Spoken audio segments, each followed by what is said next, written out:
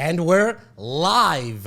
Welcome to the 2023 Real Estate Investing Marathon, brought to you by and powered by REC Canada. It's actually our second annual marathon that we've done now. The first time we did it was in 2020. Obviously, it was in lockdown. We had a little over 2,000 people. Today, we are expecting a little over 1,000 people on this marathon. We are officially at the starting line. Guys, the team and I have a jam-packed webinar for you guys. We're going to be talking about all things investing into real estate, not only in the Greater Toronto area, but yes, we are going to focus on that, but we're going to also be speaking to the Canadian real estate market at large. Because it's a marathon, because we're going to be going for 5 hours. Yes, you heard that properly. I'm going to try to keep it to 5 hours, but you could tell I'm coming with a lot of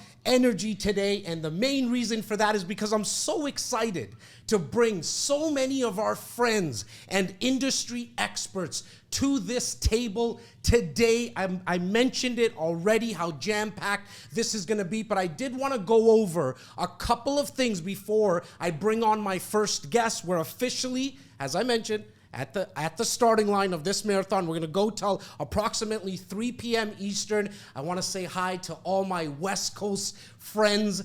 You guys are signing on at 7 a.m.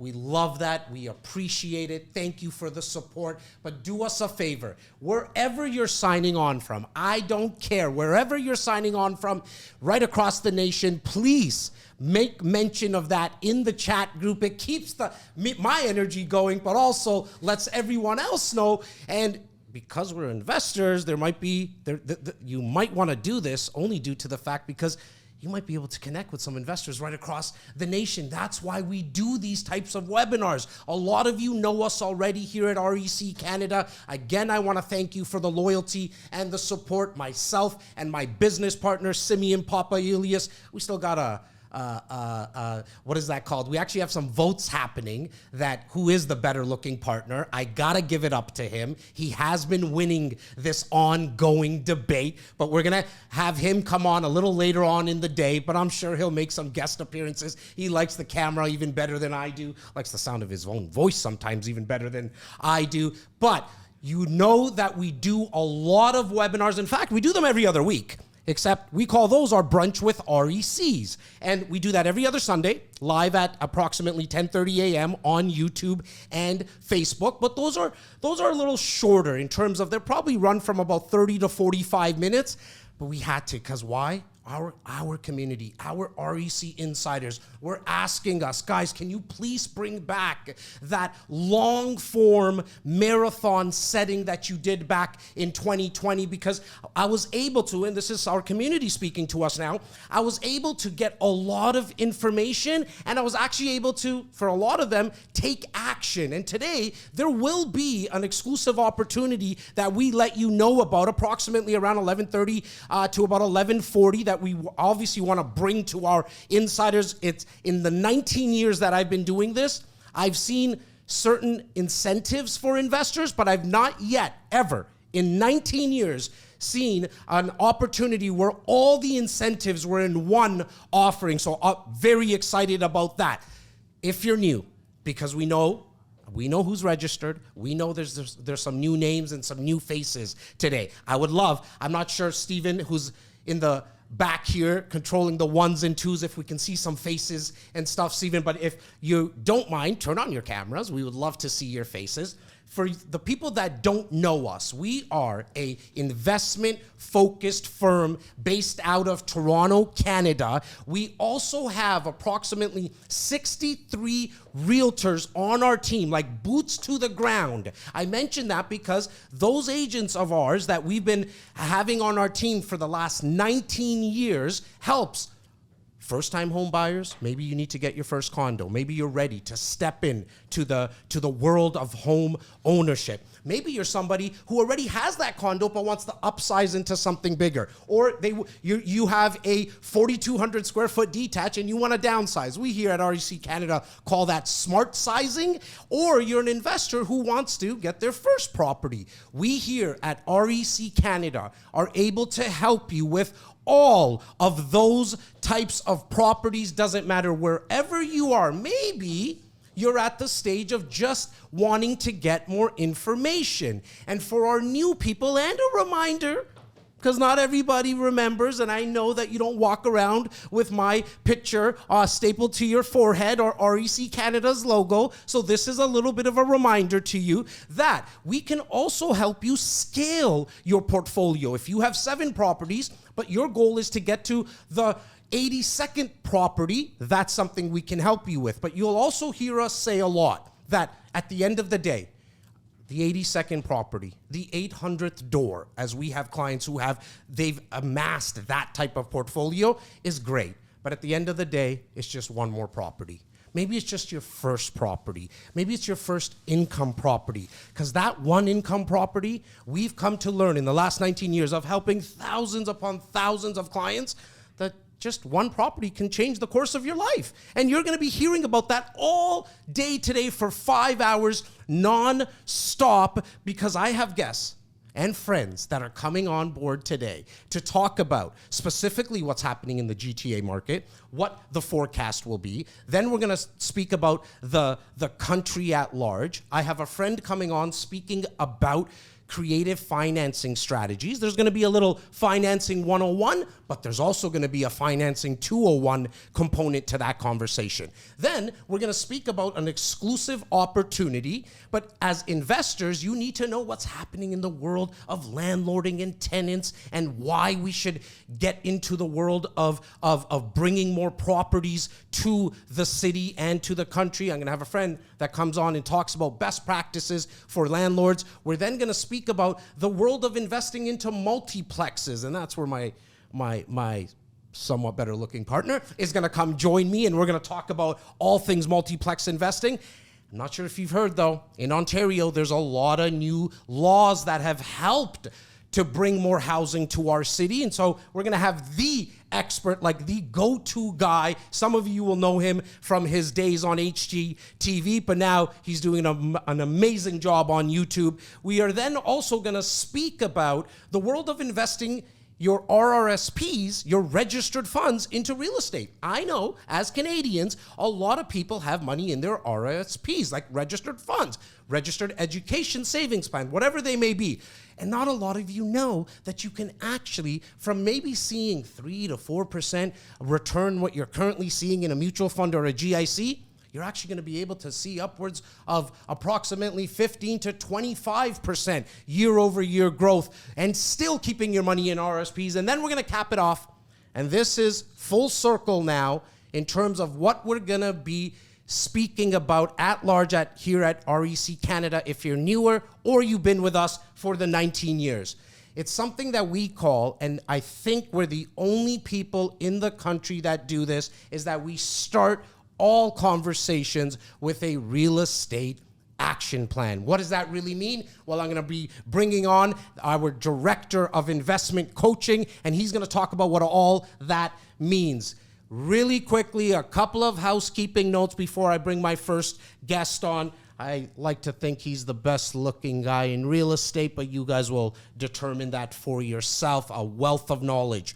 We are live today. So this is a live webinar in our headquarters, our studio headquarters here in Toronto. The reason I mention that, because there's this thing that the kids call the internet, and sometimes that might get a little glitchy and it might go out. We just ask for your patience. If it does go out, you might just want to refresh on your computer or your phone, but we will, if for some reason the link doesn't work when you refresh, please look at your inbox and your spam, because we will send a different link. We've done this before. It really always works out, but just in case it doesn't, and sometimes if there's an issue with audio, as I mentioned, we're live, please just let us know in the chat. I want to also thank the rest of my team that really put this all together, which allows me to come here, sit down, and do my thing. And so without further ado, I want to talk about why we're going to be bringing on this guest. See, as a possible investor,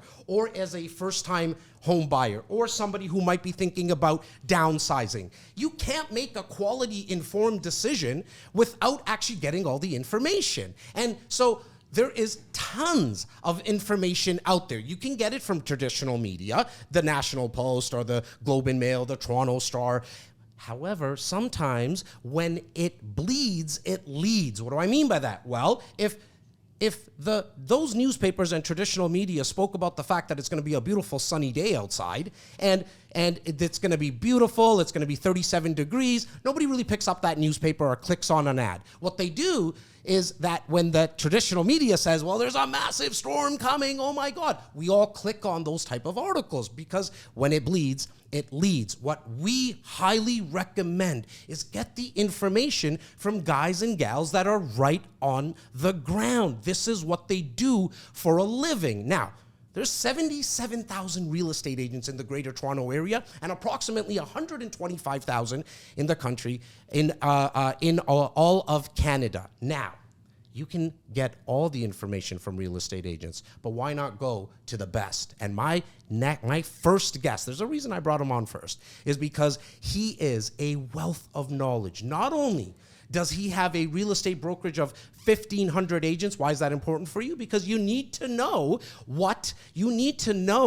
this type of information when you lead such a large organization. But this gentleman has created massive generational wealth in real estate in our city. And for my friends, you guys have seen this beautiful face before, Mr. Christopher Slidham. How you doing today, brother? I'm well, Jazzy. How are you? Well, you can tell, buddy. I'm coming with. I was going to say you've got no energy this morning. I was a little concerned about you. Your energy level seemed low. Are you okay? I'm okay. Okay, good. Because I'm so excited, and that's where the energy's coming from, brother, is because we get an opportunity, myself and Simeon, VP Laura Stewart, Director of Team Operations Bobby Pume, and the rest of our team, and alongside you, we have an opportunity to educate people. And our tagline here at REC Canada is lead with education, right? Because, look, when you're buying a pair of shoes or even maybe something as expensive as a car, you could maybe make a bad decision, right? And you could maybe do it really quickly in a day or two. Yeah. But when it comes to real estate and you're investing hundreds of thousands of dollars, you need to make sure you get the information, and that's why you're here. Okay. I want you to help me educate our viewers and listeners today, because some people are taking their dog for a walk, they're on the treadmill listening to this, about what we're currently seeing in the GTA market. And look, I know you don't have the crystal ball. I know you're not Nostradamus, but you've been doing this for a very long time. Your family's been at it for approximately 6 decades, I believe. That's right. Hence why we bring him on, guys. Like, this is why. I want to also talk about what your thoughts are where we might see it. So let's start with currently, what are you seeing in the GTA market? Because all these changes with the interest rates, it's really put out a lot of information, some correct and some not so. Yeah. Jazz, great questions, and thanks so much for having me. I just love chatting about real estate. As you said, we've done it for a little while, so super passionate about it and happy to share what we can. As you said, too, we don't have a crystal ball, but we do study the market, and studying the market allows you to make great decisions.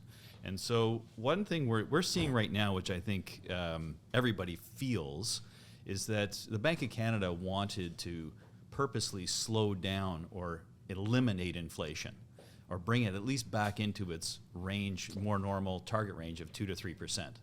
And as we know, we got up to 8%, and that's something that's unsustainable. So the Bank of Canada did their thing, and they had to move a lot, probably harder and stronger than they ever thought they had to do. And just for good measure, because the spring got a little hot, they had to add a couple of more changes, June and July.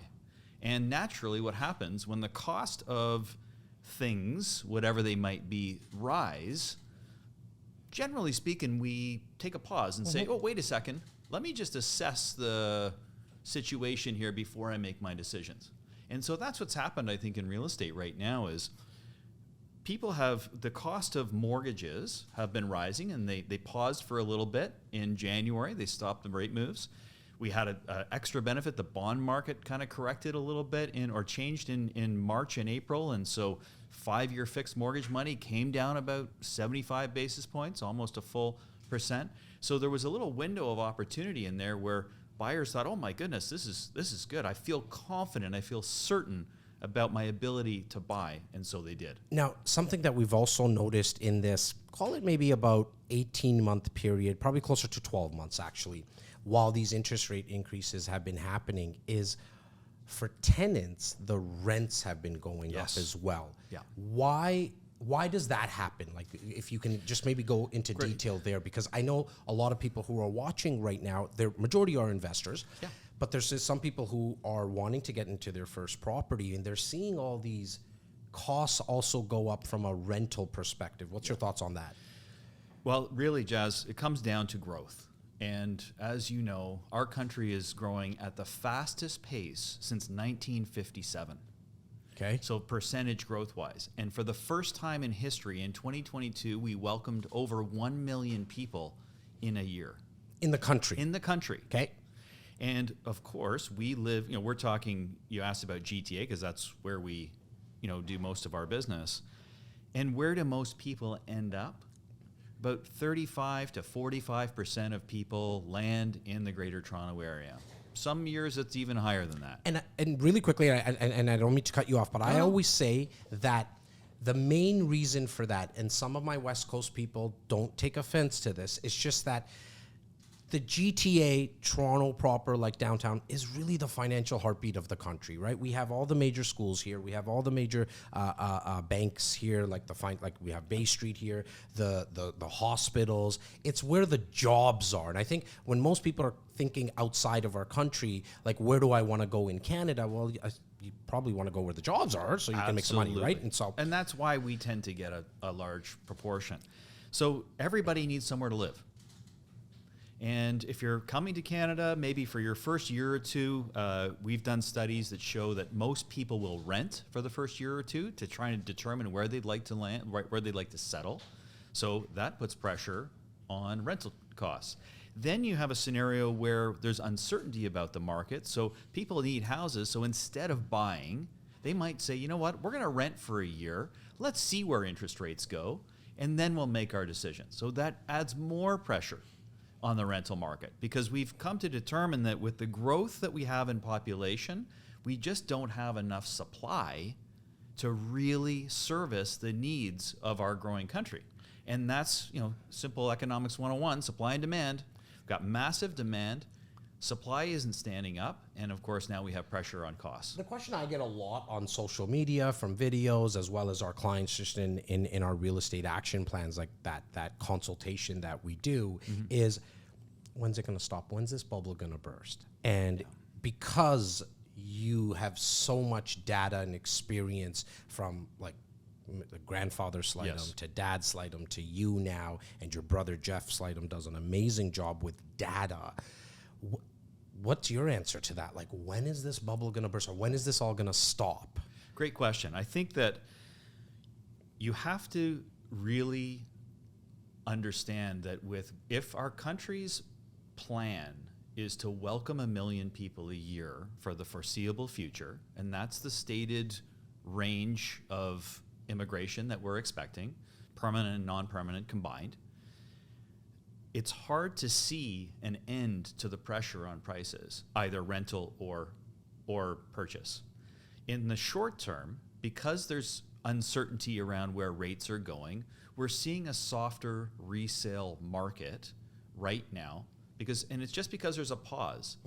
And we have learned this year how resilient our market is, because we just touched on it just for a second there before, that the Bank of Canada, January 25th, their first rate announcement in 2023 said, okay, we're going to pause. They've been raising rates since March of 22, and they moved faster than they've ever moved in the history of rate setting. So they started setting rates in 1935.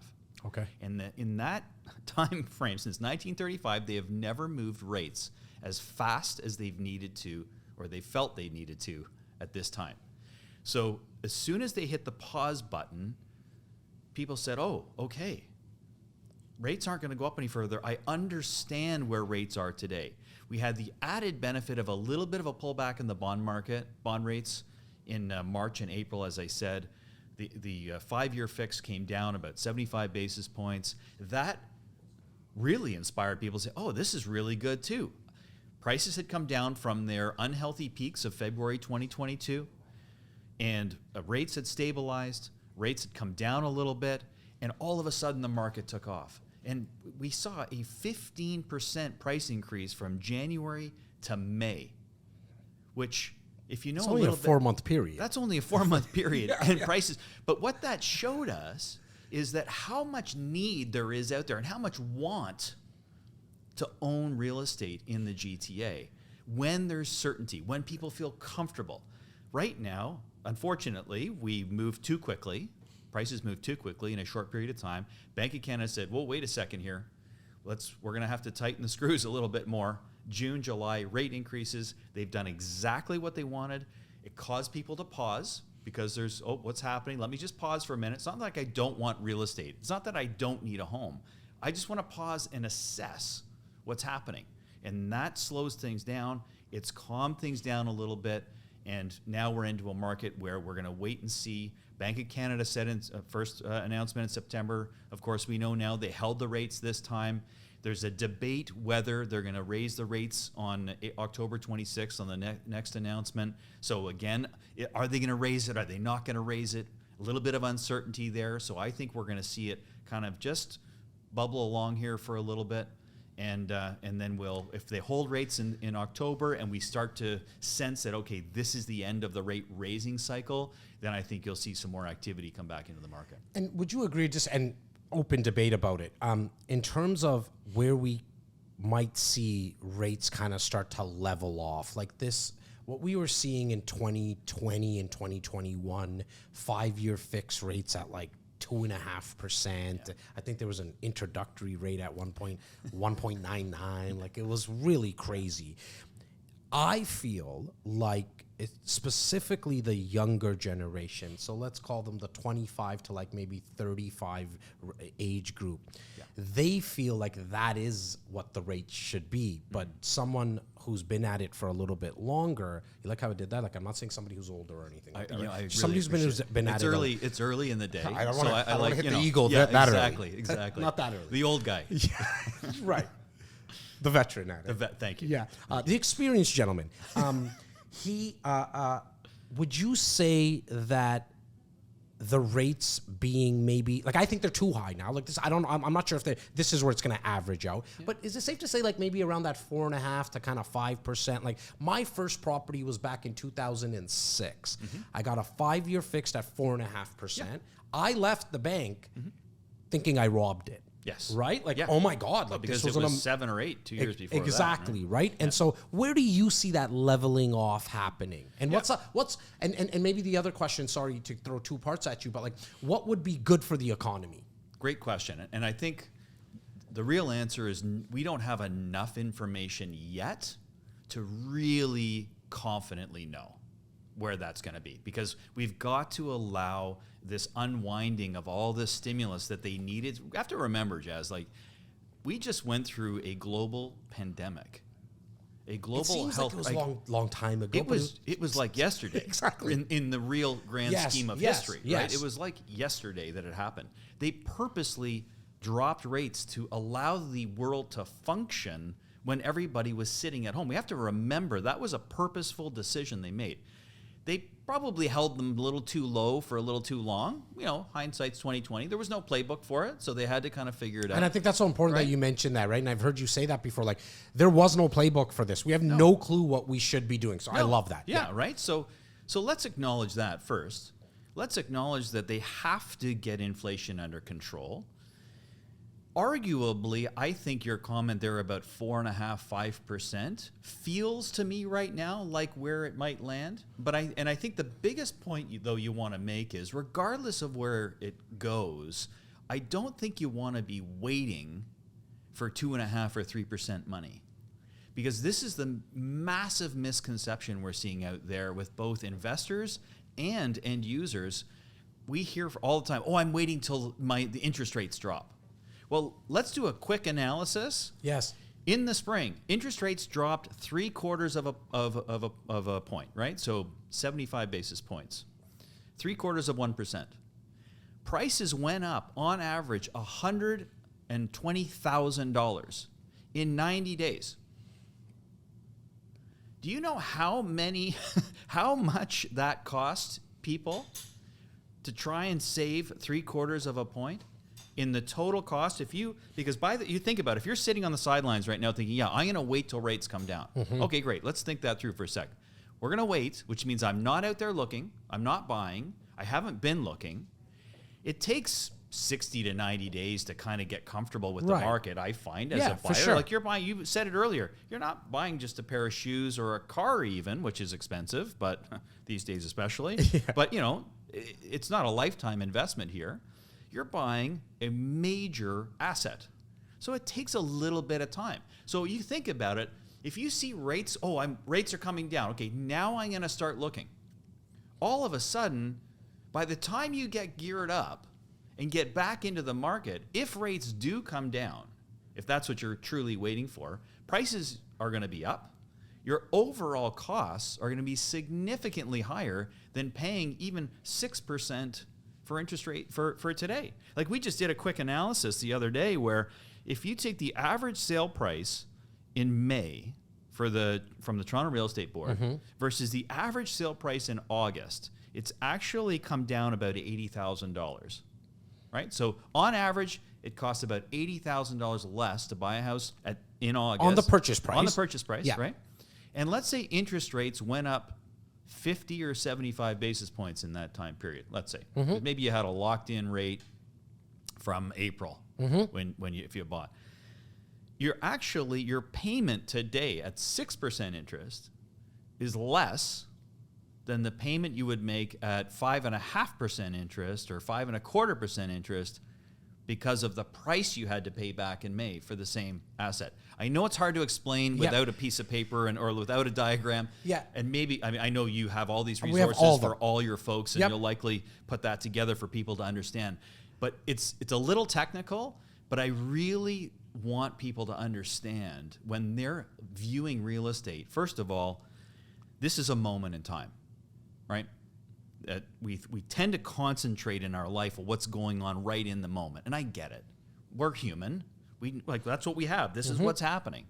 But really, real estate, you've got to look at over the lifetime ownership of the property. I call it like in 10-year windows, right? Like decade. Is that? Absolutely. Okay. Real estate, to me, is not a trader's game. Now, people do, they buy, they refurb, they flip. That's a whole strategy as well. It's a business. It's a business. Yeah. You're right. That's a great way to see it. It's a business. But investing in real estate involves time.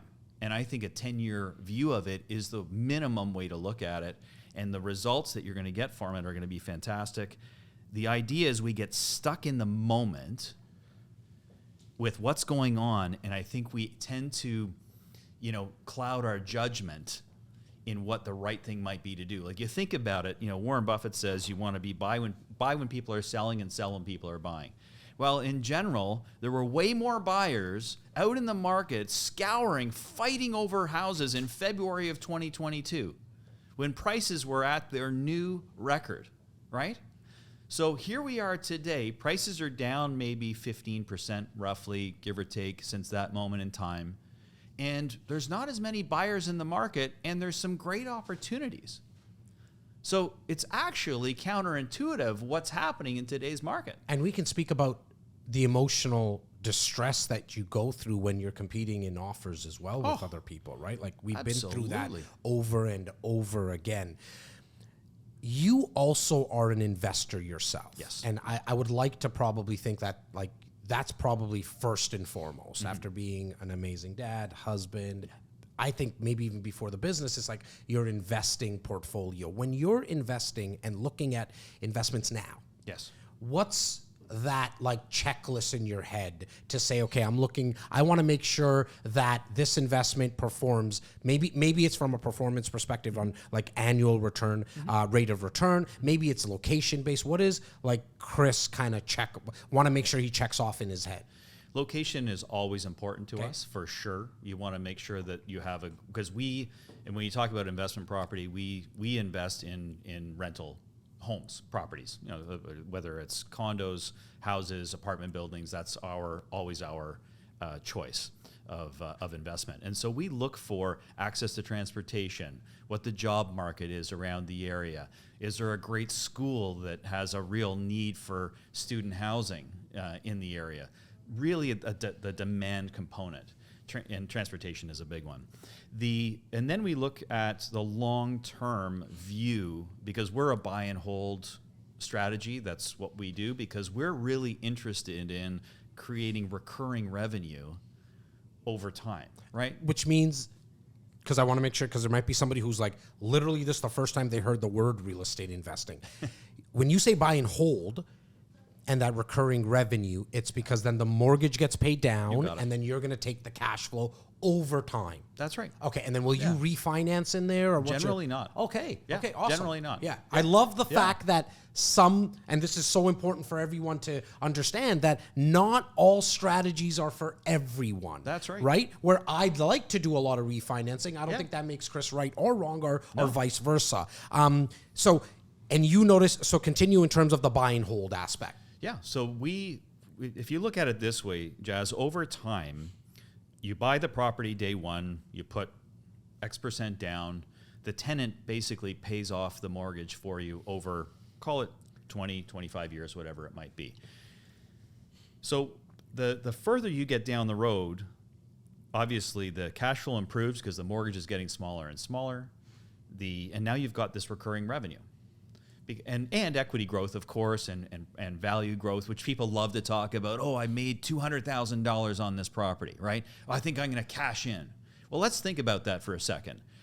We cash in, we pay a portion in taxes. So let's say it's a capital gain, because it's maybe not business income, it's capital gain. So 25% of it, let's say, goes. So now you've got on a $200,000 gain, you got $150,000 left. That's a tidy profit, and it's a lot of money. I get it. That being said, if you had to live on that money, how long would you then be able to live for on that money? Especially with the silent killer inflation. Correct. Okay. So we look at it another way and we say, okay, if we keep that property, sure, there's great equity growth in there. And I agree, I don't disagree with the refi and buy more. I think especially when you're in a growth mode with your portfolio, you want to look at that opportunity in a healthy, manageable way. You don't want to over lever. But you look at it and you say, okay, all of a sudden I've got a property that's paid for. Maybe it's cash flowing $1,000 a month, $2,000, $3,000, whatever. Whatever's relevant to your situation.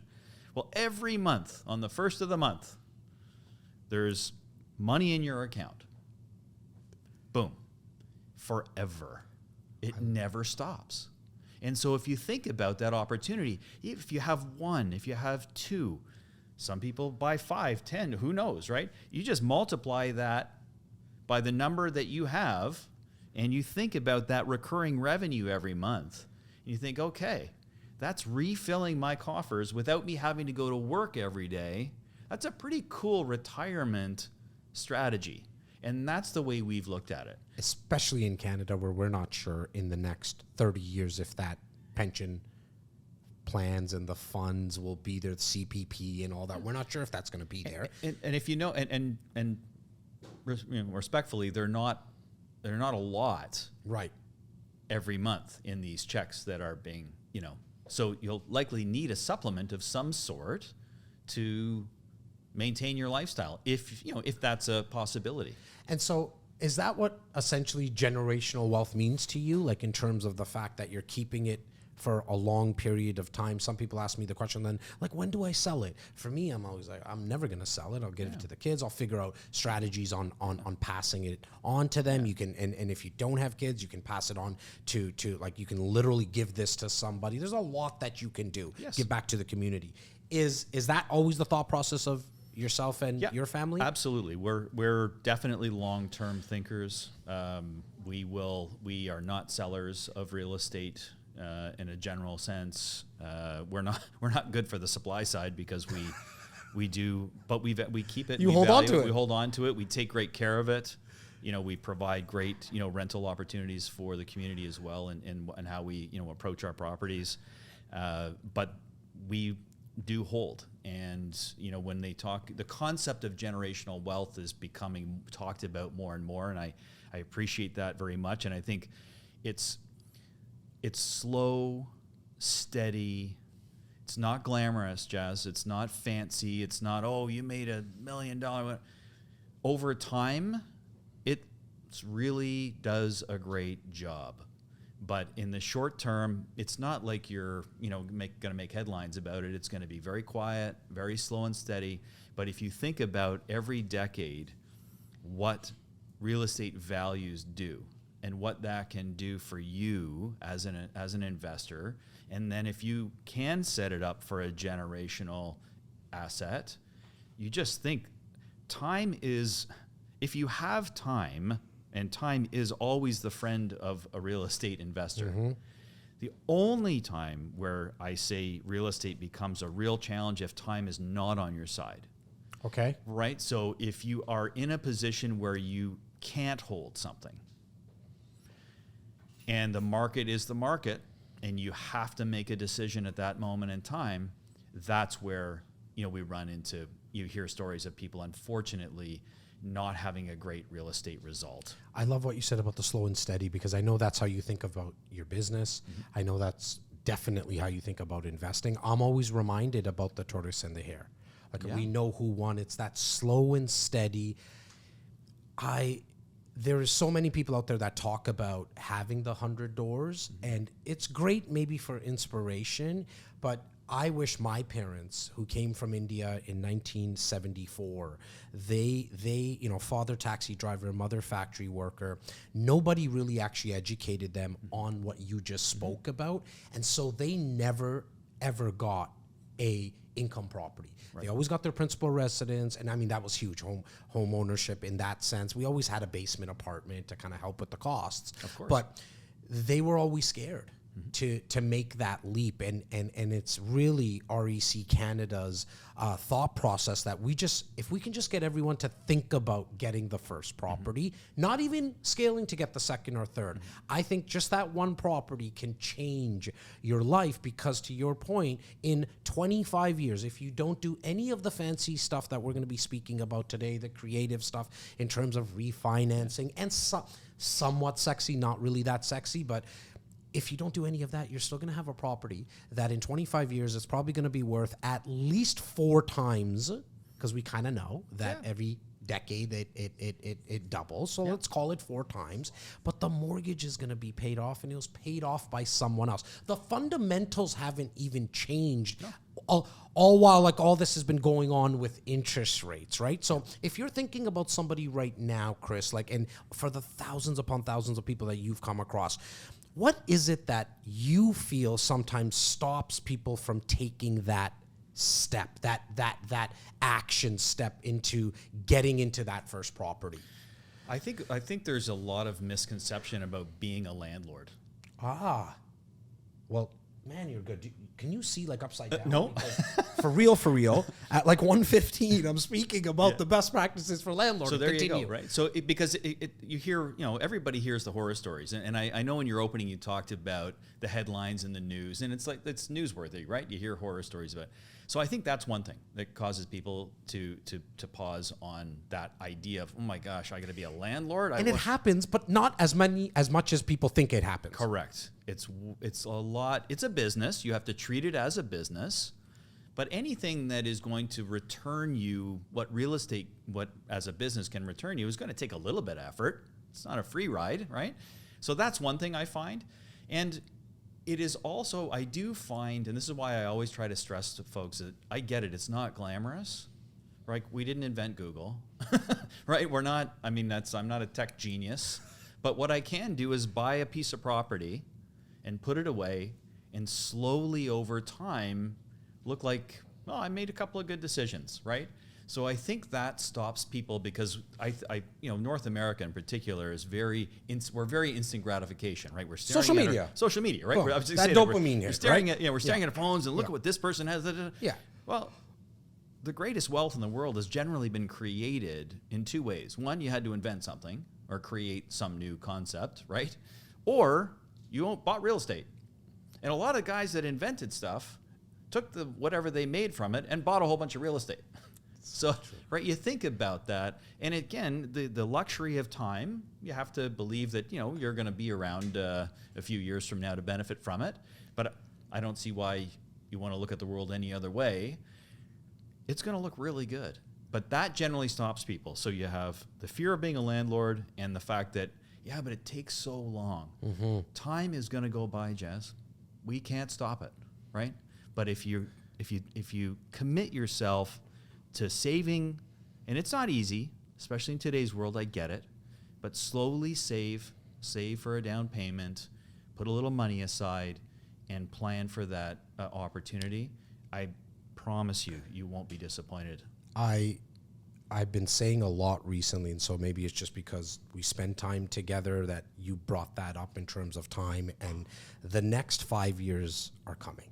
Mm-hmm. We're going to be here in 2029 doing our thing, so that's not really the question. I think the question everybody should be asking themselves is, what version of yourself is going to be coming to 2029, right? And if you take some small action steps, that doesn't mean that you have to invest, but you take this education, you listen to this over and over again, because you might have just got that one nugget that helped you. That will hopefully help you be a better version of yourself come 2029. Christopher, I could do this with you like for the full 5 hours. I appreciate that. It's a lot of fun, Jazz. You make it easy. Thank you. Thank you. Thank you. You're good for my ego, by the way. Any parting words for the guys and gals that are on this marathon with us, brother? So I think we want to just, I want to wrap up by just saying about the market. We talked about market conditions at the start, about what's kind of happening right now. I think the big thing we all have to remember is it is temporary. Mm-hmm. And I really want to, I hope people do take a step back and view the world from a longer time period. Not get caught up in the last 12, 24, 36 months of this incredibly, challenging time we've been through. You really have to look at it over time. Warren Buffett said, I couldn't tell you what the stock market's going to do this year. I have no idea. But I will tell you, if you buy a really high quality asset and hold it over time, you're going to be happy you did it. And I think that is the way you have to look at real estate. Let's take a step back. Let's take the noise of the headlines, like you said, and all the things out. Study what's really happening in the market. Learn what time has done for real estate, and find the time. Figure out what's right for you. Because everybody listening today, every single person has a different right. Every single one of them, right? Because we're all different. Mm-hmm. Find out what's right for you. And educate yourself, like educate, and everybody that's here today has obviously bought into that concept because they're here to get educated, and you're doing an incredible job of it. And really think about real estate from a longer time frame, not what's happening in the moment. So if you have real estate today that you're worried about, I encourage you just to figure out how not to worry. Over time, it's going to be great. And think about it in 5-10 years from now, you're going to look back and go, boy, I'm so glad in those toughest moments I held on to that real estate, or in the times when it didn't look like a good idea to buy, I bought. I love that. And if we do that, you're going to have a great, great story long term. Christopher, have an amazing Saturday and an even better weekend. My absolute pleasure. Thank you so much, buddy. Thanks for having me. Really appreciate you. You're doing great things. Thank you for that.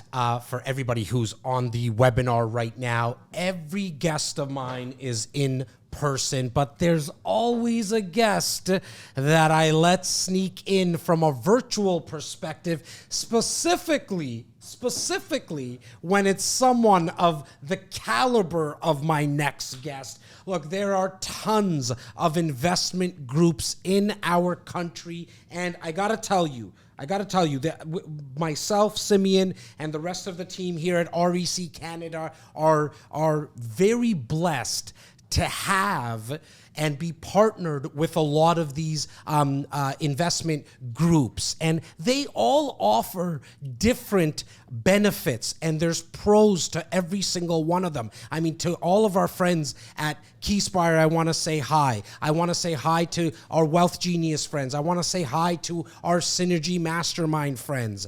But the gentleman that I have coming on right now is the president and CEO of Canada's largest investment group. And the massive, massive differentiator, in my opinion, of this investment group, which is the Real Estate Investment Network. For short, it's called RAIN. It is by far, in my opinion, the investment group that is backed with the most data possible. And that data is accumulated and spoken about, but with my next guest. And that's what we're going to be speaking about. I want to make sure, because we're going virtual, you guys see the headsets and it's the Beats. I want to make sure we brought the good stuff out today for everybody on the marathon. And I just want to make sure, do we have Patrick Francie? Jazz. Look at that face. How you doing today, Patrick? Unbelievable. I'm great. Thanks, Jazz. Well, Patrick, I got to thank you for a couple of reasons. Number one is thank you for everything that you do for the real estate community. And I mean that from the bottom of my heart. If you guys are not following Patrick on LinkedIn, which I think is his favorite social platform, but you'll correct me if I'm wrong. But I also want to really thank you from the bottom of my heart is that it's not 10 a.m. or 10:30 where you are, or 10:40 where you are right now. And so you got up extra early to join me today. So thank you so much, Patrick. No worries. Happy to be here. Always great. Well, look, our guys and gals that are on the webinar today, they are all over the country. And so I wanted to bring you on because as the head and the president of RAIN, which just does an amazing job with all the data, I want you to speak about the Canadian kind of real estate market at a large, like what you're seeing, and then we'll kind of go back and forth from there if you're okay with that. Sure. Yeah. Where do you want to start? I'm happy to jump in. Like, what are you seeing right across the country in terms of the current real estate market? Well, I think there's a lot going on. You know, when you look at a high level, like you say, you know, there's lots of confusion, lots of uncertainty, lots of bad news headlines. Where I'm seeing it in terms of the investor world is there's kind of this division, if you will, of those that are just sitting on the sidelines, kind of being very fearful, very uncertain, going, I'm not getting into this mess, you know, and I've got a whole bunch of troubles. And then you've got maybe some more, I guess, confident or even experienced investors going, man, this is just the perfect time to find opportunities and to stay engaged in growing a portfolio. And many of them are actually looking at this going, finally, some opportunities are starting to show up. So it's, you know, a lot of confusion, a lot of fear, a lot of uncertainty. And what do I do? So people are, you know, confused mind says no, and many are just saying no and sitting on the sidelines. Now, you've seen this happen before in markets where maybe it wasn't the amount of increases that we've seen, and Christopher Slightum did a great job talking about that. But sometimes it's just like maybe a new government law that came into play in a province, maybe right across the feds came out with some type of new rule.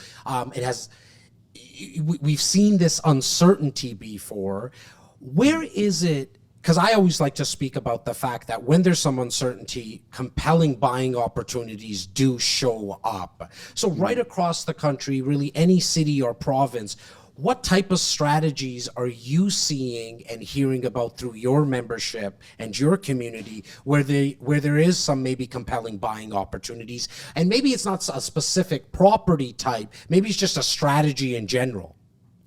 Well, you know, the one fundamental that everybody can maybe, well, I think that most understand, but I like to repeat it anyways, and that is that, you know, real estate's regional. And so what's going on in any given city is just different. I mean, what's happening across, you know, when I look into Alberta, here in British Columbia, what's happening in Ontario, and then you start to break that down into specific cities. You know, the difference between Calgary and Edmonton, for example, is different. You know, what's happening in Toronto and some areas of the GTA is different than what's happening in, let's say, Barrie, in terms of Barrie.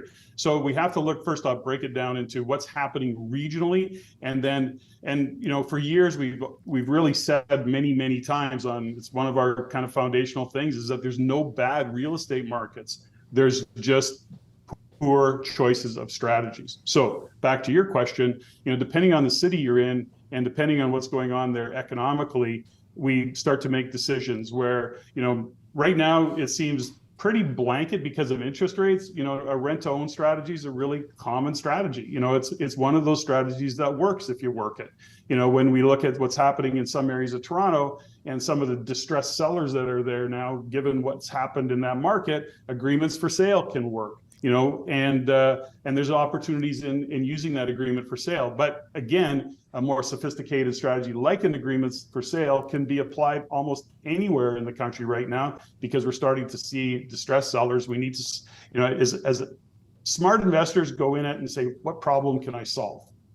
And as soon as they take a look and say, here's a problem I can solve, let's create a win-win situation. Many vendors, many sellers are just going, I got to get from underneath this. It's too much pressure for me. I got to get out. And then there's opportunity for investors who have a little bit of a few tools in their tool belt, if you will, that can move in and start solving that particular individual's or family's problem. And maybe you can really just touch on how Rain comes up with all the data. Like, where does all that come from, and why do you feel like it's so important? Because I feel like most investors don't actually take all the information. They almost make decisions kind of based on what maybe their friends are doing. They don't actually look at all the data. It's that headline reading. And so where does Rain actually come up with all this data? Like, how do you guys get all that? Well, so first off, we have a research team, and we more recently are using a lot of technology, and that technology is changing the game for us in terms of what we're getting for data, real-time data, and that's just embracing AI and embracing technology. Having said all of that, Jazz, and this, you've been at it a long time as well, and you've been caught up in it the same as I have, the same as I don't know anybody who's not, and that is, for 30 years we've been saying, make data-driven decisions, not emotional decisions. And it is hard to not get caught in the emotion of what's happening. Now, I've been in business 40 years. So whether it's been in real estate or in my operating businesses, I've been through several cycles. I've been through, I think, 4 recessions. I see the emotionality. I feel it. I've made really dumb emotional decisions, whether that be on a buy or a sell or an invest. It takes a lot of mental fortitude to not get caught in the emotion. And it takes that much more if you don't have any data to support it. So the first thing, when you look at what's happened over the past couple of years, everybody was a real estate genius and they were buying, and they were just buying everything, multiple offers, jump in, chase that deal, chase that price. And it was all emotion. And, really, when you look at a real estate cycle, that's one of the indicators that things are going to start to get bad, is when everybody's talking about being a genius. We've all heard the story, when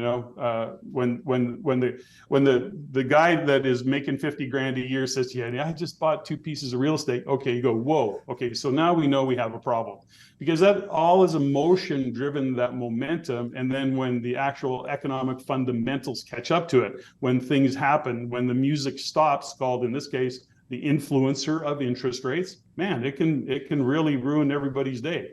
And so rather than making decisions based on data, and Jazz, just to give you some insights into that, back in 2021, I remember, many times, JG, who speaks with me often in terms of the education side of it, JG Francoeur, we're back in late, let's say the last quarter of 2021, we're saying to people, have some cash, get liquid, don't be chasing these deals. We can start to see that shift in the cycle back then. And sure enough, the challenge you face is you don't know exactly when it's going to happen. Timing, you can't time the market. You just have to start to, hone in on the data. So that's, I guess, get out of the emotion, get back to the data. We research a lot. We have a research team that does that. And as I said, technology. Look, it's only you and I on this marathon today. There's nobody else watching. It's just you and I. So don't worry. We're going to start forecasting some stuff and playing Nostradamus a little bit. So based on some of that research, where do you see the market in the next 12 to kind of 18 months, which is the short term? And I know we speak about the long term, because I know the long term we're going to be fine. In the next decade, Chris and I spoke about it. You and I speak about it at nausea sometimes on all of our social medias and our events. But in the next 12 to 18 months, where do you see this all happen? And that's more from a macro perspective in the country. Well, again, I come back to where do I see the market going? I can't, everybody kind of gives me the gears about being Mr. Alberta, but we've been watching what's happening in Alberta. We've been talking to investors about and seeing the future of Alberta for literally 4 years, 5 years. And I remember specifically, I think it was March 7th of 2020. We did our last event in Calgary before the lockdown, but we were saying what's coming to Calgary is going to light you up. And now we knew that a lot of investors in Calgary were struggling, or in Alberta. I don't want to say Calgary specifically, but Alberta in general was struggling. But we could see that shift starting to happen in Alberta. And now you look today, and of course, it's just gaining more and more momentum. The point of that is to say that we have to look regionally. We just have to. And so to say what's happening in real estate in Canada is a really difficult statement to kind of get to. I look specifically at what's happening in Calgary right now. I'm not as big a fan of Edmonton, although in 6 months from now, I'll take another look at Edmonton. I'm just giving you examples. I come into British Columbia. I look at what's happening in the Fraser Valley versus the Lower Mainland. Vancouver doesn't really interest me as an investor. I'm not interested in, and I'm looking for cash flow deals that are really tough to find right now in this area. So I look at British Columbia, some are going to Kelowna. I'm not interested in Kelowna. But when I look at what's happening in the Fraser Valley, Chilliwack, Abbotsford, for example, Langley, who come down the Fraser Valley into the Lower Mainland, there's opportunities in there, but you have to look. So I look at those because I'm going, what's the future of these areas? What's the future of these regions? Well, the future of these regions is economically, they remain strong and are getting stronger. They've got immigration, interprovincial migration, so they've got population growth. They've got jobs, so people are working. So that to me translates to, okay, we know that real estate will, getting in front of the real estate wave, real estate will grow from those fundamentals alone. Now I head over to Southern Ontario, Saskatchewan, and by the way, Saskatchewan, Manitoba, I'm only stepping over them because from my perspective, those are good markets. If you want cash flow, not as much appreciation. They're small population provinces. I mean, you're talking 1.3 million somewhere in there for either of those provinces, for the whole province. So to me, I'm not really as interested in that kind. Now, these are my decisions. These are how I'm looking at real estate, Jazz. So what do I want? I want a strong upside. I want cash flow, and I want demand. As a as a rental housing provider, I want to make sure I got clients coming in. So then I get into Southern Ontario, I get into Toronto, the GTA, I look outside of those areas, and then I'm going to pick specific towns that I see, number one, the economic fundamentals. Economically, are they strong? Is there going to be job growth? Is there going to be technology that's moving in? Is there going to be population growth, which then keeps that demand going? Because at some point, I think, as much as we got this immigration and it seems like the tap is turned on, at some point, they're going to slow that tap down. And will that have an impact? Yeah, probably. So that's the kind of the base case for looking at it from a higher level. And then I get into the minutia of saying, well, what's being built? What are the jobs? I don't want to be in a one-horse town, And I'll give you an example of that, Jazz, as well. So I owned a lot of real estate in Grand Prairie, Alberta. I'll just use that as an example. I mean, it's a city of 50,000 at the time. I think it's even up from that. But when that oil downturn happened, Grand Prairie was all about oil, all about forestry. And it hit Grand Prairie hard. And so as much as we were, 100 plus doors, duplexes, triplexes, fourplexes in that city, when it hit hard. And it was as big as the city was, it was still a kind of a one horse town. And so that was a lesson we learned. We still did okay, and I got out of Grand Prairie, but those are really tough lessons to learn. So that's why we look at the data. You mentioned something earlier in terms of bad strategies, something you and I have spoken about on your podcasts as well as my podcast, is the fact that Calgary, for example, specifically, the strategy of investing into a new build condo might not be the best strategy. And I want you to touch on if you still believe that now, like in the time of this marathon, September 2023. And then maybe also touch on some of those fundamentals that you look at as well when you're as Patrick Francie investing. So the question about Calgary, like what's your thoughts about the pre-construction stuff and why, if it's not a good investment, why is it not? So I want to give just a quick kind of. I know Calgary quite well. I know Edmonton quite well. I know Alberta. I'm born and raised there and lived most of my life there. So I know these areas really well. And I understand that what is being stepped over right now is, people hear me say, do not invest in a condo. 100% no in Edmonton. I don't care who you are. I'll tell that to my best friend, realtor. Edmonton's the wrong place to buy a condo. Investment. If you want to live in it, go crazy. In Calgary, it's a different city and I want to say this really, culturally, Alberta is different. And so what we're seeing is, for example, Jazz, a lot of capital coming out of Ontario into Calgary. And it's like everything's on sale. It's like, gosh, I'll take 3 of those. It's like, because it's so relatively inexpensive. But here's the thing about it. Alberta is big blue sky country. It's culturally different. And that's not to say that condos aren't being in demand given immigration and the change of even attitude of people moving in. They're going, I don't know, 3,000 square foot house makes no sense to me. They come from small, dwellings. So a small condo works. But it's so important in Calgary to work with a realtor. And I say this all of the time. We pound this. Investor-focused realtors that understand the markets intimately. Being out one block, when you invest in a condo, being out one block will be the difference between having a great investment opportunity and absolutely losing money. And that's how fine that line can be in a city like Calgary when it comes to condos. So pre-construction, they look like great deals. If you're not working with a realtor that knows that market intimately, you've just increased your risk dramatically. Yeah, because on the flip side, like in Toronto, in the Greater Toronto area, looking at a 4,500 square foot detached home, it's single family, might not be the best income property for you to invest into. You want to get more doors in that property. On the flip side, where you might want to invest into a pre-construction condo, because that is our inventory, right? Like that's what's coming up here in the GTA. So I'm glad that you mentioned that not all strategies are for every single investor, and definitely for not for every single province, city, and even in Calgary's example there, maybe not even in any neighborhood. With that said, I want to take a step back and speak about the fundamentals. What are you looking at from a fundamental perspective when you're making a decision on an investment?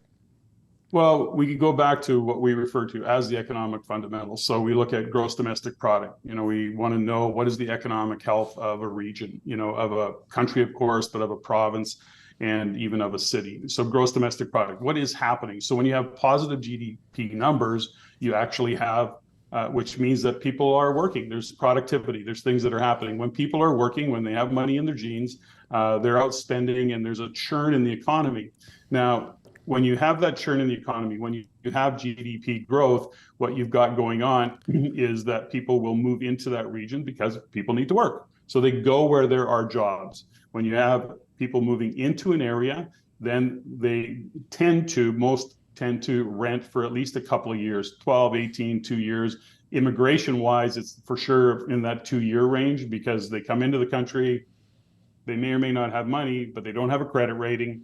They may not know where they're working. And then culturally, and I can't stress this enough, they got to find where their people are, where they want to live, where can they eat the food, speak the language, practice whatever cultural beliefs that they have. And they look for that. And it takes time to do that. So when you see that immigration moving into an area for those jobs, those individuals tend to rent for a couple of years until they get established, and then they buy. So all of that process then puts pressure on the demand side of buying property. They want to then move into a home. They want a place to call their own. And so they buy real estate. That puts the upward pressure on it. So that's driven always by gross domestic product, jobs, population growth. Yep. The demand on the rental market. So that's kind of a visual for you. Now, along the way, and this is where people get messed up, is on the influencers. COVID was an influencer. It hammered, shut things down, everything went down, and then it spiked up. That was an influencer. Politics is an influencer, and we're seeing it right now. For example, at a federal level, lots of controversy around that. Then you look at what's happening municipally and the effect that a municipal government can have. You look what's happening around what some of the decisions Ford has made, then he's changed. And then now you've got one of the things that they've done is they've changed, zoning. So all of a sudden you can densify areas that you couldn't densify before. Those are all things that are influencers. This will have a long-term effect. Will it stick? It looks like it'll stick. It's what they did in Vancouver City.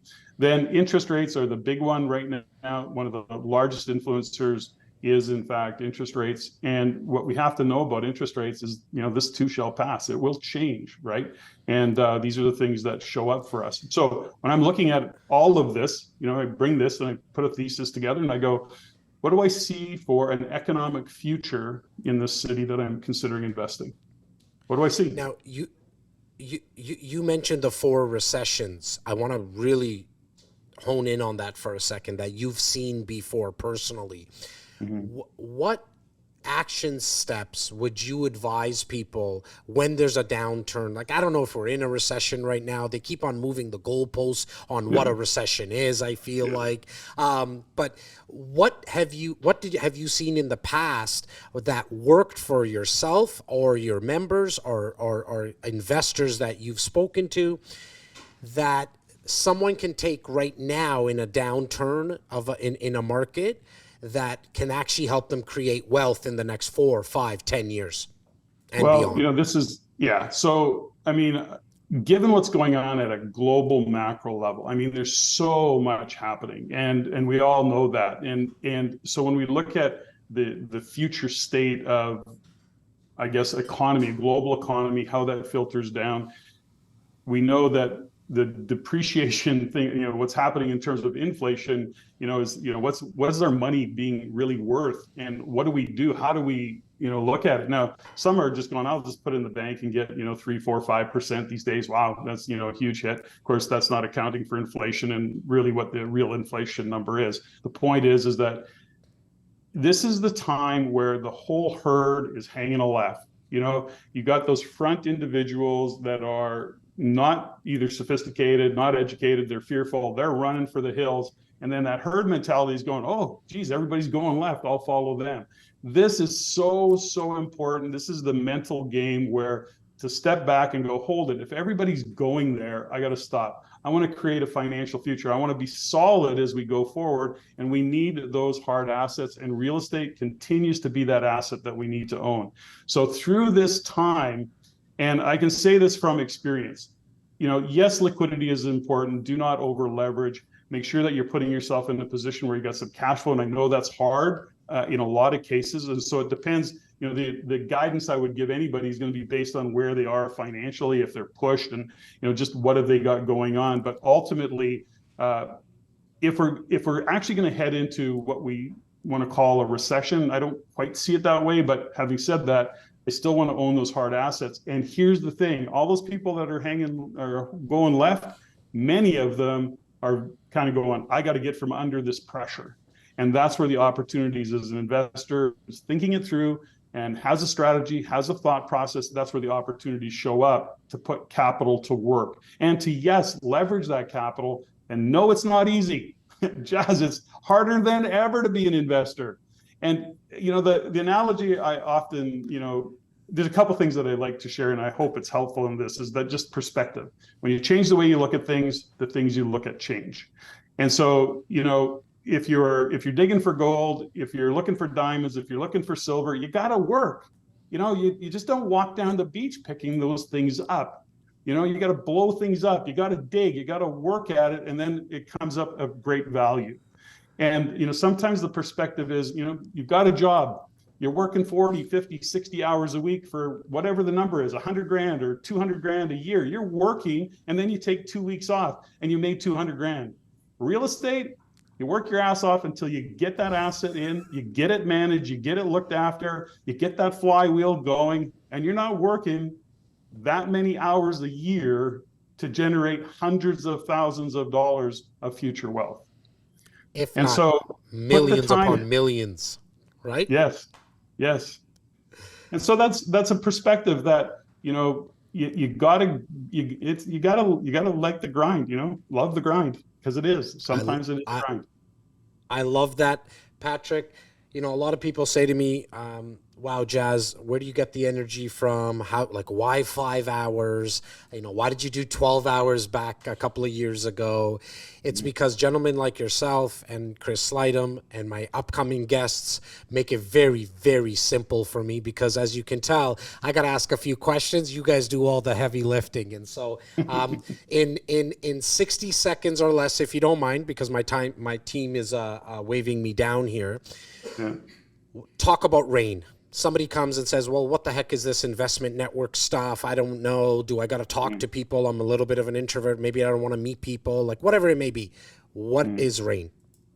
Well, RAIN's been around for 32 years, teaching investors how to invest in real estate the right way. We don't sell real estate. We are there for education. We're there for coaching. We're there to support and do the research for you so that you don't have to do the research, to bring tools forward that you can use to grow your portfolio, take the emotion out of it, make data-driven decisions based on your knowledge and education that we provide. And we've been doing that for 30 years. A couple 100,000 investors have been through our programs at various levels. Lots of books. raincanada.com. You can find out a lot about us. And just so you know, is that raincanada.com, right now, we have a video program that's many hours. We just redid it. Called Real Estate Investing in Canada. It is the educational video program. It's 50% off. And so there's a great sale on. I didn't bring a QR code, bad me, but if you go onto the site, I'm sure it's there. Okay, guys, go to the site, or if you want, just send us an email that you want to, the video that Patrick's speaking about, and the team will get it over to you. The email should be on the top right of the screen that you're looking at, which is info@reccanada.com. Patrick, thank you so much for joining me early in the morning from where you're coming in from. I really appreciate it, brother. Yeah, thanks very much. Glad to help.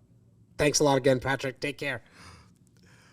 All right, guys. So Patrick mentioned about money in the jeans, and my next guest actually puts money in my jeans, and he helps hundreds upon hundreds of investors every single year with helping them put money in their jeans. It's obviously, I'm speaking about a very, very close friend of REC Canada.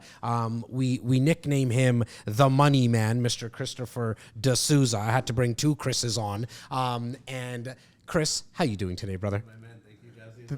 Thank you for joining. I know you've been kind of backstage, and how's everything looking? Because I don't know really what's happening. I'm speaking to a lens right now, and so how's everything looking out there? Doing well. Good.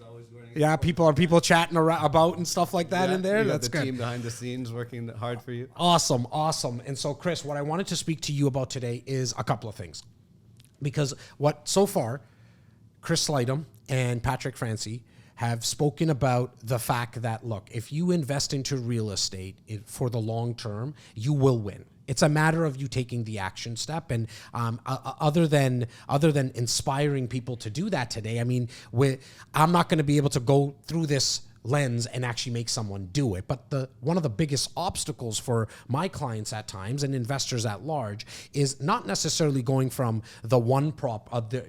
getting their first property, but it's like, how do I get my 8th and my 10th property, right? Mm-hmm. And so I want to touch on that. I also want to touch on the fact that during the last 3 years, we've seen a big shift in what's happening with jobs. A lot of people have, to help their income, they've taken on other side hustles like the world of entrepreneurship and business. And so some of these people, though, have not only taken the leap, they've actually made it their full-time gig. And so in the world of financing, they're considered self-employed. Yep. And so I want to speak about helping some of our friends from a self-employed perspective. But before we get into that, I actually want to sit down with you now and talk about what are some ways and what do you do in particular with not only our clients, but investors at large. What do you do with them in terms of helping them scale out a property and not only get, like, say, for example, an income property, but maybe do two at the same time? Like, kind of let's educate our people from a 201 perspective of financing, not a 101, 101, because they've gotten that before. Yeah, sure. So everyone's looking to grow their portfolios. The one thing that we notice a lot of the times is that everyone that comes, they're more interested in the cash flow. Okay, so, and cash flow plays a big role in our income and expenses when we do the rental offsets in purchasing multiple properties. But the one thing that we always educate, and we've been doing it for so long, Jazz. I mean, in 2005, when we first started, our whole thing was, let's educate. And you were the one that said to me, give away all the information for free. For sure. And well, that's what we're doing today at the we're marathon. doing today here. From what I know, nobody got charged to come onto this marathon, No, not at right?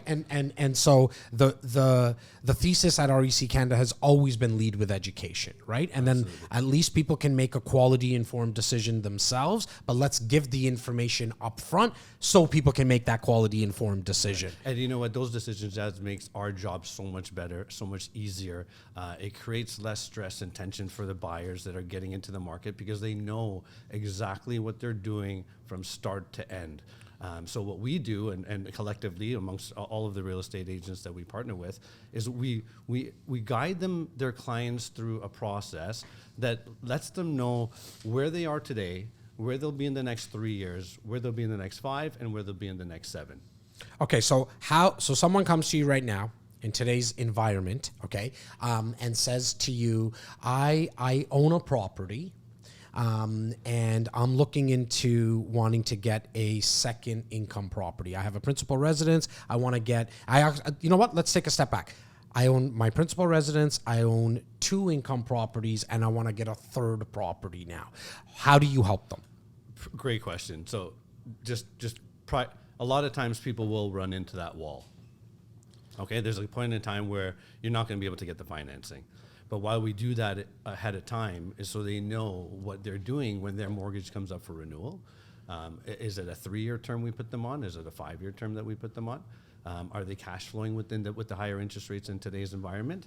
Are they negatively cash flowing? And what happens in that 3 years when that mortgage is up for renewal? So on the second property, we always want to be able to, the principal residence is what most people will use as what I call their piggy bank. Okay. That's what helps them get started in the investment world. Okay, so we're always leveraging the principal residence to go purchase the second and the third investment properties. And are you doing that through like a refinance or a home equity line of credit? So that's where the strategy comes in. Okay. Right? So we build out the strategies to say, based on the city that you're buying in, what's the appreciation in that city?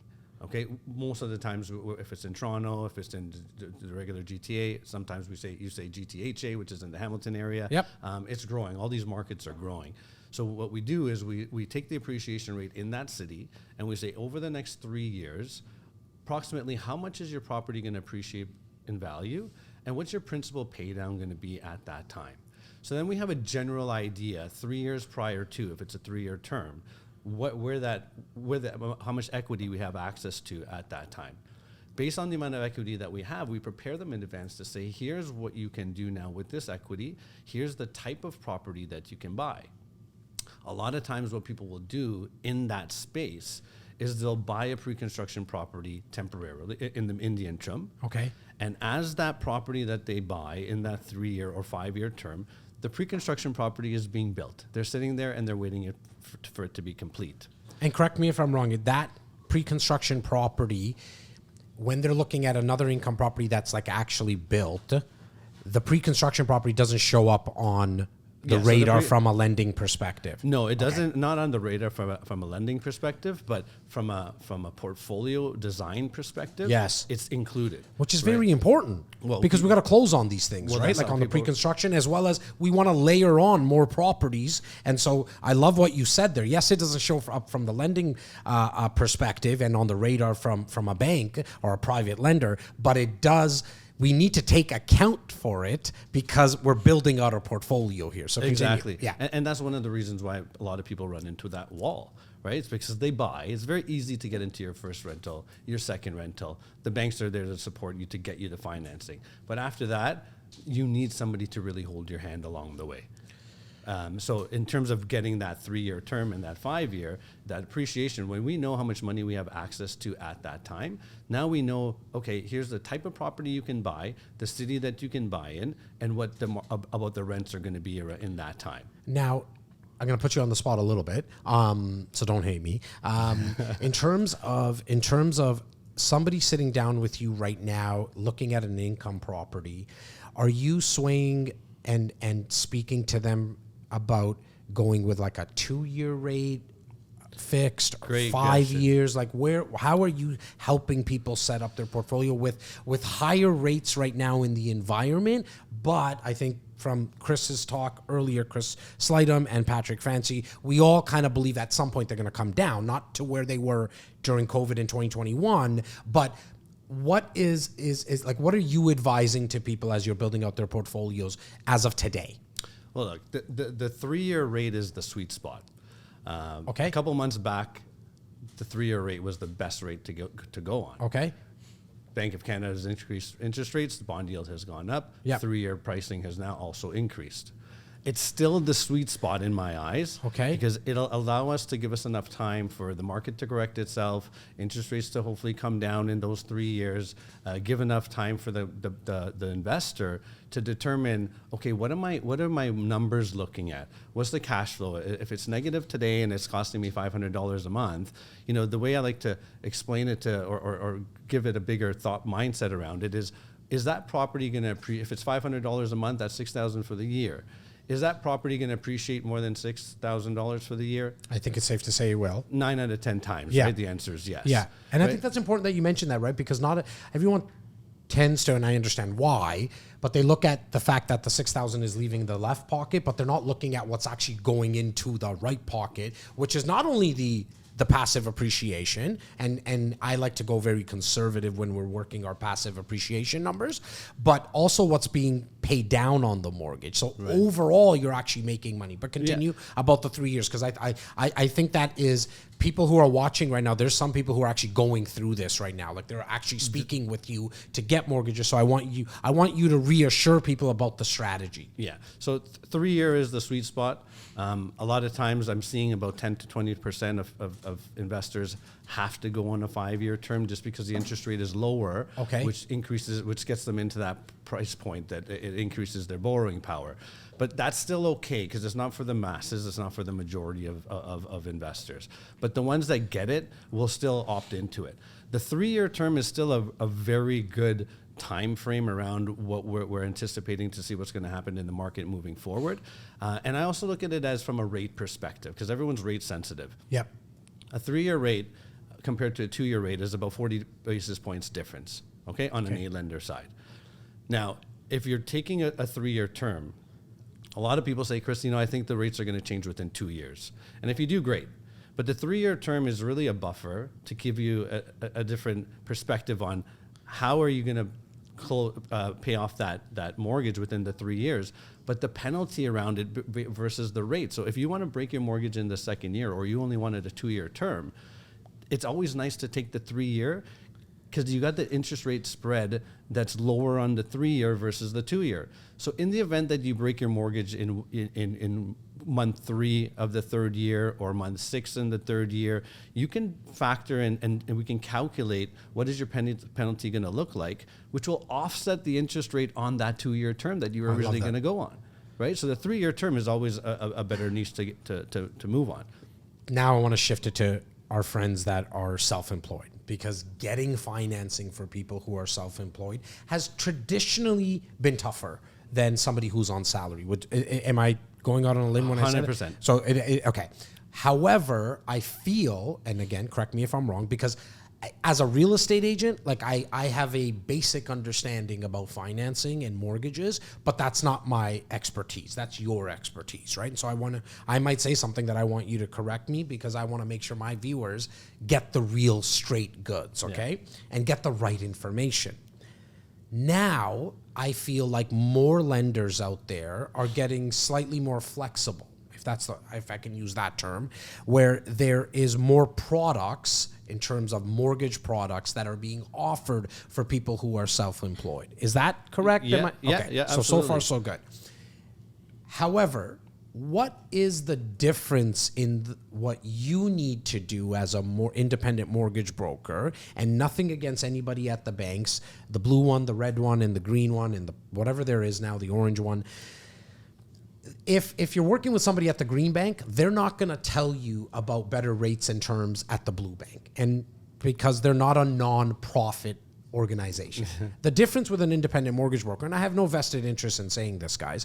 However, what an independent mortgage broker can do, someone like Christopher or someone that you might know and have a relationship with, is that they have access to products, mortgage products, probably to the tune of like 450 of them. I know you guys probably stick to about 25 to 30 because those are the ones that you built relationships with. You know, kind of when Alex, the investor, is going through a certain transaction, she's probably going to be best fit with this type of lender. You also have access to the products of a bank. But what do you as an independent mortgage broker have to do differently when you're working with someone who's self-employed? And I think within that, as you answer it, will come what a person who's watching right now that is self-employed will have to start to figure out getting these things together if they decide to make and take action on some type of investment. Yeah. So every bank has their own appetite. Okay, we got A lenders, we got B lenders. A lot of our A clients, good credit, good income, has the down payment, they're all now moving on to the alternative lending side. And the reason being is because they can't qualify in today's market with an A lender, but they do with the B. And that's just a Band-Aid. When I say B, I always say Band-Aid because it's not for a long period, it's for a short period of time. It's usually between 1 and 3 years of a term. But when you do the math around it, the cost of doing business with an alternative lender as an investor is still advantageous to you as long as you have the right executors or team of experts in place, i.e. your accountant, that can help you do all of those things. But during COVID, a lot of people, as you mentioned, have got that extra side hustle. A lot of them have their full-time jobs and a part-time job. I'm seeing a lot of people in the tech industry, IT, engineering, anything to do with the consulting fields are now going into the self-employed type business, not working for the man, if you want to call it. For sure. And a lot of times what business owners fail to realize is their corporation that when they get employed with that employer, originally the employer's paying them direct. But now you've got your own business. So some people will just go business for self, which I'm a contractor, you pay me, it goes to my personal income. But what happens is when you get a corporation and you're being paid through the corp now is your employer that's paying you your salary. So it's a little easier to get financing from that perspective because when you're business for self and you're filing taxes, you're paying your tax bracket based on the amount of income that you earn. Versus if you have a corporation and your business is running through it, you can pay yourself whatever you want on the personal side, but we can use your business business deposits that are going into your account. That's new. No, it's not really new. I mean, it's kind of changed. Maybe we can use that word. Okay. It's changed. Okay. Before we'd have to use 6 months of the bank statements to see the income and expenses that are going in and out of the account. Got it. And then we can annualize that income for the year. Okay. So instead of paying yourself the $150,000 to go and qualify for that $800,000 property, you can pay yourself a lot less. Got it. On the personal side, but then we use the business income to support your purchase and to qualify on the next property. And really quickly, Chris, because I know what you said probably went over the heads of 76% of the people that are watching right now, but we have you covered. All you have to do is email info@reccanada.com. That's info@reccanada.com, and we'll put you in touch with Chris and to start maybe a conversation, maybe just get a little bit more context about what he's saying for your specific needs and requirements and situation, because we've been at this together now for coming up to 16, 17 years or something like that. That the one thing when it comes to the world of financing, guys, you really got to come to understand that your specific situation is always different than everyone else's. Alex is different than Steven's, and Steven's is different than Laura's. Like, we got to sit down, and I like to think that I'm the most important person in this whole process when you invest into real estate, but I'm going to give it up to Christopher because, and that hurts me. It's really hard for me to say that I'm not the most important person in the process. It really is the money, people. It's why we call him the money man. It's the without the financing, all this stuff is just hearsay. It's great. It's a great thesis. And oh my God, yes, you can create wealth in real estate. But if we can't get the money, then it's really all for naught. And so really quickly, because my team, again, is doing what they do and waving me down. I thought I could go for 5 hours and nobody's going to try to give me the plug, but they are and the hook. And it is Laura Stewart who's doing it right now. But with that said, in terms of rates, what do you forecast, buddy, in like 42 seconds and less?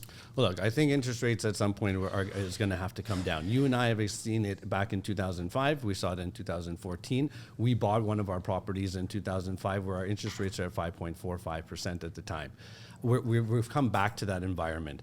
But for somebody who's self-employed that is now buying properties and has moved from that IT working at Deloitte, for example, and now as a consultant, well, look, as long as they've got 2 years of their experience in the corporate world, in the same field, we can transition them over from the corporate, from the business world into the corporate space and transition those funds into the income, into being able to qualify. So, quickly, there's also an alternative lender space for new business owners that as long as they're in business for 6 months and they have the articles of incorporation, they have their business license, they've got 6 months of their bank statements, we can use that on the insured side, which means less than 20% down, to still be able to qualify to purchase a property. Love it. Okay, that's just to get into your first home. But on the investor side, it's always nice when you have the 20% down. Now we start talking about strategizing how to buy under a corporation.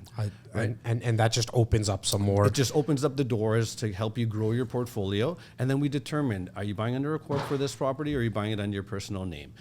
And that's why you need to sit down one-on-one, and you do that by sending a quick email to info@reccanada.com. Christopher, I really appreciate you, buddy. Yeah. I know you're going to hang around. There's probably some food coming. Do your thing. Problem. Okay, brother, I Pleasure. really appreciate it. To everybody that's still here on the marathon, I want to tell you something. And what I want to tell you is that this is the moment that I've personally been waiting for. No, it's not me bringing on my partner, Simeon. That happens later, and I get to see the guy all the time. It's because my next guest is going to be speaking about the exclusive opportunity that we are going to give to our investors right now. See, look, what's going to happen is this, after this conversation that I'm going to have with the very good-looking Sean Zahadi. Did I pronounce the last name right, brother? Yeah, correct. Thank you. Okay, Good awesome. enough. And now you guys see him on the screen. I'm sure Steven got him there. Welcome to the marathon, buddy. Thank you. Thanks for having me. You're for sure, buddy. I mean, I know how busy you are. You're actually going to be running to an event talking about what we're talking about. But the nice thing is that we've somewhat digitally kind of kidnapped him because we got access to stuff before anybody else's, and that you guys are just going to love it because you're an REC insider. See, we already spoke about the thought process that investing into real estate, if you're somebody who wants to take action, you will be able to create wealth in real estate long term. But if you can match an investment opportunity that already provides you with something that is long-term and passive, I think that's the best of both worlds. And so myself and Sean are going to be speaking about specifically, not only a opportunity, but before we get into that, I want to touch on the strategy, because you've been doing this for a very long time, and sometimes I might fall on some deaf ears with my clients because they've heard it for a very long time. But the strategy of investing into a new build condo, a pre-construction condo, some would say that in today's market, it might not be the best strategy. What would you say to them, Sean? So thanks again for having me. As you said, we collectively, me and my partners, we brought 12,000 units into the market in the past 2 decades, and we're very, very bullish about Toronto's market. The reason being, if you look at the number of people coming to this country, right, and the fact that we set a goal of 3.5 million any form of housing needed by 2030. So at the pace we're going, we're going to be million houses short. So this is going to put huge upward pressure actually on the market. And as a matter of fact, we're not building fast enough. So this is a chronic issue that we have. I know a lot of people are concerned about the mortgage rates and the uncertainty of what they're seeing today. But to be honest, like unless we close our doors to newcomers and basically say no more new people, this chronic problem is going to continue to be the case. And I want you to hold your thought there, because yeah. I was going to mention it with Chris Slydom, because he spoke about the people coming in, like Yeah. immigrants coming in, and one thing I didn't mention there, and I think it's very important to mention, the main reason why it doesn't look like this is going to stop for a very long time, because if you just look at what the business model of the government of Canada is, let's not get it twisted, and I'm not going on a political rant because you guys know me, I don't do that. But if we just look at it from a business perspective, you need to bring people in because that is the revenue that government of Canada produces by these immigrants, and like the kid of one, so I can say this. They come here and they work. And when you work, you pay taxes. And that's the revenue. Hence why the flow of people coming in is not going to stop for a very long time. In fact, if you look at it, if it's a blue government, a red government, an orange government, or anything in between, they all feel like they always want to stick to one thing. They disagree on many, but the one thing that they agree on is bringing people in. So continue, Absolutely, Sean. yes. So, I mean, our stats and the study shows that most of these people, I would say maybe 45, 46% of those newcomers, they're going to settle in Greater Toronto and Hamilton area. And that's going to put huge pressure on the market moving forward. And as a matter of fact, I was looking at some stats. Government out of Ontario, so they set a goal for 29 cities in Greater Toronto and Hamilton area. Okay. And I was looking at markets like Hamilton. They're only at 21% of their target. That means that they're not building enough. And at some point, this is going to bounce back, and it's going to bounce back big time. Okay, now, before we talk about this specific opportunity that we're going to give to my REC insiders today, I want to talk a little bit about the strategy. Why is pre-construction such a common strategy for investors? And now, look, it's not for everybody. This opportunity that we're going to launch is for the action takers today. I don't have 67 units that I'm bringing to the marathon, and I'll touch on that. And so it's going to be for a very small select. I think we're at, probably about 600-700 people on right now. And so we'll talk about what this opportunity is and how you get access. But the strategy, why is this such a popular strategy? Okay, the number one basically keyword for those investors looking to pre-construction, leveraging time. Okay. So the key is not, product, finishes, views, exposure. We're talking leveraging time. So you only put so much down in 5, 10, 20% of the deposit, but you're basically benefiting from any upward growth on that product.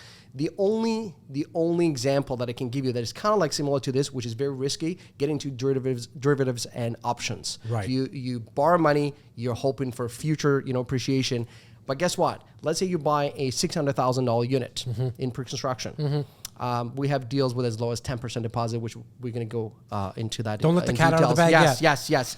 But if you look at that, you're putting $60,000 down. Okay, you can buy a product, or in this case, this vehicle is condo investment, like pre-construction, $600,000. You're only putting 10% of that down. Okay, we counted for 5% year-over-year appreciation for that condo, which is very much in line with what Treb's showing us. Yeah. Treb's stats showing 7% over the last 2 decades. We're talking 5%. So 5% of that 600,000 will equate to probably around 760,000 by the time this building is up. The new purchase price. Yes. So for those of your audience, no cash on cash, that will give you 320% cash on cash. The ROI cannot get any better, and that's why I myself, my partners, my friends in RAD, we are very bullish in this basically market, and we pretty much invest in every single project that we bring to the market. Now, you spoke about the number one reason that you see investors and feel investors, why they invest into pre-construction. For me personally, I'm a very boring investor. Okay, and a very lazy investor, the truth, right? Which is because I just don't have a lot of time to buy a property, add an income suite, and some of my clients do it and they make money, and that's a great investment. For me, I just like to park my money and have it make money for me. I want it to do the work. And so what I like about pre-construction is not only the staggered deposits and the down payment, but for me, based on even what we were speaking to Chris D'Souza about, it doesn't show up on the radar for while it's getting built to the lender while I go get other types of financing. And for me, sometimes that is financing for my business, this thing that I call my business. as well as other businesses I'm in, as well as if I see another income property or a multiplex that I want to invest in. The lender doesn't see the purchases that I make with a pre-construction condo. So for me, that's huge. The other thing that I really, really like about pre-construction condo is that when you said time, and I completely agree with you, Sean, you get to buy time, but within buying that time, what you also get is flexible exit options. And what I mean by that is that if you had to flip the paper and do an assignment, but please don't buy any type of pre-construction condo with the sole purpose of assigning it. We've said this since day one, that we've been doing this for a decade when in the world of investing into pre-construction condos, and I'll continue to say it. I don't want you to buy this opportunity or any pre-construction condo with the sole purpose of assigning it, because to us, that's not investing. That's speculating. And if you're in Ontario, we might be better off just going to Niagara Falls and choosing black or red, right? And so I really want you to invest. I don't want you to speculate. And some would say that, well, pre-construction is speculating because you're just putting out, a bunch of these passive appreciation numbers. But I think we went ultra conservative. Yep. Over a decade, we know what happens in the Greater Toronto Hamilton area. You're looking at about 7.2 to 7.8% year over year growth. You said 5. I'll actually say 3.5. Mm-hmm. In fact, I'll even say 2.5%. Let's cut the 5% in half as well, because when that starts to, and Einstein said it, the best invention in the world was compound interest. Yep. When you get that compounding effect on that purchase price and on that appreciation, you could see how the value really increases. Yep. So one thing to add to that for younger folks looking at this for the first time, buying and getting to pre-construction, listen, I talked to them. I trained them. I was doing this yesterday with a bunch of actually new agents, try to get into pre-construction. So listen, you're helping your younger, basically clients, to just basically get into pre-construction. And this is, to me, let's say the market is not as great as you think it is, but this is a way of forced saving for them to tap into this market, right? So this is not what you can do with resale, because you need to get mortgage commitment right away. You need to get a start. You need to get the 20% down right there, right? But that's the beauty of pre-construction. You can just extend that time frame that you can get into this market. And look, that generation from 24 to say 32, 33, unfortunately, sometimes they buy dumb shit, and it's about showing I need kicks, I need cars, I need all this kind of stuff, right? What you said about the forced savings plan, that's huge. That's huge because when you know that you're tied to a property that you're purchasing that's going to be closing in 5 years, you can't go and buy that stuff. Maybe it's one vacation to Ibiza, not 3. Yep. You know what I'm saying? Because now you know that you have to put these down payments down over time. Now I want to speak about this specific opportunity. And I kind of like to do it from the perspective of what's most important. They're all important, what we're going to be talking about, but I like to kind of go in order, okay? And so what I like to do is talk about the location of this opportunity. Because if it doesn't even check off the location, and please understand that myself, Simeon, and the rest of the team at our REC Canada, we get approximately 50 to 75 projects at our table every single year, like clockwork, 50 to 75. What I do with my core group is I actually narrow that down to about 6 to 8. In 2023, I've only promoted and got loud and got passionate and looked as good as I look on this camera now. Okay, approximately 3 times. Why? Because I haven't liked all the stuff that has come to the table. And never, ever in 19 years, I said this as we started at the starting line, but for the friends and family that are now joining us now, in 19 years, I've seen all the incentives. I've seen them in majority of the projects that we actually promote. But in 19 years, I've never yet seen a project that we've released that has all these incentives in one offering. It's usually 2 out of the 4 or 3 out of the 4, never all 4, and a couple of ones that are even over and above that I'm used to seeing. I mentioned this to you guys because if I didn't think this project was good, I wouldn't bring it to the table. And so we're going to have approximately 13 units that we have access to. It's always on first come, first serve basis. I'm going to tell you exactly where you can get all the information, but please don't get this wrong. You're just putting up your hand and putting in a reservation form to decide if this opportunity makes sense for you. You're not paying anything today, but because it's first come, first served basis, because I've been doing this for 10 years, I know how this plays out. We always get people who want to get in, but they got in a little too late. And the best thing is, guys, you're not paying it for anything today. Now is just going to be the opportunity where you put up your hand and say, look, I would love this unit. Here's all my information. And then our team is going to reach out to you by tomorrow. So for my West Coast friends and family, when you get a 416 number calling you, make sure you answer it, because we call you a couple of times, and if you don't answer, then we got to move to the next REC Insider. We just found that that's the most fair thing to do. And here's really where the rubber hits the road. See, you're watching right now and you're listening to this, and I said that the next 5 years are coming. It's a matter of what version of you is going to show up in the next 5 years. There's a reason there's a thing called the wealthy, because they take action. They actually take action, and if they find a strategy that makes sense, that's when they use the strategy that I like to call ready, fire, aim. And real estate and this strategy today, you can actually use ready, fire, aim. Why? Because you're going to be able to put up your hand and then aim, and we're going to make sure that this is the right investment. We're going to talk about the location. We're going to talk about the builder, because we don't want to be used as the guinea pig. Yep. And nor would I ever let my clients be used as a guinea pig in terms of the first time at the rodeo for the developer. I have a funny feeling we checked that off with this developer. The third thing is the incentives, and we're going to go through that in detail. So let's talk about the name of the condos first. What's the name of the project? The name of this project is Corktown Condos. And where is it located? This is in downtown Hamilton. Okay. We have two projects. It's if you look it up on Google, so you see it. It's called Corktown Plaza. This is the location of the site. We're only 2 blocks to the south of main GO Transit Hub, and also 2 blocks to the south of basically St. Joe's Hospital, one of the largest employers of Hamilton. So, but before we get into the nitty-gritty of the project, let me tell you about who is behind this project. It's very interesting. Slate Asset Management is one of the largest, actually. You said that too quick. Who's the company that you just mentioned? Slate Asset Management. Now take your time. Okay, so just give you a little bit of background about this company. So founded by 2 brothers almost 20 years ago.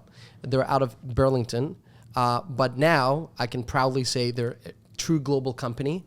They have their main office is still in Toronto. They have offices in New York, Paris, Oslo. I was lucky enough to be in their Frankfurt office last year.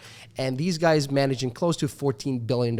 They have 2 REITs, 1 office REIT and 1 grocery REIT in US. And they're expanding their residential portfolio in Greater Toronto and Hamilton area. So the very first project that we brought to the market in partnership with Slate Asset Management was around Yonge and St. Clair. As a matter of fact, this is the first time I've seen it myself, that one institution, one developer, they own all 4 corners of a major intersection in City of Toronto. They own all 4 corners of Yonge and St. Clair. Okay? That's where One Delisle That's is being built. what One Delisle was, that's where I'm getting. So One Delisle was a project that we did back in 2021 with Slate Asset Management. We brought Jeannie Gang, one of top architects in the world, and she agreed to work on this project. It was a great success back in 2021, selected as Project of the Year by Stories, right? So this is the same philosophy we're bringing to Hamilton. Their journey in Hamilton started with acquisition of Stelco. So for those of your audience are familiar with Hamilton, so we're talking about 800-acre waterfront used to be called Stelco. Now it's called Steelport. Now it's all owned by Slate Asset Management. We're talking over $1 billion investment in Hamilton already. Okay, so they believe in this. They believe in Hamilton. This is long game for them, right? And but that's not all. Really quickly, Sean, really, and don't forget your thought. Yeah. You could tell where the passion's coming from, because I've been waiting for a project all year where I can bring something that not only checks it off, or it makes it a no-brainer. Yep. So much a no-brainer that usually I get 20 units in project, but you guys didn't let me. And so I don't know if it's Simeon's fault or my fault, but it's somebody's fault that I wasn't able to get 20 units. The reason I'm passionate about it, because when you mention that they've invested the $1 billion, 800 acres. 800 acre. What I say, guys, I ain't that smart.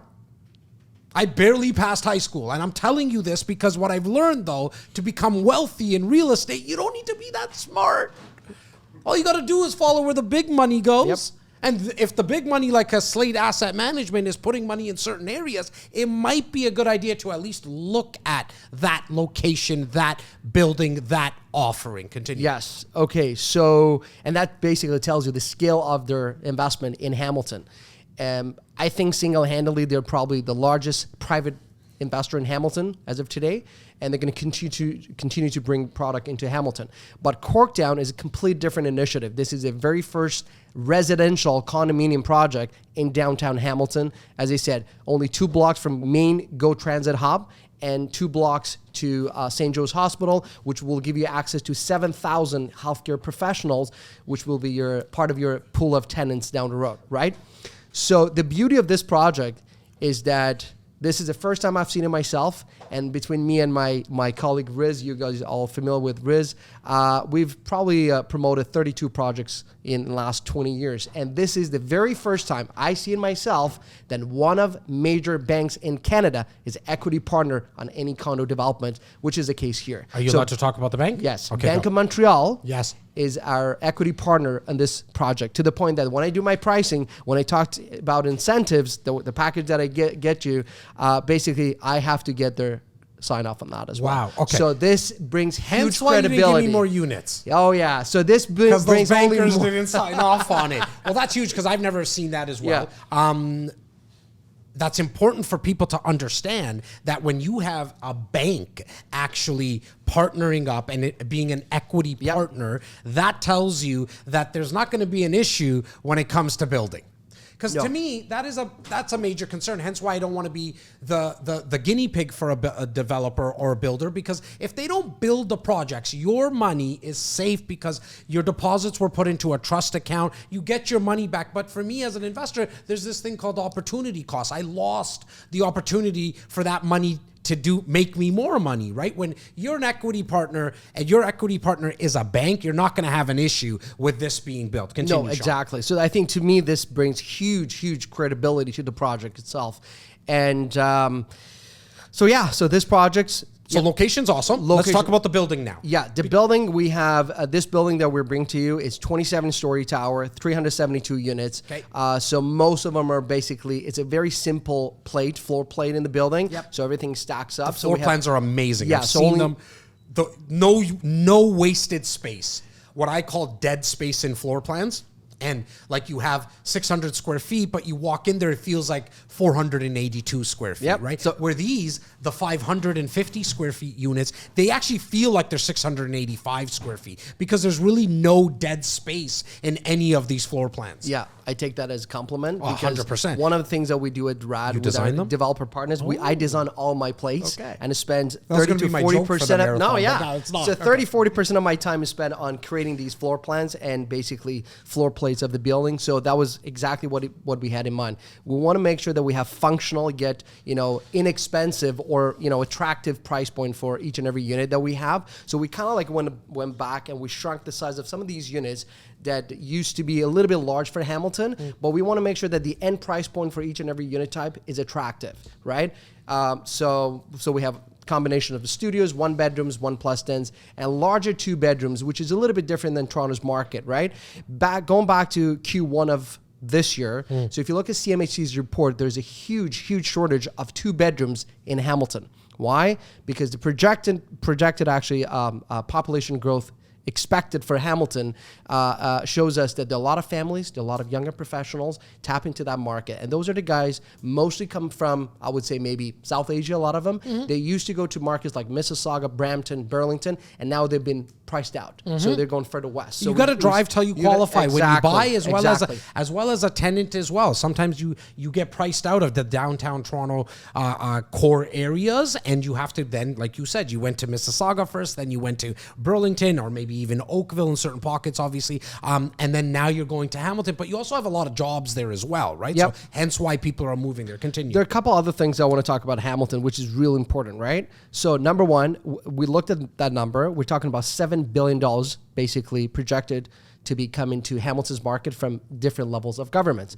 One of those big investments is basically LRT. So Hamilton's going to have its own LRT with 17 stations across the city. And We checked with Bell Canada. They're investing $500 million in 5G network. So they're expanding the airport. That Steelport initiative is basically projected to bring 24,000 jobs into Hamilton's market. So guess what? These are all your future tenants if you are to invest in projects like Corktown. So this is not just one developer, one basically, municipality think that, okay, you know what, we're going to do something. This is very major. And I've never seen anything like, if you look at other sub-markets, you don't have airports, right? You don't have that proximity to U.S. border. You don't have all these infrastructure that we talked about. So that's what it only makes it more attractive going to Hamilton's market. I want to go back to the building now. We spoke about the units. We spoke about the floor plans. Is like some of the other amenities, right? I think are important to speak about as well. Touch on that for me. Yeah. So one of the biggest things that you technically and usually don't see in Hamilton in new condos is 24/7 concierge, but we do have that here, so which is great. It's a peace of mind with from swimming pools, from file lounge area, from co-working space, you name it. The list goes on and on and on, and with close to 9,000 square feet of retail at the base of this building. But the biggest item that I love myself, I brought those guys myself. It took us 6 months to negotiate. We are going to have our own shuttle service for this building, exclusive to the residents of this building. And I'll tell you why. Because we looked at McMaster, which is one of the biggest universities in Canada and number one in Hamilton. So you have close to 50,000 students right there, right? We said, okay, what is it that we can do to make that pool of future tenants that coming from that school to be able to come to this? Because there's only, I would say maybe there's 10 to 12 minutes drive. Not every student has car. And that's why we brought this shuttle service. So meaning that not only you can rent your units to healthcare professionals going to St. Joe's, you can also be open to that pool of future students of McMaster University with that shuttle service. And that's one of the reasons I like some of the 2 bedrooms there, because as students, my experience is that you can then have 2 roommates. Yes. And instead of paying for a 1 bedroom on rent, call it $2,500, they'll get a 2 bedroom maybe at $3,200 and pay $1,600 each, right? So the numbers and the return on the investment and the cash flow, and we're going to talk about the incentives, where a 2 bedroom might be something that you want to definitely take a look into. But if you're just getting started with this investment,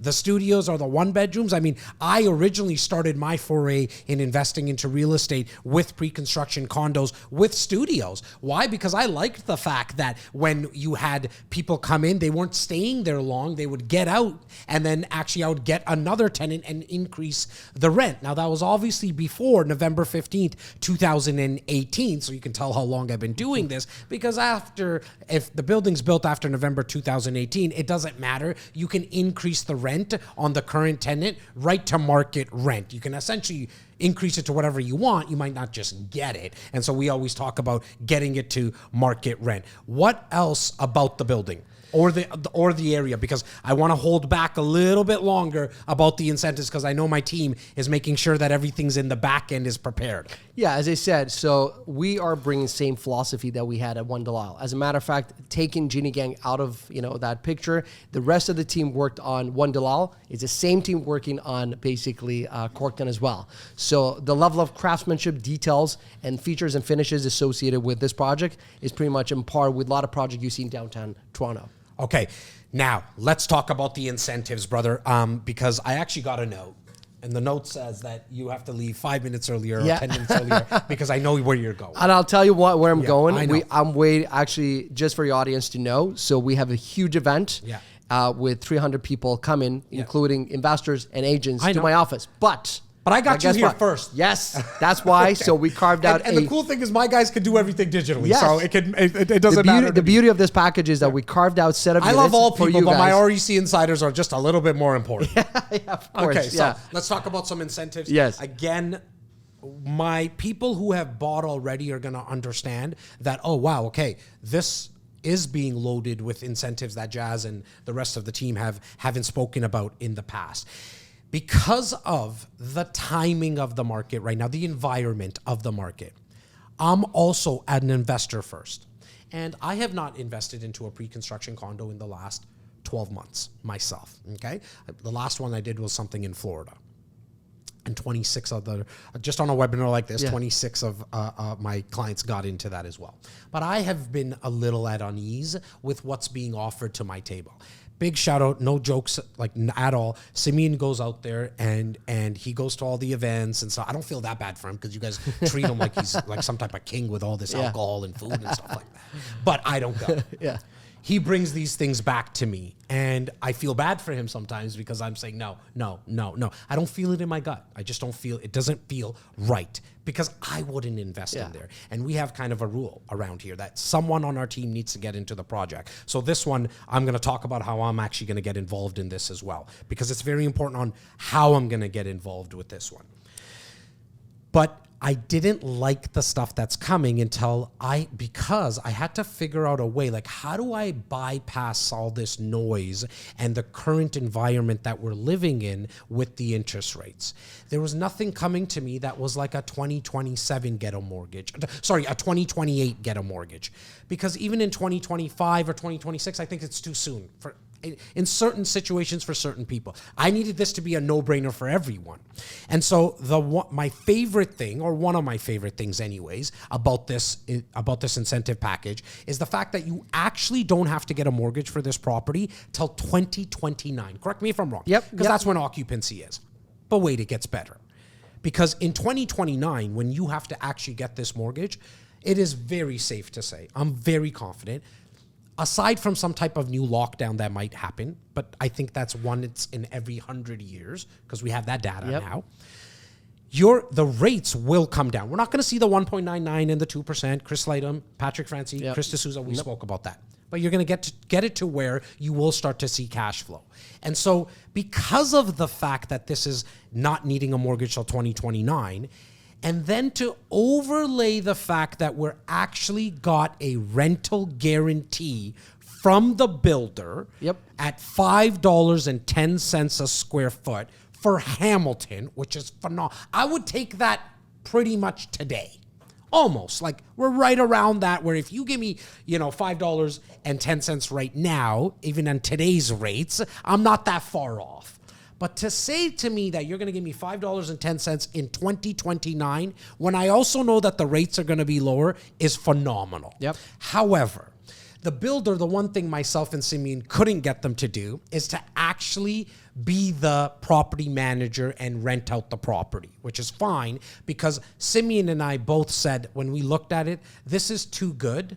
We at REC Property Management Services are going to be offering a full 1-year tenant placement and property management. What does that mean? Because remember Chris Latham was sitting here and he was talking about some facts about the landlording and all that, and people don't want to deal with the tenants and the toilets. We're going to handle that for you. No more dealing with the tenants and the toilets for that first year, which is really fantastic about this investment because it becomes a 6-year passive turnkey investment for you because it's not going to be built for 5 years.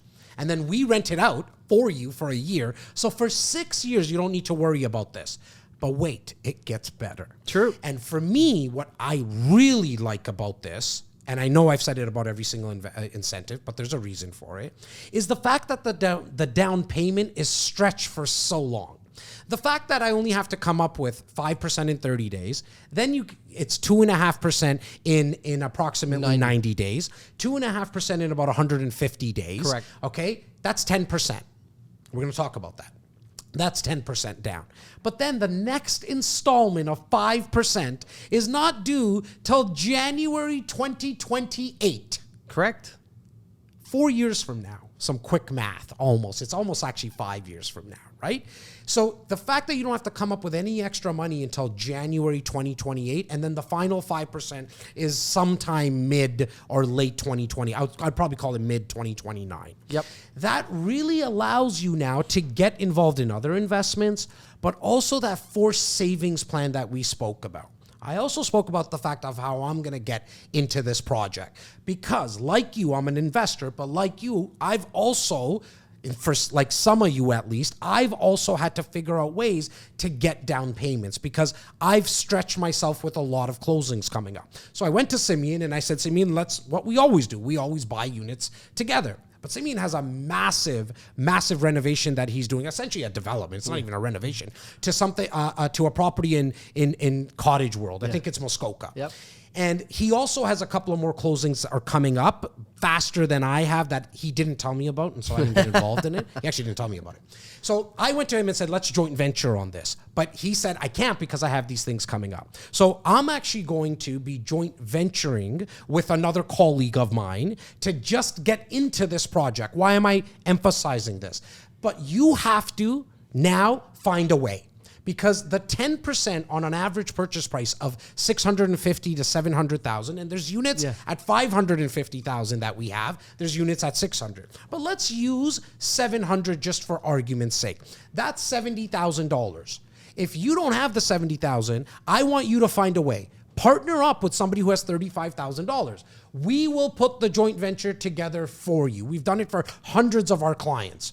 We will actually put the trust agreement together for you with the lawyers. We will walk you through that full process. Why? Because we know we're renting it out for you for the first year. We know we're managing it for you for the first year. We know there's a rental guarantee. So like I very rarely use the word guarantee because it's hard to use that. But this is a full rental guarantee. But then there's one incentive that I've never again come across. Is the fact that development charges are generally anywhere from $14,000 to about $30,000 right now for a purchaser when they buy a property that's new build. For this project, the development charges are zero. Myself and Simeon, we were able to go to the developer and Sean and say, look, we're putting on a real estate marathon. We're going to have 600 to 800 people join us. This might be your chance, Mr. and Mrs. Developer and Builder, to actually offer an incentive that my guys will want to jump on right away. $0 in development charges, as well zero on education and park levies. So like when we're going to be calculating closing costs, over and above your down payment, there's not much to pay. Like, listen, one thing just to add. So I'm an investor myself, and chances are, if you are to close any pre-construction, you're going to see anywhere from $20,000, $30,000, $40,000 worth of closing costs, right? And if you are to only count for $30,000 based on this offering that we give you, the value of these units, the net value and price of these units is only going down, right? And it makes it even more attractive when it comes to dollar per foot, right? So, but your audience might say, okay, how is it even possible that we can do something like that? Guess what? The answer is Bank of Montreal is our partner. That's why we have that much flexibility to offer you something like that. But keep in mind, this is an exclusive offering to your group because of our long, basically lasting relationship that we have for REC Canada, and we really appreciate your partnership. So please take advantage of this because this is a limited time only offering that we can have, and I'm sure a lot of people get into all that. The information. Yeah. Now, how does this actually start? Stephen, if you can help me share your screen. To get all the information and put your reservation form in, we only have 13 units. You're going to see them. I'm not exaggerating by any means. Go to reccanada.com/for sale. That's reccanada.com/for sale. reccanada.com/for sale. FORSALE.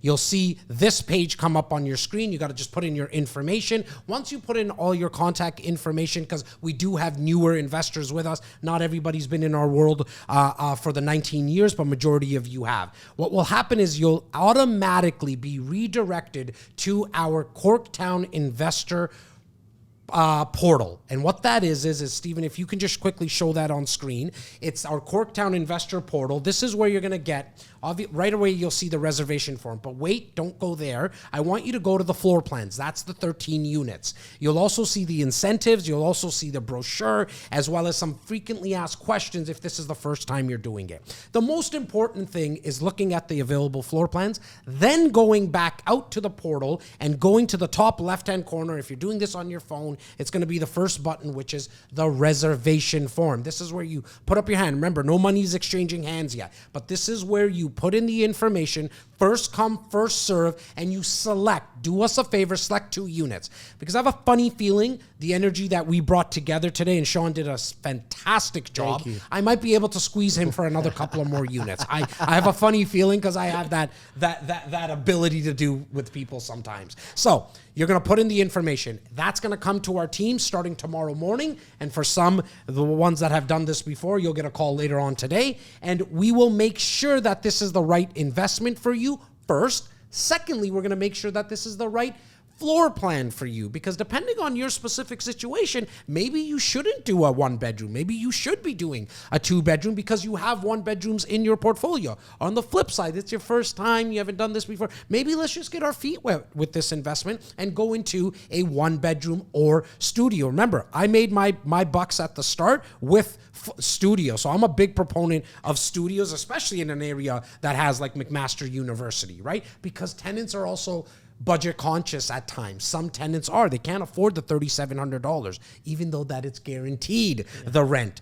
Now, as Steven shows you the floor plans, you guys can tell I wasn't lying about the fact that the floor plans are very, not only spacious, but what I look at when I look at a condo floor plan is I don't want dead space because it's just useless. You can't do anything with it. After you look at the floor plans, and if you haven't gone to reccanada.com/for sale, I'm asking you, why haven't you been there yet? Get to reccanada.com/for sale, fill in the reservation form, and you're done. We are going to break for approximately 30 minutes because the team is like, Jazz, do your thing, get re-energized. And then I'm going to bring back Simeon. We're going to be talking about multiplexes. We also understand that you need to eat as well. I'm trying to fast because, it's good for you. And I obviously have a couple of extra pounds. But most importantly, we're giving you the time to not only grab a bite to eat or something to drink, but we want you to get to reccanada.com/for sale. Ask us any questions while you're inside the portal about some of the floor plans by quickly sending us an email to info@reccanada.com. Maybe it was something Sean said. Maybe it was something that I said that just needs a little bit more clarification before you put in the reservation form. But guys, again, this is one of those investments in 2023 that when we look back in 2029, you're going to say one of 2 things. It's either going to be, I wish I had, or I'm glad I did. The question is, which one are you going to be saying? The investment's going to make you money. It's guaranteed, like with the rental guarantee. But the question that you're going to have to answer to yourself in 2029 is either I wish I had or I'm glad I did. And we hope that with us, you say, I'm glad I did, because we take this very, very seriously. We like to joke around on webinars and have fun, but we take your investment very seriously, so much so that we're going to sit down with you after you put in the reservation form to make sure this is the right investment for you, because I'll peel back the curtains. If we do that for you, there's a good chance you'll do this again and again and again. And most importantly, you'll tell a friend. I want you to enjoy your break. Make sure you put in your reservation form. Pick the units, first come, first serve. I'll see you back, team, in 30 minutes. I'll see you back here in 30 minutes. Sean, thank you so much for joining me, brother. Thanks for having me. Thanks a lot. Okay, cheers. All right, cheers.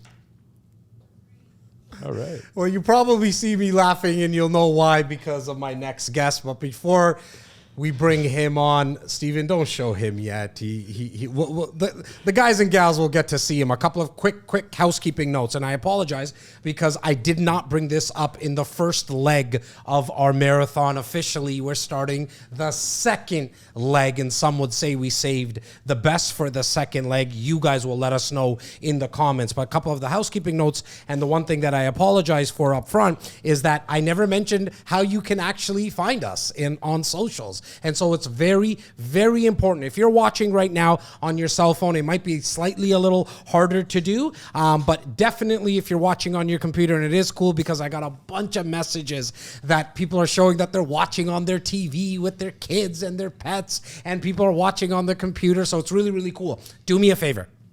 Just take a quick shot of it. Just a little click on your phone. Go over to Instagram and go to REC Canada. All you got to do is search REC Canada. You'll see our logo in the profile pic and press follow because both of our mothers, and you'll understand why I say both of our mothers, really, really love when you do that. And our kids actually like it even better. They think their parents are cool because we got a bunch of follows on our company page. So press follow, but as you take that picture, tag it and put it in your story. Let other investors know that you're actually watching an investing marathon. Why? Because at one point, especially on this second leg of the conversation, you're going to come to realize you might need the help of joint venture partners. You might need the help to raise capital. And one of the best ways to do that is build your authority on social media and personal branding. All that stuff actually really truly helps you to create wealth in real estate. That's housekeeping note number one. Housekeeping note number two is the question that I always get, and I'm getting it on text messages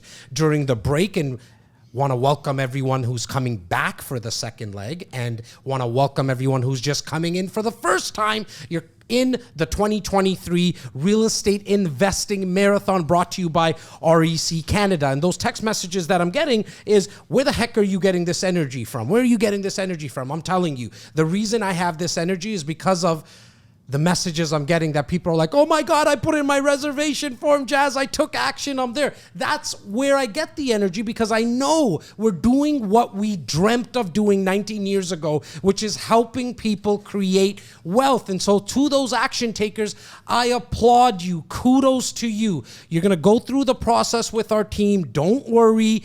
We're going to take that step very, very slowly. For the ones, because we know how many people are watching right now. We also know how many people have gone in and actually even just downloaded the package. Forget even putting in a reservation form, even just downloaded the package. There's still some of you that haven't done that. Look, even if you're not thinking about investing, download the package, because especially if this is like your first time, you can get an idea how a deal offering looks. You want to look at this so then in the future you can compare it. You can actually say, oh, well, I remember how Corktown was. I remember they were offering this, but this new one in a year from now is better because of this, or it's not as good. So make sure you go to reccanada.com/for sale. Put in your contact information. Guys, we already have your contact information. So it's not to get your contact information. It's so you can download the available units. You can download the brochure. You can download how the money is actually made.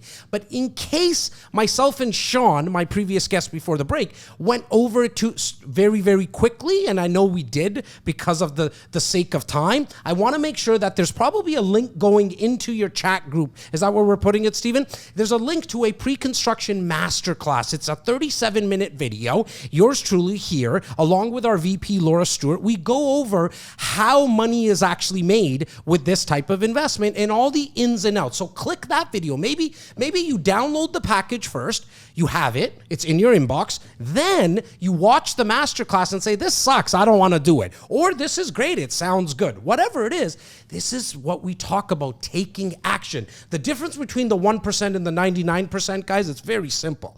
The top 1% do what the 99% of people don't do. That's it. Right? So that's why there's a thing called 1%ers. It's because they do what the 99% of people don't do, which is take action. And there's no way I can say that my next guest is part of the 99%. He's in the 1% of the 1%. In fact, do people see him on screen yet?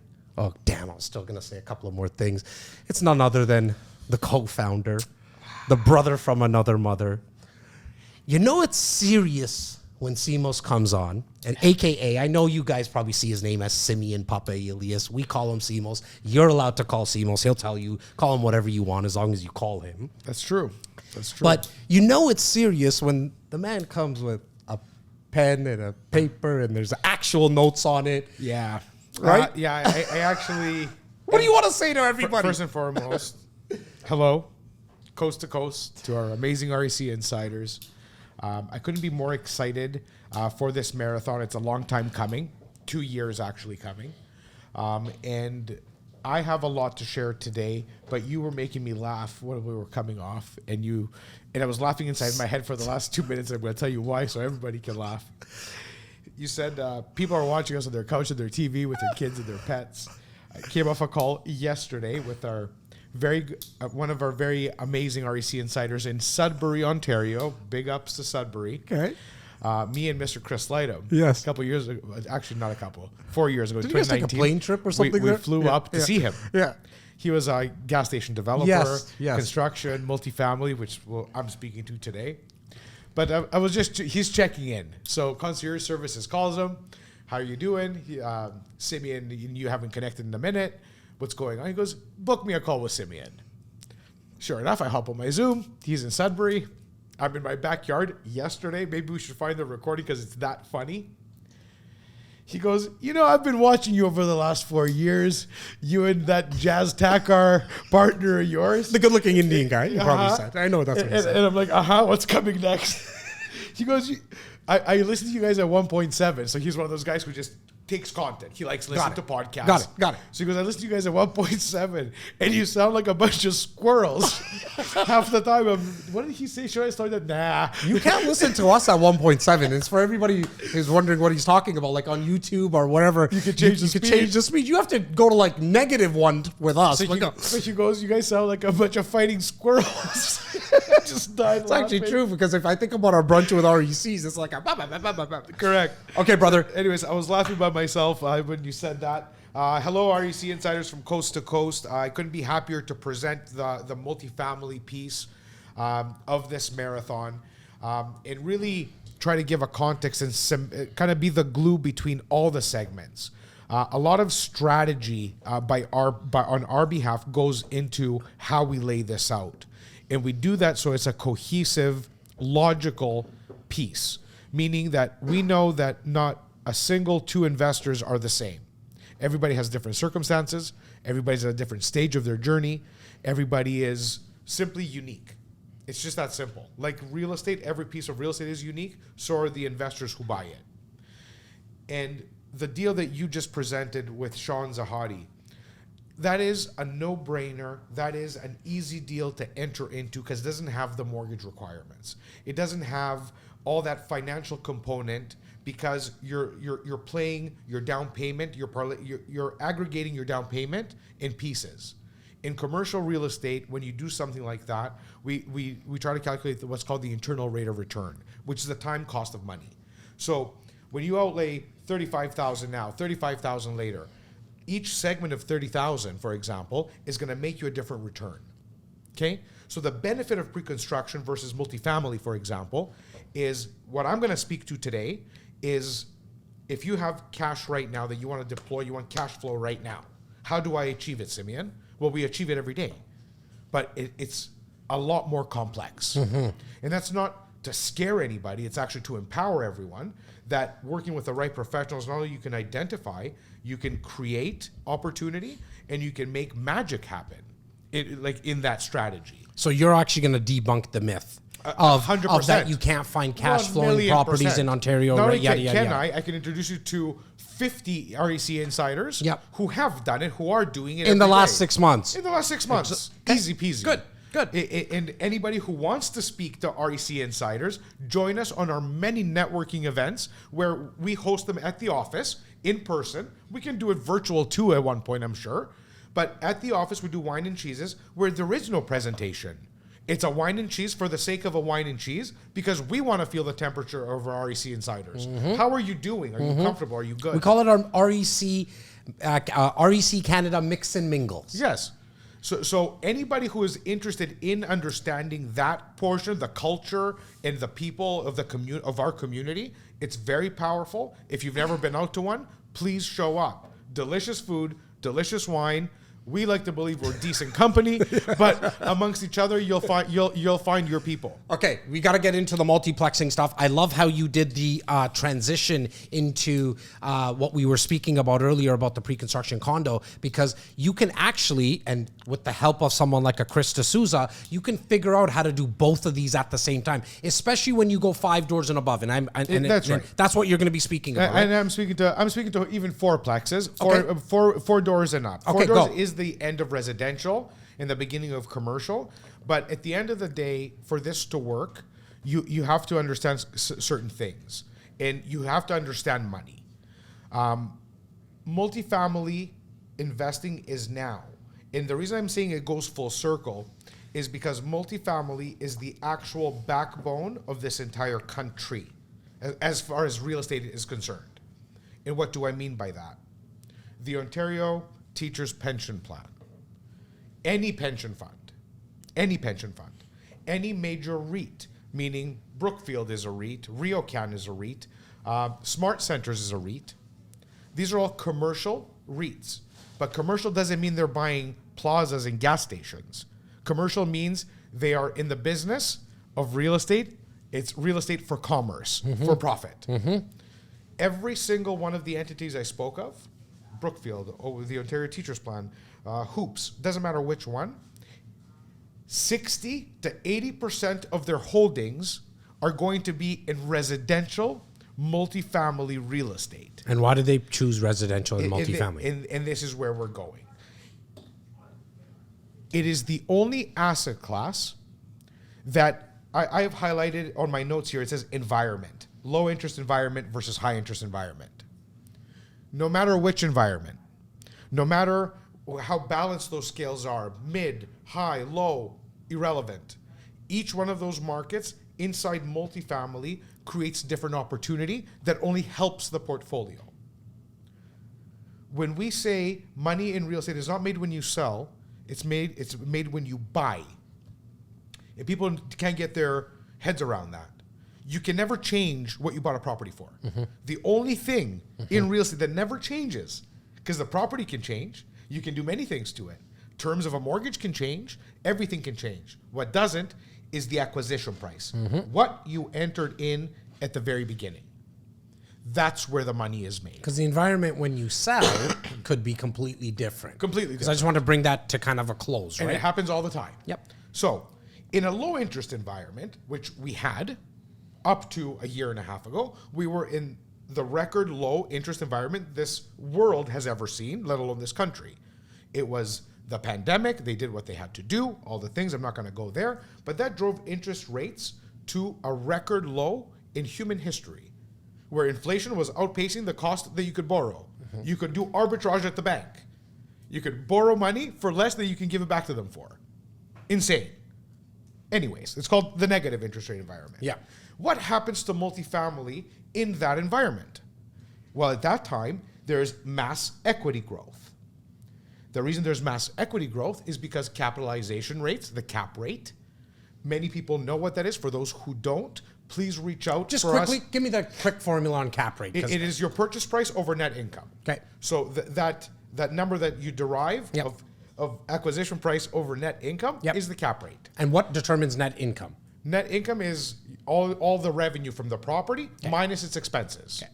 So not taking into account mortgage servicing. Right. That's not an expense. That's Yep. your own personal deal structure. Yeah. I'm talking you're going to take all the rent, the laundromat, Parking. the parking, all the things, Yep. the vending machines, whatever the case may be. And you're going to minus the property tax, the insurance, the Utilities. common area hydro bills, whatever the case may be. That is your net income. Okay. So acquisition price over net income is your cap rate. In a low interest environment, everybody can buy. Everybody's a superstar. Cap rates come down, meaning that people are willing to buy the asset because of its stability, because of its performance for a lot more, which pushes the rate down. Yep. So a low cap rate is when you have the biggest equity growth. And that happens in the low interest markets when everybody can access cash. What also happens is because everybody and their beautiful puppy can buy a property, there is no deals on the market, which further pushes the cap rates down. The opportunities are scarce. Now, some people still like to buy with a lower cap rate, and those are generally speaking the bigger REITs and stuff because they're just They're playing the thinking long long term, and they're like, let me park my money. know what happens. I could care a low cap rate just off the top of my head, call it 3% maybe. I can name off 24 clients of mine Yeah. that bought during the low interest period, the locked in 10-year fixed rates. Okay, so- at that time, the 10-year fix was higher Yeah. because everything was low. Yeah. They locked in at 3.5, 3.75, 10-year money. Fantastic. So if the deal worked at 3.75 Yeah. at that cap rate at Yeah. that time, Yeah. these guys takes me into my next segment with rents rising 17 to 20% year over year the last 2 years in the GTA.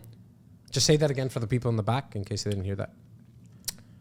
Rates of rental have grown by 17 at the minimum to 20 2% at the maximum around the GTA 2 years straight. And there is a very simple reason for it. And I'm not speaking of immigration. I'm speaking the rising interest rates have pushed the buyer pool. They've decimated the buyer pool. So it hurts the market from the sell and buy side, but it forces the competition for rental to be so fierce where there is actual auctioning off of units, multiple offers, just like they were in real estate in the low interest environment, and we had to give TVs to get tenants. The exact opposite. Rental rates are skyrocketing. They're still skyrocketing. Next year, this time, I'll be sitting right here in this seat saying the exact same thing. That rents went up another 18% or 15% or 22%. We've never seen rents go down in 19 years other than the lockdown time. The 9 months Yeah. of 2020, Yeah. when real estate was on sale, Yeah. which we coined that phrase. Yeah. Downtown, you were screaming at the rafters, is on sale right now. Yeah. We put 50, 60 deals together that winter. Yeah. All those people have made $250,000. Yeah. Real quick question that just came in, because we're just on the topic, and then we're going to fly into what like in a higher interest rate environment. I haven't forgot, even though I can't read your chicken scratch, and it is that. Listen, in terms of what is a good cap rate, what is a good cap rate right now for cash flow? So cap rate and cash flow have nothing to do with each I other. wanted you to just Yes. differentiate those two Yes. things. So in terms of, I think, the context of the question, because those two things don't have anything to really do with each other. Well, they kind of do, not cash flow. So the rental income does. But what is a good cap rate right now, Seamless? Like in the GTA, let's not even go as far as Southern Ontario, call it the GTHA, Greater Toronto Hamilton In area. order to cash flow, you need the cap rate to be anywhere north of 6.5. Okay. Okay. Typically, that does not exist anywhere. I'm not going to say anywhere in Ontario, but within 150 kilometers of the GTA on acquisition. Yes. This is the key difference. When we buy multifamily, especially, and I'm going to speak to buying multifamily now, Yes. not 2 years ago. Now, how do we buy multifamily and why? We know that rentals are rising. I can tell you the people who are buying multifamily right now, which is in the hundreds, I get calls 15,000 times a day. Can you get me an 8 cap? Can you get me a 10 cap? Can you get me a cap? No, I can't. But what I can do is I can create a deal for you. If anybody thinks they can go on the MLS right now and find a great cash flowing multifamily property, you are delusional. There's thousands of you looking for these assets. The people who are having success in putting deals together, and there are many, we are blessed to have the leading consumer investment focused team in the country, actually. So Jacob runs our entire multifamily division. Zach Wilms, Zach Gilbreth is coming.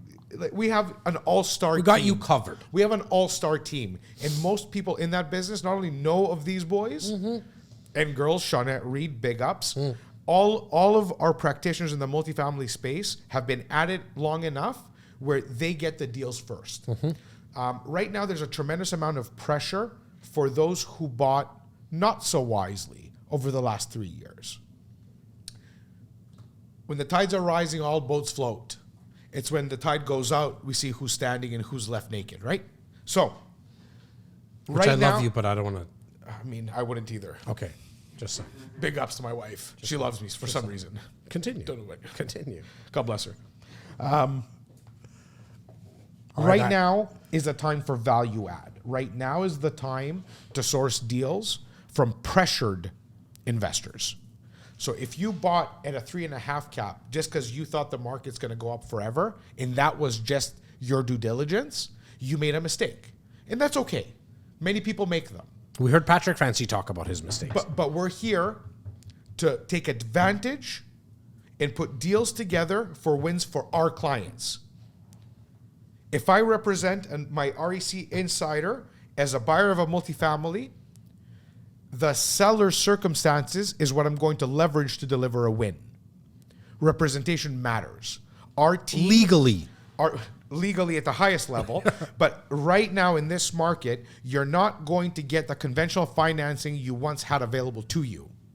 CMHC, which is a Canadian Mortgage and Housing Corporation, has completely reinvented the way they do business. They've completely changed the criteria of all their programs for cheaper money as to how and what you can refinance with that. People were using CMHC money as a piggy bank. Those days are long gone. So with a tightening of the financial system, it leaves the professionals who know what they're doing with a gaping big hole to fill. And that's what we're doing. So if you, Jazz, bought a building for, call it $2 million, 8 units, fantastic, everything's hunky-dory. If you did a variable mortgage at 2.75, which was the blend commercial rate for multifamily at the time, and now you're sitting at 8.5, you are getting pummeled by 10, 15 grand a month in red. You can only take a beating for so long. Yep. So you did not put the structure that you needed to put together. Now you have a problem, and now you need the problem fixed. For you to put that on the market for $2 million, who's going to buy it at 8% interest rate? It doesn't work. The reason you're selling it is because it doesn't work for you. It doesn't work for anyone else either. However, there are solutions, there are creative solutions where I can approach you and say, we are going to do a deal. You put in $1.1 million or whatever the case may be. Today is not going to be the day that you cash out and take your 900 out. It's just not the case. What I'm going to do is I'm going to make sure that all fees for the realtors, all deal structure, the lawyers that are going to cost, call that 100 grand in fees to structure it, to do this, that, and the other. Call it 50. It doesn't matter what the number is. But our agents are delivering wins to sellers on behalf of their clients, the buyers. Yep. And they are taking VTBs. That's okay. They are taking, so the equity that One the seller second. has. VTB, vendor take back mortgage. Another term is seller take back mortgage. It's in the realm of creative financing, but it's essentially you as an investor, a purchaser, getting a mortgage from the seller because the terms that they're currently on are a lot more favorable. I guess you can also possibly look into doing like an assumable mortgage as well. Like if that seller has an assumable mortgage as part of their terms, you can actually assume their mortgage, right? Well, in most cases, we're taking those out. Right. So basically, we're saying you're going to give us a VTB in second position. Yeah. We're going to take out your first high interest one, the one that's killing you. So we're going to take it out. We're going to put our equity in. So instead of you getting this money now, we're going to put more money down and take your financing out. You are going to finance us for the next 5 years at 2 points for this to work. Right. You walk away whole at a purchase price that's now with it held the integrity of the property. Yep. You're not losing money. Yep. You're going to make a bit of money with the interest over time and stay whole, safe. So everybody actually does win, but the buyer is who is getting the deal of a lifetime on terms that they never dreamed of. Right. And are these deals, CMOS, found on MLS? They are definitely not found on the MLS. Okay, and so our team, and this is not an infomercial for our team. Definitely not. But we do have you covered if this is what the route that you choose to go. And I caution people not to say that, Simo said it perfectly earlier. It is complex. That doesn't mean that it's impossible. And we do it all the time and we see it all the time. However, I've come to learn in the 19 years that we've been doing this, Simos, and, again, healthy debate time, disagree, agree, whatever it is that most people won't take action on it because it does feel like it's a slightly more investing 201. What I've come to realize, people generally go to the passive stuff. They actually come to us for the sexy stuff. I want to renovate the home. I want to do the multiplex. I want to have this and I want to have that. But then they all kind of shift back to the passive because who the heck has time for all of this stuff? And I know we can handle it for you, but another good reason that you want to take a look at passive investments, you're going to hear about one later on today as well when we speak about investing your registered funds. But it's no mistake that I see the actual results and the reason we come and offer you a pre-construction opportunity because we kind of know that's what everyone ends up taking action on. And if you're just joining in most us cases as well. Exactly. Because of what Chris D'Souza spoke about earlier. I know I know our time's going to be like, you got 5 minutes kind of left, so I want you to keep continuing. What happens in the higher, you spoke about the higher interest rate. But I will continue because we talked about our team being what it is. Not only does our team service here, but what if somebody in BC, because we're coast to coast. So if you're in British Columbia, if you're in Alberta, if you're in Manitoba, if you're Northern Ontario, no, you're not going to deal with Jacob because Jacob is based out of GTA West. Zach is GTA East. However, we have over the 19 years developed a network of people not that are only capable, that we are proud to call strategic partners. So coast to coast, if you are looking at getting into multifamily, which is by far the strongest asset class in all of real estate, period. It's not for everyone, like you said, but you will, if you're successful, if you get 1, 2, 3, 4, 5 condos, you will know when you're up. You will just know. And when you are, we can service you from coast to coast at the absolute highest level with the partnerships that we do have that we're so proud of. Yeah. Sorry, go ahead. No, I was going to say, I'm always thinking about the obstacle of financing, right? Because that's what affects people in growing their portfolio. And the 5 doors, I know you said the 4 plexes, but that magical number of 5 doors and above, just touch on that for a little bit. 5 doors plus you're into a commercial deal. It's commercial proper. Again, stop thinking that commercial is the doctor's office in a plaza. Commercial real estate is real estate for the purpose of profit. So a 5-plex, anything 4-plex plus is now considered commercial real estate. It is subject to the benefits thereof as much as the disadvantages thereof.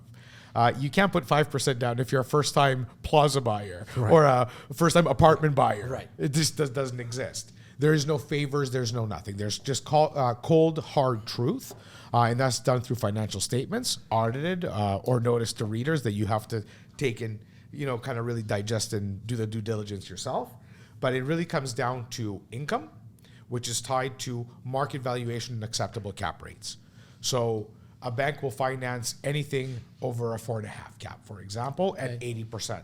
If you want to pay 3.25 cap rate, and the reason I'm speaking this way is because if a property is worth $1 million, a 4% cap rate is $40,000 net income.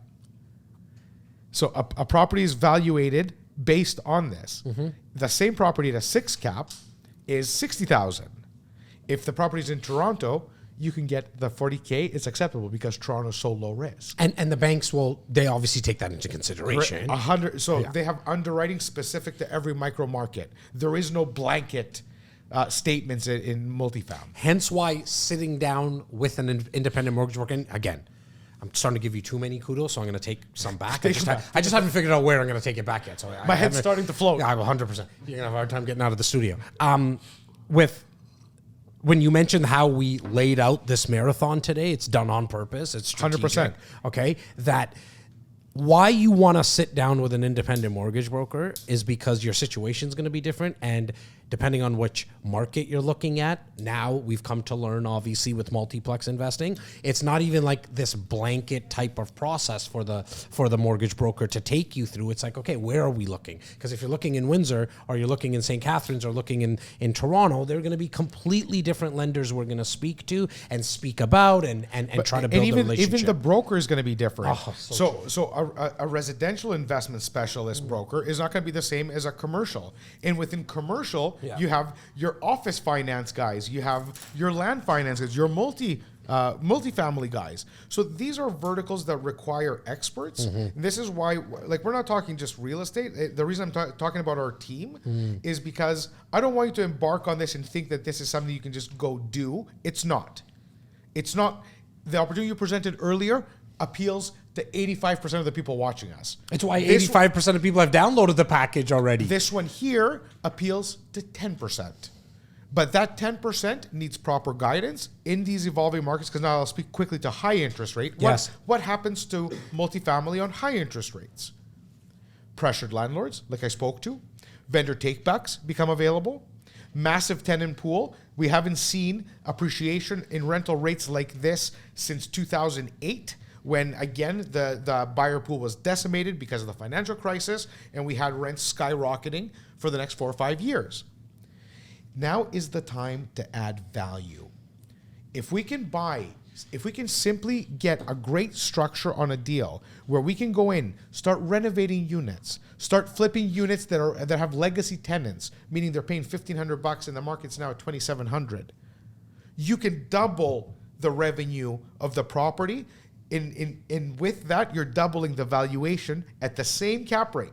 But if you don't know how to get those tenants out, Again, back to what you were saying Back to what I'm earlier, saying. you're screwed. You so know what I mean? need expert property management. You need property management strategy on how to go about it. The whole cash for keys, people think it's all easy. It's not. We live in Ontario, and our next speaker is going to speak to what that means for landlording. And the best practices for landlords, right? I think, again, talking about how we laid this out, we laid it out purposely this way. Oh, a lot of people can say landlording in Ontario is a nightmare. It's so bad. Yeah. Sure. Said none of the millionaires of real estate in Ontario. Exactly. Yes. Can it be challenging? Sure, it can be challenging. Well, if it was easy, everybody would do And it. what does Liam say? If anybody thinks they're going to get paid hundreds or millions of dollars and do nothing, Yeah. look somewhere else. Go buy a lottery ticket. 100%. So, Look, I mean, you made me think. The second you said that, there's a sign in our office back at headquarters there that says "Success leaves clues." Yes. Right. And I kind of said it earlier as well for anybody who just jumped on new, which is, look, I'm not that smart. But I second that. You attest to that. Yes. You've been with me for a very long time. And however, I have created wealth in Yes, you real have. estate. I don't tell you that to impress you. It's really more to impress upon you where all this data is coming from. It's because I just looked at where the big money flows. I sit down with the likes of you, Chris Slightum, and Patrick Which is what Francie, we've always right? done. And then to hear that, well, you have billions of dollars being invested in certain areas. I'm like, okay, if they're investing billions of dollars, they probably have a massive research team. We have a pretty big team, but we don't have that type of dollars pumping into our research as much as, Slate Asset Management, BMO, and all these guys and gals. But if they're investing in there, you get what I'm saying? If they're investing in there, like, why don't just I follow that money because success leaves clues? It's just our job to pick those up. I Go. have to do the foreshadowing because you Go. just said this. Go. So if the smart money is doing this, Yeah. the smart money is going to Hamilton. The smart money is going to Brantford. The smart money is expanding because this market of Toronto is pushing them out. So the Toronto resident goes to the Mississauga, Richmond Hills. Those guys go to the Oakvilles and the Hamiltons. The Hamiltons go to the Brantfords, and so on and so forth. What's hugely important to understand is that whoever is on this and has the agenda, they're going to notice that one of the speakers this afternoon is Lawrence Raponi of Equiton. Equiton is an actual passive investment, registered fund eligible, that invests solely in multifamily. Yeah. I want everybody to just try and understand, just for a second, that every property that they bought over the last 5 years, Yep. 10 years, Yep. whatever the prices were, it doesn't matter. Over the last 2 years, rents are up 40%. Understand that. Every single REIT is celebrating, popping champagne, smoking cigars. Why? Because they are the champions Yep. of what actually happens in the market. They are the ones that have the housing stock that is in absolute shortage, Yep. that people are fighting over. Yeah. You can be that too. And that's what I like about all the stuff that we're talking about today, because sometimes a lot of people that we come across think that a lot of these investors live in ivory towers or work in ivory towers in downtown Toronto. And I know our backdrop kind of shows that. But at the end of the day, regular Joes and Janes are making investments and creating wealth in real estate. Leave it to Simos Popilius to make the only speaker and guest today to go over time, because it's Simos. And what the heck am I going to say? He paid for half of this thing, so I had to let him keep going. Funny thing happened. If I check my credit card, I bet you I paid for more. Hey, check this out really quickly. You sat down and all of a sudden, I don't know what happened to my phone, Apple Wallet came up. So that's telling me something, that you probably are spending my money somewhere. Guys, gals, Simos ain't hard to find. Go check him out on his social profiles. S. Popilius on Instagram. I think that's your favorite. S. Popilius is everywhere. Everywhere. So, That's all easy. the platforms. Other than that, I'm going to be bringing on my next guest. I love you. You do that. I'm going to leave one note. Go. What I want to come out of this, I don't want anybody to feel intimidated by multifamily, by commercial real estate. I understand, because I've been doing commercial real estate for 17 and a half years, that it's not for everyone, but if you feel that this is something that you need to explore, my entire team is available, because that's what we committed to when we organized this event, to give you a session to understand what it's all about and how it can resonate inside your portfolio. Don't let the cat out of the bag in terms of at the end. That's how they're going to find out how to get a hold of the rest of our team. I love you, brother. I send everybody Okay. lots of So I'll love. just do one of REC these to Insiders. myself, I guess, All right, or- sure. I mean, I've left you hanging before. I'll do it again. What's new? Okay, at the start of today's marathon, I was sitting with Chris Slightum, and we were speaking about the fact that one of the biggest reasons we find that investors don't invest into real estate, definitely in the traditional way, and also to what Simos was talking about with multiplex investing, is sometimes it comes down to not understanding the process of becoming a landlord. What are some best practices and the fear? And I've come to learn, not only in business but in life, that majority of the fear is just in between the 6 inches between the ears. It's the unknown. It's not knowing enough information. It's not surrounding yourself with people that are doing it at a much higher level, people that have also left so many clues. I didn't know that this was going to be the overarching thesis of today's marathon, but it truly is. Success leaves clues. Whatever you're trying to accomplish, and I would like to think that what you're trying to accomplish by coming on to a 5-hour real estate investing marathon is to create wealth.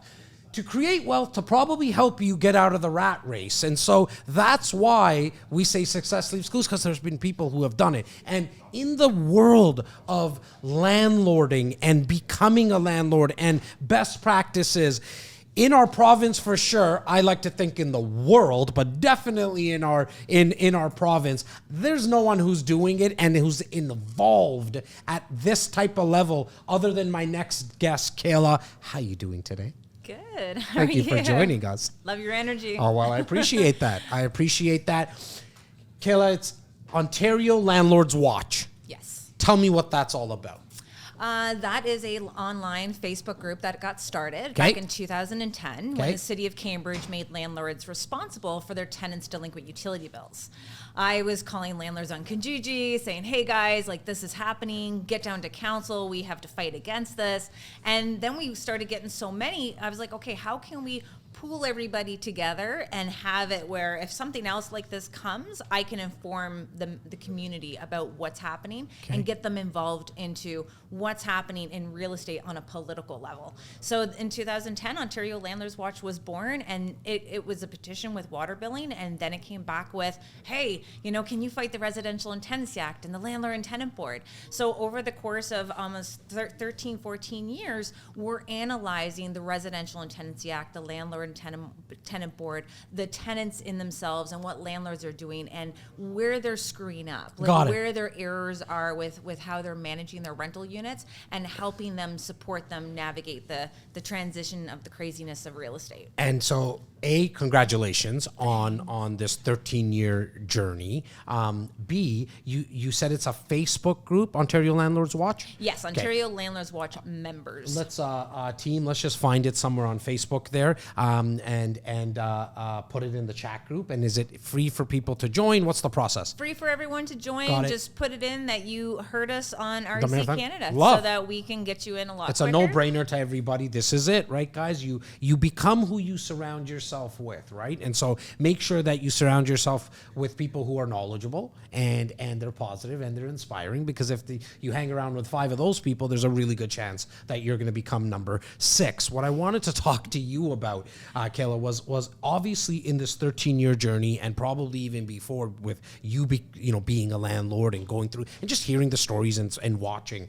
What are some best practices? Because a lot of my guys and gals that are watching right now, majority of them are already landlords. They've already taken the action, they've done it. I'm going to say as high as probably 90% of the people. 10% are still wanting to get into it. Like, what are some of the things that you're like, oh, if I just got to you maybe before you started renting out your property, these are the things I would tell you to do and watch for? Yeah, well, one, we want to make sure everyone's reading the Residential and Tenancy Act and the Landlord and Tenant. But so hang on. Now I envision that thing is huge and thick like that. Is that something to put you to sleep? It is a Bible. Okay, got it. It is a Bible. Okay. Like you got to put that everywhere. Like whenever you're bored, just sit there. You have to just go over it. Now again, what the RTA says and what the Landlord and Tenant Board does. Now that's the different story. So now you have to dive yourself into the Landlord and Tenant Board, understanding their forms, how to fill them out properly, what error could happen on that form, which would result in your application being thrown out, and most importantly, the Landlord and Tenant Board hearings are online. Okay. You have to learn how these difficult situations that will come about in Right. your real estate career, how they're handled at that level. So when you say online, they're open to the public? Sorry to cut you off. Open to the public. Continue. Open to the public. But on the other side of it is that learning what the bad could be, now we have to learn how to prevent the bad. So Yes. getting yourself into that tenant screening. So this is going to be about what your unit looks like, appealing to the right type of tenant based on what you're putting into your rental unit. You're doing your credit check yourself. Never take a credit check from a tenant. The tenants are coming with their fraudulent activity of their work references, their credit checks. These are fraudulent. They're Photoshopped. And you literally took the words out of my mouth. Like, I got one of the best graphic designers on planet Earth, aka Don't say the name because then tenants will find them. And aka I'll just call him Biggs because that's what he likes to go by sometimes, and aka Big Mac, not because he likes Big Macs. And he is someone that could probably Photoshop a credit report. And I've been saying this since day one. Do not take anybody's credit report. Pull their own credit. What's the cost now for that? Like $29 or something like that? $9.99 with Front Lobby. $10. So frontlobby.com. Frontlobby.com. Okay, perfect. And awesome. you can also report the unpaid rent. Oh, I love that. Finally. No I think judgment, no consent needed Okay. to report a debt, but you do need their consent to report a good payment history to help them grow their credit. guys, I'm in the business. I've never heard of Front Lobby, so that's awesome because I've been thinking about having some type of resource where us landlords can also mention and talk about some bad practices that tenants are doing. And then it should be vice versa as well. Tenants should have, I feel like tenants have that outlet where landlords don't. And this is not Put it about in the ad. Put it in the rental ad. Which is here, what? You have the first and last month's rent required. You Yeah. have your background check. And also, we report rent payments monthly to Front Lobby, which gets shared to Landlord Credit Bureau and Equifax monthly. That is now going to start taking the people who are abusing the system and cut them in half at least when they're seeing what you have in your rental Is there a ad. cost for Front Lobby, just out of curiosity? There is a yearly membership, and you can report up to 20 current leases included within that membership. It's like $220, I Okay. believe it is. If you use the code OLW15, you get a $15 credit, Awesome. which can go towards a credit check from Front Lobby as well.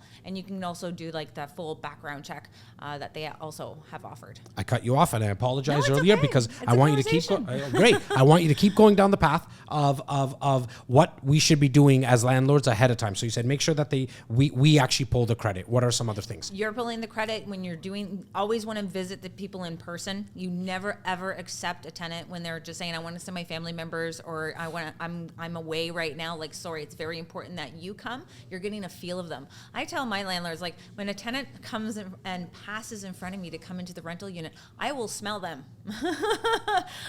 Might be a little creepy, but it's okay. It's a little creepy. Hey, if I'm going to let you stay here for a year, Yeah, I get it. If Continue. you could ruin me for like $60,000, like I'm gonna smell you. I'm gonna walk you to your car. I want to see what your car looks like. I want to see what kind of people you're coming with. And if that tenant, and some people are thinking, well, that's a little crazy. You know what? If that tenant thinks it's crazy, forget it. Because I also think on the flip side, when the tenant's like, I don't give a crap, come take a look at my car, it's spotless. Yeah. You know what I mean? Then I know that our relationship could get to the next level. Well, so I don't go back on the creepy side of things. Yeah. I'm smelling them just because you have had that experience where people are walking in to see a rental unit and they just smell like they just smoked something in their car. Yep. And now I have to go as a landlord and say, are you going to grow it in my rental Got it. unit? You know, so that's the concept where you always got to look at the people and their personalities. You have to match them perfectly to the other residents that are in the rental unit as well, because you're going to deal with more difficult situations happening because you're putting the wrong puzzle piece in that puzzle.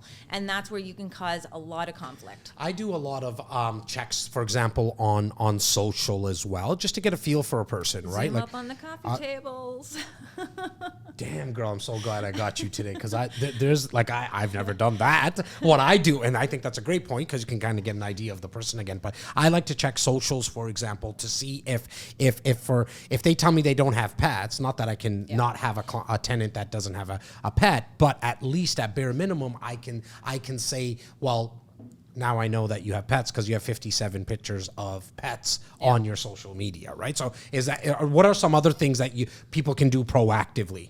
Well, and that's the part where you also have to call their work. So right now, we've come into situations where the tenants have created a whole website branding this business that they work at. So you really have to find the ins and outs. But looking at that person's Equifax long form credit check, you're going to start to put those puzzle pieces together. And when you're on site with them, asking them the type of questions, and then you pull the credit, you now have to take what your questions were to them and line it up. Was there any inefficiencies with what they were telling me just based on their last address, and now on Equifax it's not coming up as their last address? What happened there?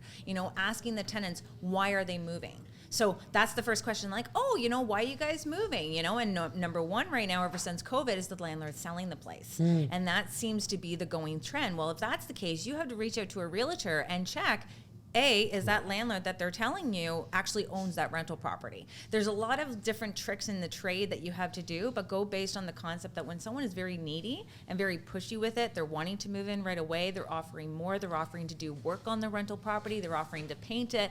That's where you have to sit back and say, okay, are these red flags that I should be looking out for? Because the key is to making sure that we're getting good tenants, so you don't have to deal with the broken landlord and tenant board and the broken RTA. Before I go into the next topic of our conversation, I wanted to, somebody just left us a message. What was the discount code that you mentioned? I think that was for Front Lobby.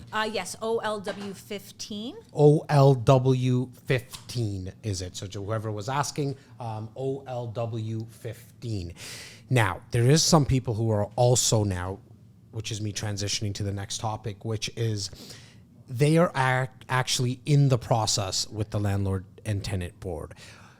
Is there, what have you seen to maybe help speed up the process? Because from a landlord's perspective, you get caught up in that. It takes a long time. Is there anything that you've come across that can hopefully help speed up that process? Obviously, hopefully you don't have to get into it, but it sucks the life out of you. It definitely does. And that is what I'm trying to save some landlords with by the education and giving them that information so that they can feel confident so when there is a situation happening. Now, based on the situation at the board, what is it? Is it non-payment of rent? Is the tenant ruining the enjoyment of others? Is there safety issues? Is there damage that is happening? That's when we're going to know which cards to play. So usually when landlords will call me, because through our group, I do whatever I can to answer as many phone calls as I can. You're awesome. Telling me what their situation is. Now, is there an option for them? Are they wanting to move into the rental property? Is the tenant not moving out? Is there a way to get that expedited? Well, based on your situation and writing to the landlord and tenant board as a request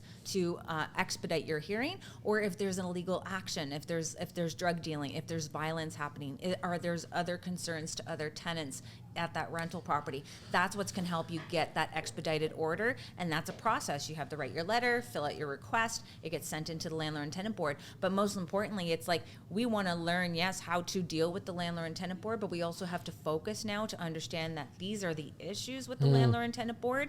How can we make them better, and how do we make them better? And that's where our elected officials come into play. You said what would be the specific situation. I feel, and you'll correct me if I'm wrong, that majority of the time it's non-payment of rent. Yes, last stats, there was about over 31,000 applications at the landlord and tenant board were for non-payment of rent. Okay, now what is the right process when it comes to that? Because now you want to scare people. Well, I want to really inform them, right? So I think there is ways at least that once somebody doesn't pay the rent, N4 on the second. N4 on the second. On the second. Yes, a lot of people will wait and they'll Right. agree to the But tenants. see, this is where I think that's why when people get this education, I think they can win because now they can actually take action and do it right away. So continue. Yep. You give you're looking at the concept of people waiting. You have Yeah. to give the N4 on the 2nd of the month. Yeah. It's in the manner of how you do it. It could be a new tenant. It could be a situation where, yes, they fell into some hardship situation. Yeah. That's not the problem. Your problem is you have to get that N4 application. You have to give it to them and say, listen, I know you're going to pay me on Friday, or I know you're going to pay me in the next 2 weeks, but I have to give you this form. It protects me and it protects you. Now they have 14 days to pay that amount owing, and if they don't, then you have 30 days to apply to the Landlord and Tenant Board on that L1 application Right. to file to have a hearing on that. But go a little further. You're dealing with business. You're a business person. Tell that in particular tenant, hey, here's a link for the local service managers from the province that can help you with rent relief. You can go there, apply. They will give you a breakdown if you qualify for a rent relief, and start saving the tenant from having to go through the obstacle of going to the Landlord and Tenant Board and having the tenant pay Yeah. $186 fee to be taking them to the Landlord and Tenant Board. Start connecting them to different resources so that they can get the money to give to you to keep them housed. Now, a lot of people are like, I just want them out. Yeah. Then you weather the storm. Yeah, but now, I mean, if a tenant doesn't pay for 1 month, I mean, I get, like, yes, serve the form. That's definitely what you need to do. But I've, in my experience for my personal properties, as well as now we're probably a little north of 2,000 units and properties that we've helped our clients rent out, or we're just part of that conversation or process. And I can tell you, I can count on probably like 2 hands in all the years about like massive horror stories. And I also want to speak about the non-payment for a second, because I feel like majority of the time it's like I just forgot to pay, or I had a bad month, or hence why I tell investors as well, when you're going into the world of investing into real estate and you're going to have tenants, you got to have some like a slush fund to put away, because the bank doesn't give a crap that the tenant forgot to pay you. Yeah. They're going to take their mortgage payment. If it's condo, the condo fees are going to, the property tax, all that. And so make sure that you have some type of slush fund put away. But would you, like, I know there's, the 31,000 that you mentioned, but you're also talking about, not you specifically, but when we're looking at the city as a whole and the province as a whole, there's millions of properties that are being rented. Majority of the time, people pay on time. Majority of the time, they keep the place clean. Would you agree, disagree? And we can have a healthy debate about it. Oh, they definitely do. Right. We have to do a shout out to our good tenants who pay on time. Yes. And that's why when I became an ambassador to Front Lobbies, because I'm looking as a tool in our toolbox that is needed for us, and that helps our tenants to pay on time. So when you are saying, okay, like you're in this, jam right now, you can put a payment arrangement so that it doesn't hit their credit right away.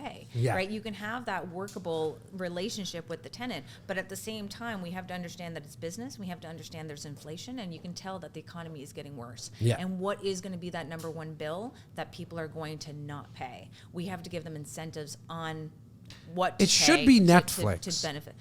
Yes. Like, And Disney. yeah, I know, right? In terms of, I want to go to the Facebook group now and Ontario Landlord Watch as a whole. What other resources are available to like some of my guys and gals there that they can get access to? Everyone. You have your landlords, your property managers, real estate agents, and paralegals. We even have some elected officials in there. We don't even there was a mayor in there. Okay, cool. She was looking for some advice, but All I didn't right. know she was the mayor. Okay. But we always want to get in there and get that hands-on advice of you can talk about your mortgages, you can talk about, but our goal is the deep down management. Like our group is not about like growing your portfolio. Like we're in Right. about like it's great to have those numbers, but those numbers don't mean sense if you don't have a proper property manager or you're not managing it properly in your system. So we help with that guidance. Do you find that most people manage it themselves, or are they managing it through property managers? And what would you advise, like just kind of going through and with your experience? I think it's a mixture of both. I think you have the ones that like to do it themselves, but if they invest in other cities that they don't live in, then they have to get their property manager. Or if you're a newbie, they want to get the property manager first. They're a little bit more clingy because they want to know what you're doing at Sure. the same time, so it becomes a little troubling. But our landlords, in looking at what our economy is doing now, we have to start pooling our efforts as the private housing sector and start working with, yes, these are the rules. Yes, these are the cards that we're being played with right now, but we can actually change those cards if we get more people involved in the political landscape.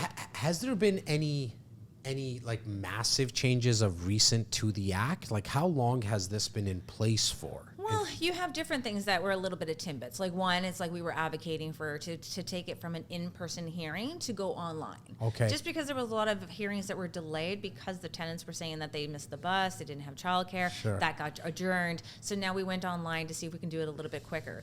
Then we have the rent rate. So let's say as a landlord before, you would increase your rate beyond what the government allowed you to do. And if the tenant found out about it, you actually had to give that money back to the tenant. They've now made changes where if the tenant is making that payment on time in full for 12 months, that becomes the lawful rent. Okay. So we're like, okay, you're just making us look a little shadier if we try to, put in an extra $10 and hopefully. And that most the tenant tenants are can not pay even it. going to know about what the increase guidelines are. Like, I've come across a lot of tenants that they didn't even know that you can only increase it by a certain amount. Obviously, if it's a new build after November 2018, you can increase it to whatever you'd like. That's under attack right now. Sorry? That's under attack right now.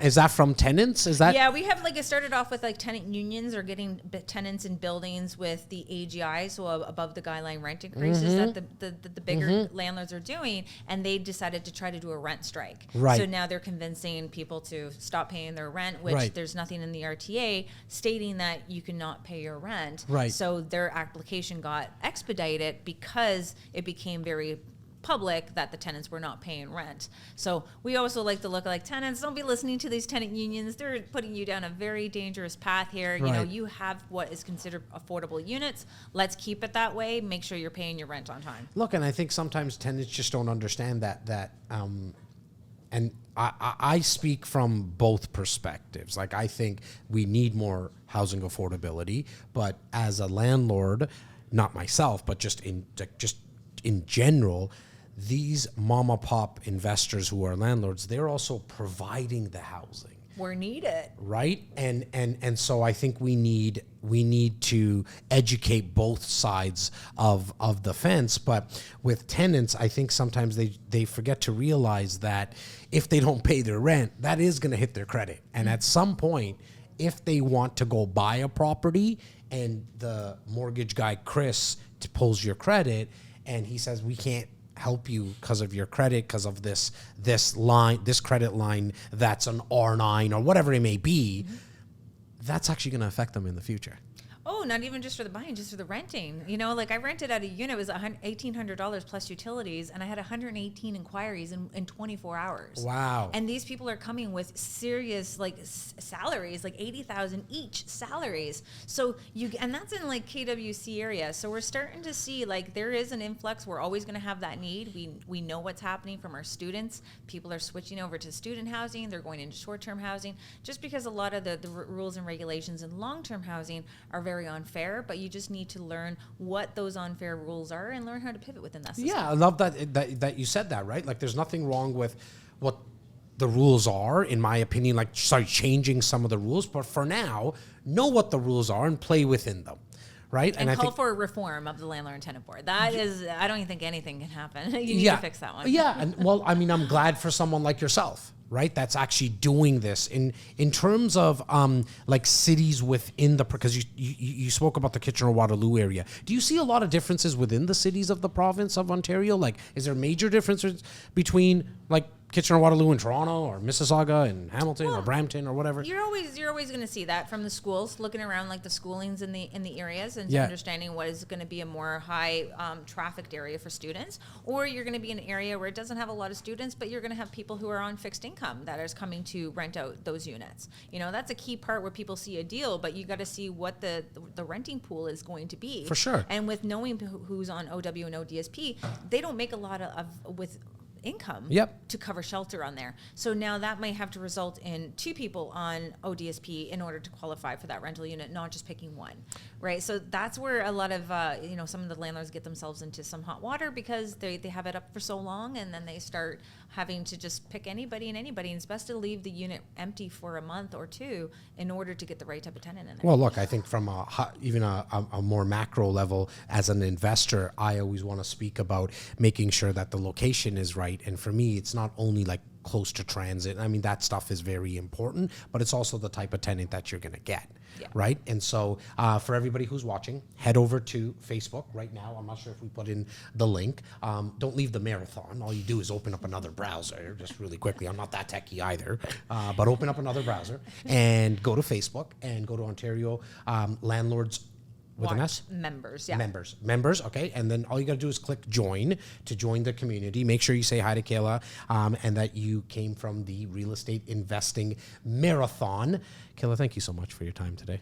Thank I you. really appreciate Great it. You job came doing in this. person. Well, thank you. Thank you. I'm just going to keep going. In Can't fact, wait for the next one. well, you're going to love it. We're going to try to do this every single year. We'll try our best. But talking about housing affordability, bringing more supply to the area, my next guest, to majority of you, is not going to be a massive surprise. He probably is one of the best looking people in the real estate world. He definitely is one of the biggest experts in my world, and I do not joke about that. I mentioned earlier, I said hi to some investment groups. I said hi to the people in those investment groups. I think all these investment groups that myself and Simeon and REC Canada are collaborating with. We've been with them for decades, some more recent than that. They all offer something a little different. I love them all. They're led by amazing people. In fact, those people that they're led by, I wouldn't even have conversations with them and bring them to you if I didn't vouch for them. But this next guy, Mr. Darren Voros, how you doing? Good, how are you? Hey, you guys know what I'm saying about the good looking and the style and all that kind of stuff. You guys obviously see it. I love seeing you here, buddy. Darren and I have done so many things together in terms of content, and obviously he was in our first marathon as well, which was a couple of years ago, and I had to have him back. But Synergy Mastermind, brother, this group that you have, I've spoken at the event, at one of your events, and I think it's different because I think they're all different. Yep. And you guys all add value in certain ways. What I like about your specific group is the fact that you're actually out there doing the work. And when I say you, I don't actually mean just the collective you. I mean you as Darren Voros. You're the one who's actually putting money in renovating these properties, adding more housing to the city, as I was mentioning while I was introing you. And then I'm actually speaking to some of your members, and they're actually doing the work. And so we're going to go into the new housing laws, and I think that's very, very important. That's going to be our conversation. But really quickly, and then don't give them the gift that I know we're going to give them until the end, okay? Yeah, no and in case I forget, Alto or Steven, just remind me, Darren came bearing gifts, and so he's going to give a gift to everybody who's watching right now. But talk about Synergy for a second, man. Well, first of all, thanks for having me on again. You're the second best looking guy in the room, so I appreciate that. And Synergy was really a group created for I call it the elite investors in Canada. There's so many different groups, and we're a part of many of them, right? And you've had a lot of people on today. And I think of Synergy as the top 1% of all of those groups. So it's the people that are out there doing really big things, building businesses around real estate investing. So it's that elite group. We make it exclusive. It's 50 members. That's it. That's all we bring in every single year. We run 3 live events, one in the East, one in the West, and now one in an international destination. Well, let me guess why you're doing it international. Anyways, go on.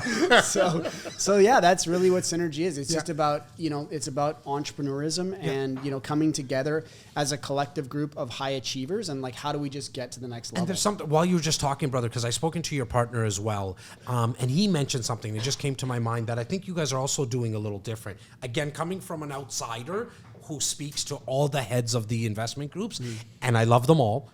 What I think that you guys are doing different based on my conversation with your partner was the fact that you're not only teaching and educating and helping people execute on real estate investing, but there's this component to it about the business aspect of sure. it. So, like, where the heck did that come from? Because that's not really what majority of the others do. They're the heads of these groups, Patrick Fancy, the Scotts, and the Michaels. Shout out to everybody, Alfonso. Sure. They actually, as I get to know them for a long time, they're very business oriented. Like, they're entrepreneurs. They run it like a business, but they don't teach it as much. And where you guys do that differently. Yeah. So where did that come about? I think it came out of a necessity, right? I think a lot of people have incredible real estate investing, acumen.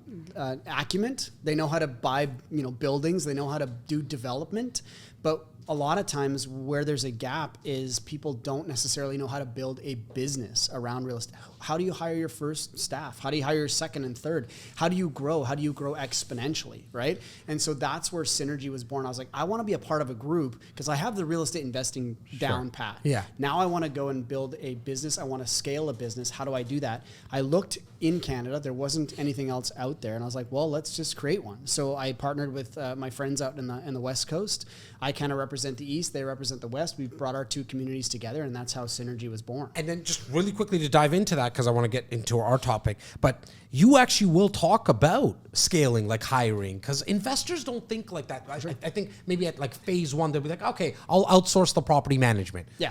Right, but we all kind of know that. Provider for it's not there you not go. Anyone on your team. That's not like an employee. Exactly. Right? And so now where you're going to be speaking and you educate people on the fact, like, here's how you actually hire someone. Yep. And here's maybe what you need to pay them. And if you guys don't yet follow my boy, Darren, I think number one, and correct me if I'm wrong, I think YouTube's your thing. Yeah, like, is that the Darren thing that you like? Okay. Yeah.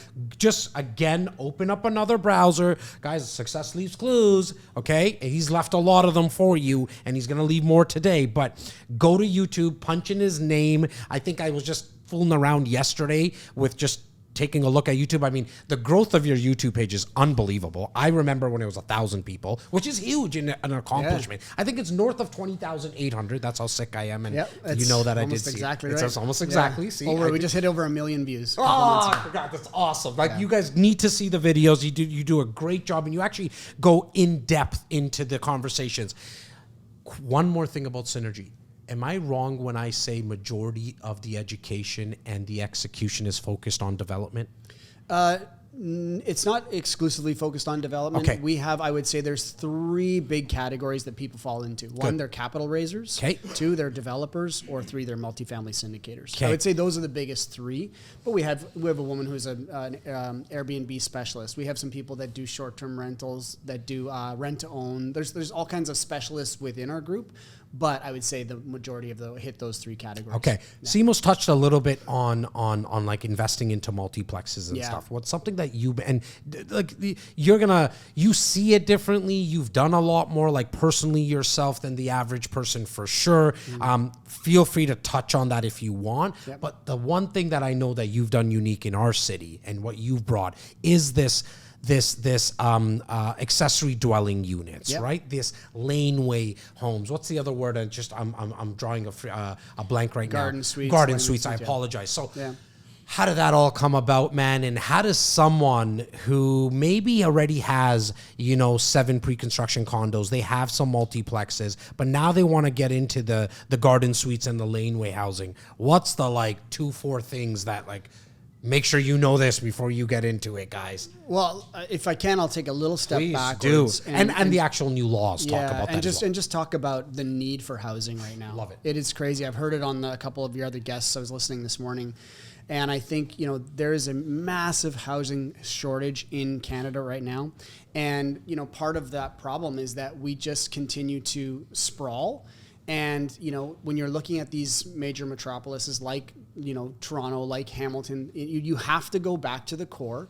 All the services are already there. So you're either going up or you're adding density to an existing lot. So City of Toronto now has basically approved garden suites, laneway suites. Those 2 are pretty simple to delineate. If you've got a laneway, it's a laneway suite. If you don't, it's a garden suite. And you can basically add a secondary home in the back of your property. And now it can only be one additional unit, but that could be a 2-story with a basement. I mean, you could have a full 3-bedroom, 4-bedroom house in the back of your house. It's crazy. And so what that does is it's starting to add density to the city, which we badly need, right? We are running out of space, essentially. We don't want to sprawl because then we have to put in new sewers and new water lines and new power and everything. City of Toronto, all these major cities, they have the infrastructure there. They just need to double down on it and focus on density. And so that's one of the things that we're looking at, is just adding those garden suites and laneway suites. But it's also most of the municipalities across Ontario and even across Canada are now changing their zoning bylaws to allow for more density inside of an existing property. Is there a lot of those available though? Like, is there a lot of laneway housing? Like, it's not built yet, but like if you have a laneway, first and foremost, is there a lot of properties in the core of downtown that you would say, look, there's a lot of opportunity here? Well, I don't know the exact Yeah, number, but no, I feel that's like there's fine. like 7,000 lots or Wow. something that are eligible for this. I'll give you a website, super easy. I think it's called ADU Search. Okay. I think it's .com or .ca. Just go on there, punch in your address, and it'll tell you whether you can add an accessory dwelling unit. Just put your address in easy. Yeah. Okay. Now, so let's just say that's an easy one. Just go there and search. I go to adusearch.ca or .com. My property is eligible. Yep. What the heck do I need to know now? So now you've just got to look at the zoning bylaw, right? What are the setbacks that you need from the existing building? What are the setbacks from the laneway at the back, from the side, all that kind of stuff? Can I do 1-story? Can I do 2-story? So you just have to look at that. And then there's some rules around, it's really around fire. Everything has to do with fire, right? Safety. So like, can the fire department get to Exactly. your property, Got right? it. So if there's a fire back there, can they do that? So it's just, you can learn the basics of it, but I would say if you're really interested in developing something like this, talk to somebody, an architect, somebody who specializes in. Or just go to linear- Synergy. Yeah. Like Yeah. me personally, I mean, again, success leaves clues, guys. You just go to the people that have done it because you've actually done it. Mm-hmm. And I've seen it virtually because you and I did a bunch of content together. Yep. And yours was a 2-bedroom that you built? I have a 2-bedroom that Okay. we built. Yeah, it's a single story. It was actually an existing structure. So that's another whole thing, that if you've got a garage or something, you can convert it to a living space. That's one element, or you can actually just build from the ground up. You can just add another piece of property at the back of your property, essentially. I've also heard, and I had somebody on the podcast as well, so he spoke about it, that you can actually, if you have a garage, you can literally turn your garage into an accessory Yep. unit as well. Yep. So, I mean, there's a lot of options out there. From a macro level, Darren, you're an investor, Yeah. right? And so I get some of these strategies. You did a great job about the new Ontario housing laws and all that. But from a macro level, from an investing perspective, what are you looking for when you're making kind of an investment? What are the fundamentals for Darren? Not even Synergy, because I want Darren's first. I think for me right now, it's all about maximizing possibility on a single lot, right? What is the maximum amount of units that I can bring to this property that I'm looking at? And depending on the municipality, I mean, almost everything now is going to 3 and 4 units on a single lot. That's changed within the last 6 months. That was not there before. So for me, it's about how do we just continue to add units to the market, because there's a dire need for it. And if it's an easy process, if our governments and our municipalities are making it easier for us, that means they want us as real estate investors to do this. They need us. They can't do this themselves. So they need us to help with the housing crisis by adding units to the And market. that's where the opportunity lies, right? Because some of the big REITs that myself and Simos were speaking about, Yeah. Patrick and I think touched on it a little bit. That's not what they're into. They're not going to go in and start building. too small laneways. for them. It's exactly, and I've heard you say this before: is that your sweet spot is like 6 to 10 I like units, or I is like it 8 to any- 12 or yeah, something? I like 6 to 10 There you in go, okay. Ontario. Yeah. I call it the missing middle. Yes, talk about that, man. Because you've got the developers, the big boys that are doing 300 units, like you guys are selling in that Hamilton. building. That's Yeah. amazing. But that requires deep pockets and a tremendous amount of knowledge, right?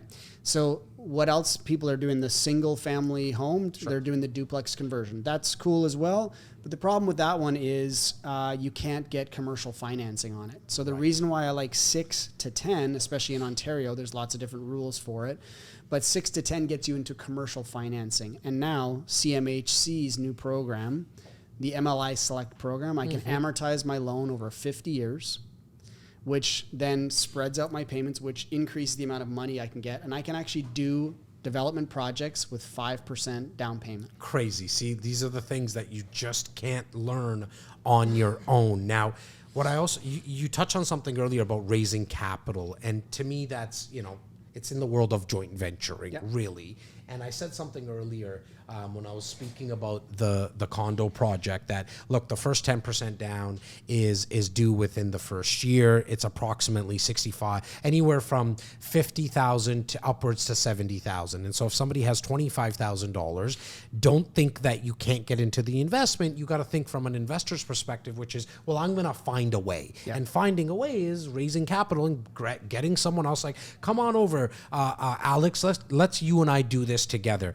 You've done a lot of this, man. And so how does someone just even get started? Like, how does someone go? Like, is it sending an email to family and friends? Is it putting out a social media video? Like, what is it where someone that is wanting to do a joint venture, not at the scale necessarily where you're doing it, because they can just partner with you. If I think that's really easy. But maybe if they were looking into getting a duplex and they needed 300,000 down together, or you're thinking about this pre-construction condo, I need 70,000, I got to find 35.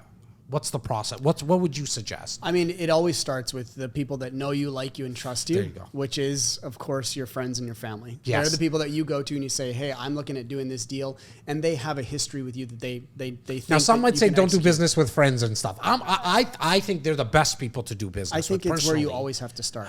Who are you? You're not going to go out to somebody on the street and be like, "Hey, you want to partner on a condo? Just I need $75K." Like, nobody's going to give you that money, right? Trying to get $7.50 Exactly. for somebody from So the I state. think you have to start with friends and family. It Right. always starts there. My second piece of advice is really just around, one of the things that you're the best at in the industry, and that is building a brand. People start to know you because of your social media presence. Why did I start a YouTube channel? Because I want to help people be real estate investors, but I also wanted to have people know me, like me, and trust me. And that comes from building credibility, from them seeing me in this light. Every single week I put out a new video and they get to know me and who I am. And now you have a lineup. Exactly. Like, you're not going to say you're too humble. I've known you for too long. Like, you have now a lineup of people that want to invest with you because of the stuff that you put out there. So I want to shift a little as I like to go kind of back and forth. Again, going back to kind of the macro level in terms of the market. I know what you're thinking from a strategy perspective, but there's people out there that this bubble is going to burst and the values are going to go down, and you've been investing for a long time. You've lost money, and guys, just go check out his YouTube channel. He tells you all the stories. There's a podcast that you've been on mine a couple of times. You tell the story about the investments that you made and lost money, so they can find all that. Yep. But right now, are you someone who's like looking for opportunity? I know what type you mentioned. Or are you also like, oh shit, market is doing pretty bad? Or like, what's your thoughts about the market as a whole is what I'm really trying to ask. Well, so there's obviously been a lot of news around this as of late, and I'm not going to get into politics because I never do, like you. I'm same. But, there was some recent, things that happened here in Ontario. We opened up the Greenbelt and then we closed it down again, right? So what does that There was do? like a briefcase going somewhere or something like that they Exactly. were saying, yeah. But all of that has to do with very simple economics, which are supply and demand. And there is not enough supply on the market, and the demand is still there. I am a huge believer in the real estate market now and for the next decade or two. And only because of that one thing. We need to put so many units on the market, and we just are not building them fast enough. So for me, real estate is such a solid investment right now. And yes, you can listen to the headlines, you can listen to all the hype, whatever, but just look at the fundamentals, look at the economics of it. And every economist, every speculator out there on whether the market's going to crash, put that in front of them and say, well, tell me how we're going to solve this problem. Tell me how we're going to solve the supply and demand issue. And then they'll say, well, there's no way around it except we have to bring more units to the market. Well, who's going to do that? It's going to be investors like you and like me and like everybody else who's watching today. We're going to add more units to the market, and you need it to be able to keep this country moving. And yeah, I couldn't have said it better than you just did, brother. And I can't see a time where the supply side is actually going to be fixed. We can't break. Not here in the GTA. No way. anyways. We put so many barriers in the place of developers that it'll never happen, because the bureaucratic process. You know how long it takes to get a project in Toronto from the ground all the way to occupancy, or just from concept to occupancy? It's 10 years. Why do you think condos cost what they cost? The only way to stop and make that problem solved is shortening that timeline. Do you think that we could get a building built in Toronto, a 20-story building, in 2 years? No. Not a chance right No. now. How much time is it going to take for those rules to all change? In the meantime, we have a tremendous opportunity as investors to capitalize both financially and ethically, because we're solving two problems. We're bringing units to the market. We're also putting a little money in our Right. pocket, which is why we're all here. Why do you think some people don't heed that advice that you're giving and actually take action?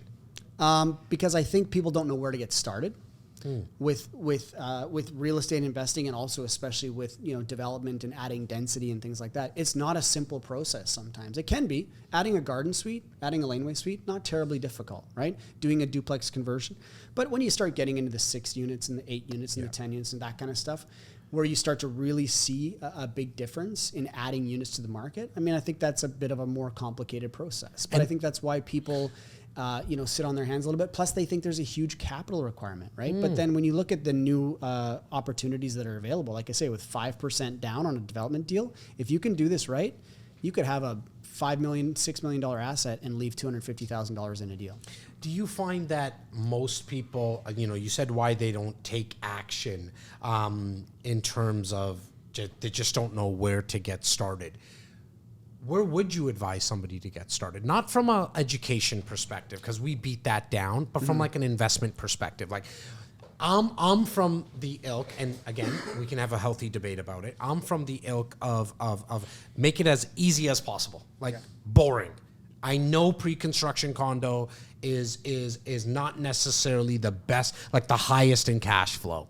And there's some downsides to it, but I think there's downsides to every type of investment. I just think it's so passive for anybody to get involved in. But some would say, well, no, like I would just get started with multiplexes, or I would just get and I don't think anyone is right or wrong. I think everybody has their own opinion. What's your thoughts on that? Well, I think so. There's a couple new products that are available on the market. Okay. Like, I've just launched my own MFT, which is a mutual fund trust, and there are actually quite a few developers and investors that are having the ability to do this now. Okay. So we used to have to partner with some of the big folks, right? Like Graybrook. Yep. You have a great relationship And I with have them. somebody on Equiton. Yeah, Equiton. I just remember These the guys company. are fantastic at Yeah. what they do, but they only have a certain amount of projects. Graybrook only releases a project like every maybe year or so, maybe, and it's snapped up pretty quickly. There's a lot of other players now in the space that have these mutual fund trusts that you can invest in. My deals, you can invest as little as $20,000. You can use your registered funds, and if you don't have to do it. You can let me do it. I have the experience to do it. So if you want to go out and partner with somebody like that on a smaller scale, you have that opportunity to do it. So I think the landscape is changing on so many fronts, right? There's so many things that are available to any investor at any different level. It just depends on what the fit is for them. And are you only now looking at like kind of the GTA as the investment? Are you looking right across province, country? Because you obviously have partners for Synergy in the West Coast. Yeah, I mean, Synergy is the mastermind. I mean, Yes. that's the educational sort of like build the business program. In terms of my business, I'm focused on 2 markets, Ontario and Costa Rica, and those are my 2 markets. And Toronto mostly is where my projects are. I have 1 project in Kitchener, 1 project just outside of Peterborough, but everything else is literally right in the west end of Toronto. Okay, and when you say literally the west end of Toronto, that like kind of High Park-ish High Park, area? Okay. yeah. Now that's mostly, that's a pretty expensive area to get into. Yeah. And you're obviously just banking on the fact that all the stuff that you just said, that's why I love you so much, brother, because you actually put your money where your mouth is. You're not only saying like, I believe in Toronto and just saying it, like you actually put your money in one of the most like sought after areas, which in itself is the importance of understanding why you should invest into an area like Toronto, the GTA, the GTHA, because you believe that people are just going to keep coming here and there's not enough supply. Yeah, we're taking single family dwellings and putting 8 units on that property that used to be there. We're getting commercial financing on it. And we've got these brand new purpose-built buildings that are going to be low maintenance for the next decade and have 50-year financing on them. I mean, it's kind of it's a no-brainer in a way, except that the purchase price is $2 million. It's Right. $2 million to renovate. And so there's a lot of that kind of Right. stuff, and it takes, a year and a half to do them. So, but at the same time, when you're done, you've got these stabilized buildings that are brand new that are, basically adding 7 new units to the market every time we do a project. If you were watching earlier, I was talking about being more of a decade trader in business and in life, but specifically in real estate. Is that kind of your thought process? Are you like, dude, I'm like 20 years out, man. I'm 30 years out. Like, This is why, like, when people ask me about the interest rates and things like that, I'm Yeah. like, well, we're putting 10-year financing on our projects. We just put a 10-year loan on our last project at 3.93%, right? So, like, my costs are essentially fixed for the next decade. Do I believe in the Toronto real estate market over the next 10 years? Absolutely. Yeah. Like, obviously no one has a crystal ball, Sure. but at the same time, if I had to hedge my bets, if any market in the country, I would say Toronto and Vancouver would be the places where I would put my money first. And then when you look at what else is around those two markets, I'd be looking at Hamilton. I'd be looking at all these areas because they're suburban markets to the core, right? and people drive till they qualify. Exactly. So a tenant, as an investor, you're looking at your customers who are going to be the tenants. They're going to go out. They can't afford Toronto. They can't afford Mississauga, whatever it may be. They start to go out. You kind of glossed over it, but I know there's people who are like, what the heck did he say about Costa Rica? So why Costa Rica and what the heck's going on over there, brother? I've been visiting there for so many years, and I was there 2 years ago, and I was like, I could not find a place to rent there. Okay. And I was like, I'm a developer. Why don't I buy some land here and build something? So A lot of people think that. They all say that shit. Like, I go away with my wife and she's like, let's buy a place here. We actually never do it. Yeah. But you actually did. Yeah. So what are you doing there? Well, and I bought enough land that I could build multiple units. So, we bought basically just under an acre, and we're doing 6 custom homes on this piece of property. The model is we'll sell 3 or 4, basically, and then that'll pay for the entire project. Okay. And then we'll own 2 or 3 free and clear, and we'll just rent them on short-term rentals on Airbnb and whatever else. Any So- regulations there, like how, like in terms of Airbnb, like is it like just pretty Well, open? The problem with, or the great thing about someplace like Nosara, which is where I invest in Costa Rica, is the whole entire place is designed around short-term rentals. So I'm not worried about something coming in like where it's in legislation Toronto. or something, Yeah, yeah. because the entire market is either hotels or short-term rentals. So that's not going to change anytime soon because that's the entire market. So Right.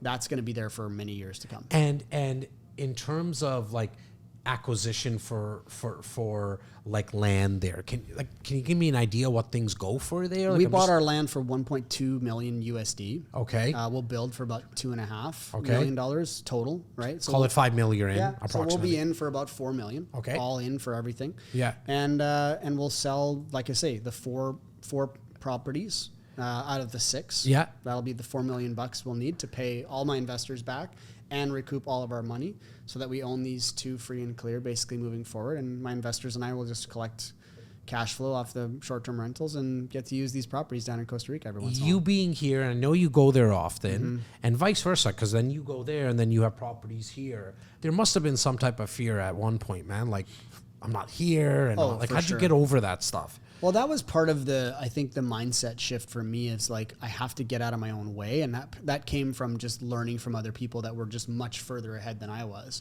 I'm like, well, what are they doing? I'm like, well, they have staff. Like, they don't actually need to be on their job sites every day because they hire people that are there to take care of that. And in my case, I have an operations manager now. I have a finance person. I've got my executive assistant. And all those people are here in Toronto. So I don't need to be here for the entire year. So I'm like, I can probably set up my life where I want to work in Costa Rica.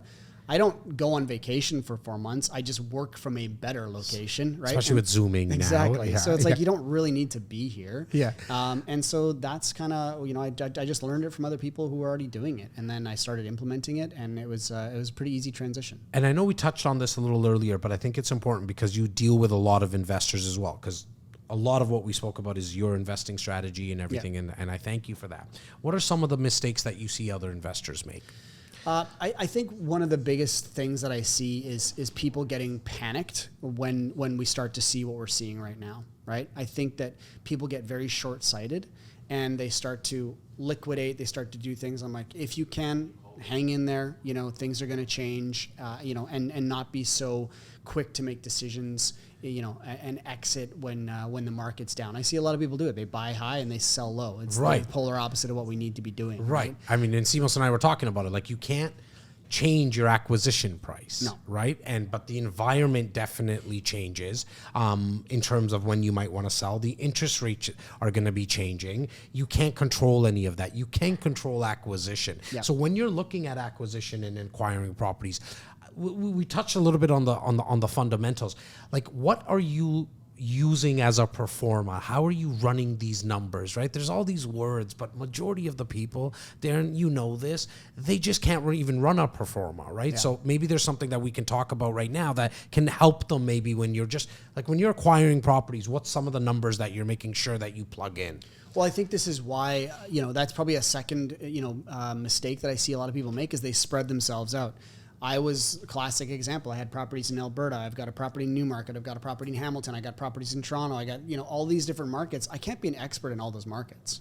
So what I've done over the last year and a half, I've liquidated everything. Now I just focus on the market, like Toronto. I have like my properties here and in Costa Rica. I'm now down to 2. If you show me a property on the Toronto market today, I can tell you whether that deal's going to work or not. Because you're I look hyper. I look at the lot size. Yes. I look at the zoning, and I look at the purchase price. And I'm like, yes, no, and that's all I need to know, right? So because I know these markets so well, because I've created systems that now I can be like, yes, this will work for exactly what we want to do, right? Right. And that's where you can start to, you understand your numbers, your pro formas, all those things, because you've done this multiple times at the same thing. You're just rinsing and repeating. I love it. I want to come back full circle about synergy now.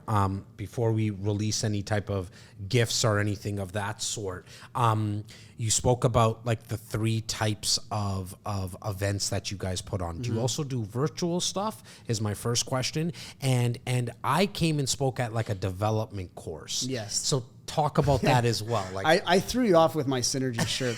I have too many things that I do. know you do. Okay, so Synergy is the mastermind. Synergy is this elite group of people, 50 investors from across the country. So we have an annual membership. That is Synergy. My development course, which you spoke at, is what I teach people how to do what I do, which Okay. is teaching development.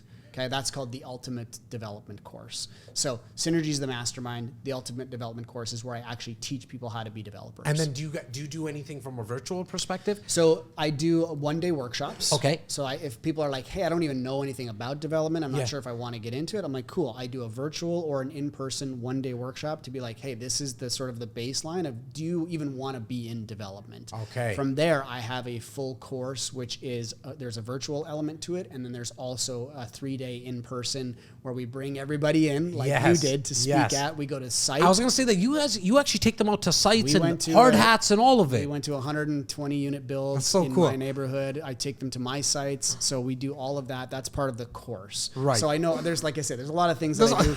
There's the mastermind, there's the 1-day, workshop, and then there's the full development course. And then what about the team that some people would need? Like, do you help with that? Is there resources within Darren's world? And now I can kind of explain it Yeah. better because we call it Jazz's world around here Yeah. sometimes. And there's a lot going on. But in Yeah. Darren's world, you have the development course and the stuff that you teach. You have Synergy. Yeah. You have your content that you're putting out there. Yeah. But then what about like if somebody needed a general contractor or like anything of that sort? Can people kind of be put in touch with them within your world? Well, that's why I bring in the people that I do for the development course. I brought you in because if they want to get into a development project where they're building a 300 unit building and they want to go to a realtor team to be like, hey, who's going to sell this for us? Right. That's why I brought you in. I bring in construction managers so that they can be like, hey, I want to go and build this building. Who am I going to use to help me? I bring in commercial appraisers. I bring in all those people that are experts in the industry, but they also are the ones that are out there doing things every day that my students can actually use. So they get the knowledge and then they also get the team that's kind of built for them. Okay, let's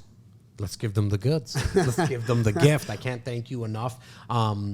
Even when you asked, you like, Jazz, I'm not sure if you would be comfortable me kind of giving a gift, and I'm like, Darren, like if there's somebody that I vouch for, and like that I want my insiders, we're upwards to a little over 11,762 people. I actually think you have the number on the screen. How much is it? 11,818 people that we've been cultivating and nurturing for 19 years. A lot of whom do know you because you have spoken in person. We've done a lot of content, but I want all of them to know you, so then they can make a quality informed decision themselves to see if they want to get into that world of Darren's. What do you got for my guys today, buddy? Because we've been talking about development a lot today, and I wanted to give everyone the opportunity to, come to my one-day workshop, and because it's your audience, and I know that you can do so many things for so many people. Part of my mission is also just to give back whenever I can. So I'm going to comp everyone in to my development workshop that's listening here right now. So all that they need to do is use the code REC. And where do they go? They're going to go to, it's my website, basically darrenvoros.com. Very easy. They click on the one-day workshop. They put in REC as the promo code, and that's going to give them the comp to the virtual session. Steven, I don't know. Is it on screen? I don't have my phone on. So anyways, it's Darren. It's in the chat. Perfect, guys. Go to the chat right now. Again, you always open up another browser. It's darrenvoros.com and put in the promo code REC. Is that to the virtual or the in-person you said? The virtual. The virtual. Awesome, Yeah. guys. So just if they want to go to the in-person, if they're here in Toronto, Yeah. Calgary, Ottawa, Yeah. let me know. Just shoot me an email, darren@darrenvoros.com. Perfect. And I'll do something for them for the live event as well. Guys, I mean, that's awesome. I think you should see him in person. But if you just want to kind of get your feet wet and find out what's going on in this guy's world and get the education. I mean, we did, obviously we went for about 35 minutes, 40 minutes today. There's tons of content on Darren, on the YouTube channels, on our pages on REC, at our YouTube channel as well. But do yourself a favor. Sit at home in your PJs with a glass of wine, especially, well, I don't know if it starts at 8, 9 o'clock in the morning, but if it does, whatever. What time is 9 it? a.m. 9 a.m. Okay. I'm not going to advocate like for a- the glass of wine at 9 a.m., like a but do coffee your and a thing. Baileys. Coffees. Sit there and learn more. And then if it's a right fit, go learn more about what he has to offer. Darren, I can't thank you enough. For everyone else, it's very important to understand that before you get into this type of investment, and I know Tyler's here, Laura, so we can also bring on Tyler, but I guess he's not ready yet, but that's fine. That's just what happens around here sometimes. But before you actually make these type of decisions, you really want to take advantage of a real estate action plan. I'm going to be talking to Tyler a little later about what a real estate action plan is, but however, you can book that right now. All you got to do is go to coffeewithrec.com. Maybe you're thinking, hey, do I like that pre-construction stuff? Do I want to get into the world of multiplexing? Do I want to start developing some properties? Where am I going to get the capital from? Can I put a team together? You have all these questions because you're not sure where you are. Maybe you want to start investing your RSPs. Maybe you have registered funds and you want to look at, well, I don't want to do this by myself. Darren's really good at it. I'm not going to be able to do it, but maybe I can partner up with REITs and a real estate investment trust. Whatever that is, you want to get a quarterback. And that's what we do here at REC. There's no cost for it. If you go to coffeewithrec.com, it's very simple to do. You just book a time. You'll have a conversation with our director of investment coaches, and he will put you in touch with the right people. Because at the end of the day, it really does start, in my opinion, as I mentioned earlier, but if you join later, that I like to think I'm the most important person part in this process. I really like to think that.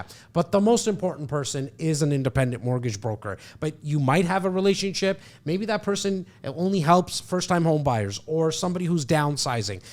For this conversation, you want to sit down with somebody who's investor savvy, focused. They have properties. They've helped others grow portfolios. And to set that up, all you got to do is go to coffeewithrec.com, because my next guest is not only going to help you to talk about and educate you on the world of investing from like a down payment perspective. It's very unique what him and his firm do. In fact, they've been helping our REC insiders for the last half decade now, very closely works with my team, and he helps our REC insiders invest those registered funds. It's none other than Mr. Lawrence Raponi. How you doing, brother? I'm good, man. It's You good to good? see you, Jazz. It's always good to see you. Another Yeah, webcast, that's right? it, man. Just another piece of content. The only Yeah. difference here is that we went on for 5 hours, or we're almost at our 5 hours. And Nice. guys, I appreciate you so much,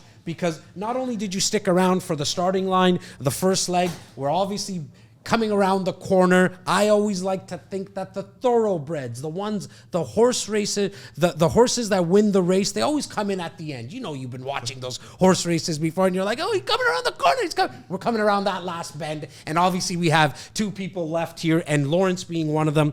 Lawrence, brother, what you guys do at Equiton is awesome. You know, when you got a guy like Darren Voros mentioning your name, who's out there a lot, and he's mentioning your company, and he knows that that's a pretty big, you know, referral that you're getting, a pretty big introduction, right? Let alone from us, because we make sure that our relationships with our service providers are very strong. Talk about the world of Equiton, and then let's speak about investing your registered funds into real estate. Yeah, of course. Look, Darren's vote of confidence and Jazz, your vote of confidence from all the background guys at REC means the world to us. And you already know we've been partners for years and years now with a great mutually beneficial relationship. So Equiton, who are we? What do we do? Equiton's a real estate investment firm that allows investors to invest capital into real estate completely passively, which means you don't need that massive down payment to throw down on an acquisition, which in the GTA can be astronomical. You don't need to go to the bank and get financing at 6.5% today, sometimes even higher, and the stress test qualifications upwards around 7.5%. And best of all, and this is the feedback I get from my clients, you don't have to be a landlord. You're not managing these properties on the day-to-day. And everyone sees news headlines of the strong performance of real estate as an investable asset class, and of course, that is true. But what people don't take into consideration is that when you go out and buy that first property, you're running your own business, right? You're vetting your tenants for credit quality, you're watching your P&L, you're watching your cash flow, you're responsible for fixing the leaky dishwasher. All this stuff falls on you, the business owner, right? And so a company like Equiton will come in and allow investors to participate in physical real estate assets the exact same way, but on a completely passive basis, where you're partnering with Equiton as the asset manager, you're leaving it to the professionals at our firm to do this for you, and you're profiting in not only the cash flow from these buildings, but also the appreciation. Well, you said cash flow of these buildings. What is that? Like, what buildings? What are we talking? Like, what? So you take up my investment, okay, of $25,000. And I think you have something still, and if I overstep my boundaries, please let me know. Do you still have something with like $5,000 investment or something? Yes, we do. Okay. We'll always keep it at $5,000. Darren said it good too earlier. He was like, one of the biggest mistakes he sees investors make is that they think that they need a lot of capital. There's something that he has, which is like 25 grand, I believe. I could be wrong. He's giving me the thumbs up out, from backstage there. But you don't need a lot of money. In fact, you can invest as little as $5,000 into an investment, right? That's pretty cool. We've democratized the world of real estate investing, right? We've eliminated as many of the major hurdles to get involved in an asset class like this as we possibly can. So at Equiton, we're a simple company. We have 3 different investments, but really they're broken into 2 categories, right? On the one side, we have funds, real estate funds. On the other side, we have developments. And developments, they're getting a lot of interest and traction from folks now just because of the sky-high returns, but the funds is usually where I start with my education with my clients first. With a fund, you're investing directly into an entire portfolio of real estate assets, right? So you're getting diversified exposure. And for us, diversification means lower risk, right? Because if one of our buildings' vacancy rate shoots up or one pipe bursts in one building, we're not really affected on the whole because our portfolio consists of 32 buildings. The second thing to know about the funds, not only are you diversified, Jazz, but you're going to get cash flow. Both of our funds, and we have 2 of them, they're cash flow machines. That's really what they do. They're paying generally between, I'd say, 5.8 and 6% to investors. And how is that paid out? Like, it's paid out on the 15th of every month. Okay. Again, we want it to be the same as physical real estate ownership. Pretty cool. You buy a condo, you rent it out, your tenants are going to pay you monthly. We're going to pay you monthly the exact same way. Okay. Right? And the third thing to know is that these investments are liquid. You can buy them today, you can sell them in 6 months, a year, 2 years. Now, there are some restrictions on when you can sell them, but far, far more liquid than a physical piece of real estate, right? Much, much easier to move in and out of than a $2 million duplex or $2 million triplex. And I just want to make sure I heard you properly. You said the returns on that would be somewhere around 6 to 8%? The cash flow. The cash flow, I apologize. 6%. What's the actual annualized The actual return can be anywhere as low as 8%, which isn't even that low, but upwards of 16%. Perfect. So And one of the main reasons I wanted to have you on is because majority of people still, we're all in this world, right? Me, you, Simos, Darren, Chris, Slidem, Chris D'Souza, Patrick Francie. We know that you can invest registered funds into real estate. Majority of my guys and gals still don't know that. And I think that's very important because personally, I advise my clients and myself not to invest cash into a type of investment like Equiton. I personally think that you should invest it into an income property. That's just my thoughts, and we can have healthy debates around it. There's nothing wrong with that. And the reason is because you can see returns as high as 28 to 45% year over year. And so why not take that cash and invest it into an income property? Where I love what you guys do, and so many of my clients have, but majority of them haven't gotten in touch with you guys yet. And I'll let you know how to get in touch with these guys right when we speak with Tyler, because there should be a process and to make sure it's even right. And then this way you don't waste your time, you don't waste Equiton's time, and I'll talk to you about that when I speak to Tyler. I like the fact that you can invest your registered funds where you're probably seeing anywhere from 2 to maybe 4.5% returns through a mutual fund or a GIC, right? You might even see as high as 5. I haven't come across that recently, but call it around 2.5 to 4%. So if you can now invest that money, again, not that smart, but I do know basic math, that if I can see 8.5 to 16% return and still keep it in my registered fund but not have it taxed, not pay a withholding tax. It stays in my RRSP. And you're invested in an asset class you know and love. It's consistent and stable. And that's the other thing that people don't really take into account. They go, oh, your fund pays 9% or 10% or 8%.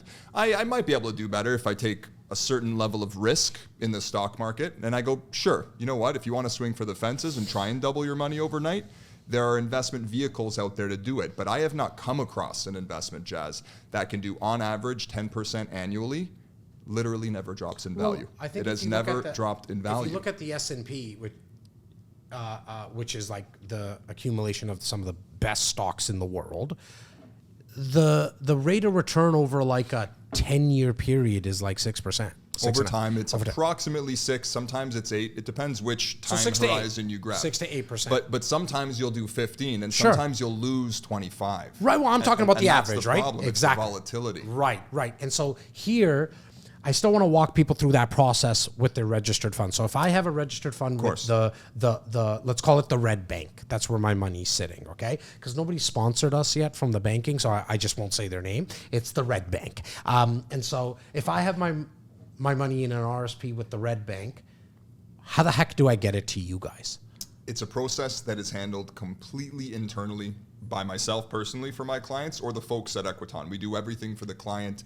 The idea here is just to make it as simple as possible. So we're going to put in a transfer request. We're going to move their capital from whichever TFSA or RSP or LIRA it's currently sitting in, doing nothing, and we'll move it over to a trustee bank that allows for these types of unique private investments to be held within them. So I think beyond that, it gets a little complicated just for our short time and conversation. But if you guys are interested, if your viewers are interested, book an educational call with our team and we can walk you through it in detail. But the point is, you don't have to do anything. Right. We do everything for you. We do all the paperwork. It's a very, very simple client experience. And that's what we're going for, simplicity. Now, when you do that initial consultation with them, what kind of questions are you asking them? And just so my guys and gals know what to be prepared for. I repeat myself so many times on my client calls when I start them. The first thing I say is, this is meant to be educational for you. Yeah. But I'm going to be learning as much about you today as you're going to be learning about who we are and what we do. And I start by going through discovery, right? Who are you? What are your investment goals? How old are you? Are you married? Do you have children, right? What are you trying to accomplish here? Not only today, but 5 years from today, 10 years from today. And then we work backwards. We go, okay, based on the kind of person you are, this might be the best way to proceed.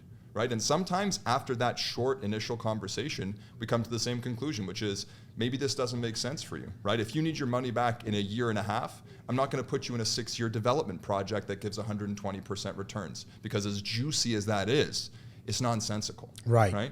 Now, are you regulated, like here from a real estate perspective, I'm regulated in the province. Mm-hmm. I can only sell real estate in Ontario through the Real Estate Council of Ontario. what's like your guys' whole world? Like, I know nothing really about it other than the basic stuff because I've had some conversations with you. Because my concern would be somebody would think like, is this like a fly by the night thing? Is this like are you selling it in the alley? Yeah, Like, these I questions, really, it's come up important. so Good, often. good. A common misconception, because we're a privately held firm, Jazz, Yes. people think that because we're not a publicly traded stock that we exist in the wild, wild west where everything goes. There's no disclosures. There's no transparency. They think we're like a black box hedge fund. But the reality is that couldn't be further from the truth. We're regulated at the firm level. So Equiton Capital is a licensed exempt market dealer. We call them an EMD, and there's a lot of requirements that they're beholden to on that level. But on an individual level, Jazz, I'm licensed, and I renew that license annually. I'm what they call a dealing representative. And so I have a fiduciary responsibility to my clients. My name goes on every single deal or every single investment I do for a client to make sure that it's suitable. So their best interest is always being represented, yes, at the firm level, but also at the individual level as well. So my team, when we sit down and speak to our insiders and do our consultation, we find out what they're looking to do, like similar to what you guys do. In fact, a lot of our consultation is actually stolen from your kind of industry because you guys do what's a KYC, so like know your client. Right. We just came up with a new name and called it a real estate action plan. We weren't that creative that day. And so what we do is find out what they might be wanting to accomplish, and then we speak about certain types of investments. So there's the pre-con, the land development, there's investing your RSPs, there's income properties, there's multiplexes. But we always touch on is that there's benefits to all of them, but there's always things that you want to consider with all of them. Meaning that if someone says to you that there's no risks involved when it comes to like real estate, and even though we're talking about registered funds, there's still risks involved with. Someone tell you there's no risks? I didn't mean to cut you off. You run in away. the opposite direction. No, buddy, it's okay to cut me off. It's good, man. I cut everybody off, so I'm used to it. But you got to run the other way. Yeah, you know what I mean? Well, they're not being forthright with you. Why would you want to do business with So let's like do that? the exact opposite of that, and let's actually give people what some of those risks are, those things that they need to consider when getting involved with you guys.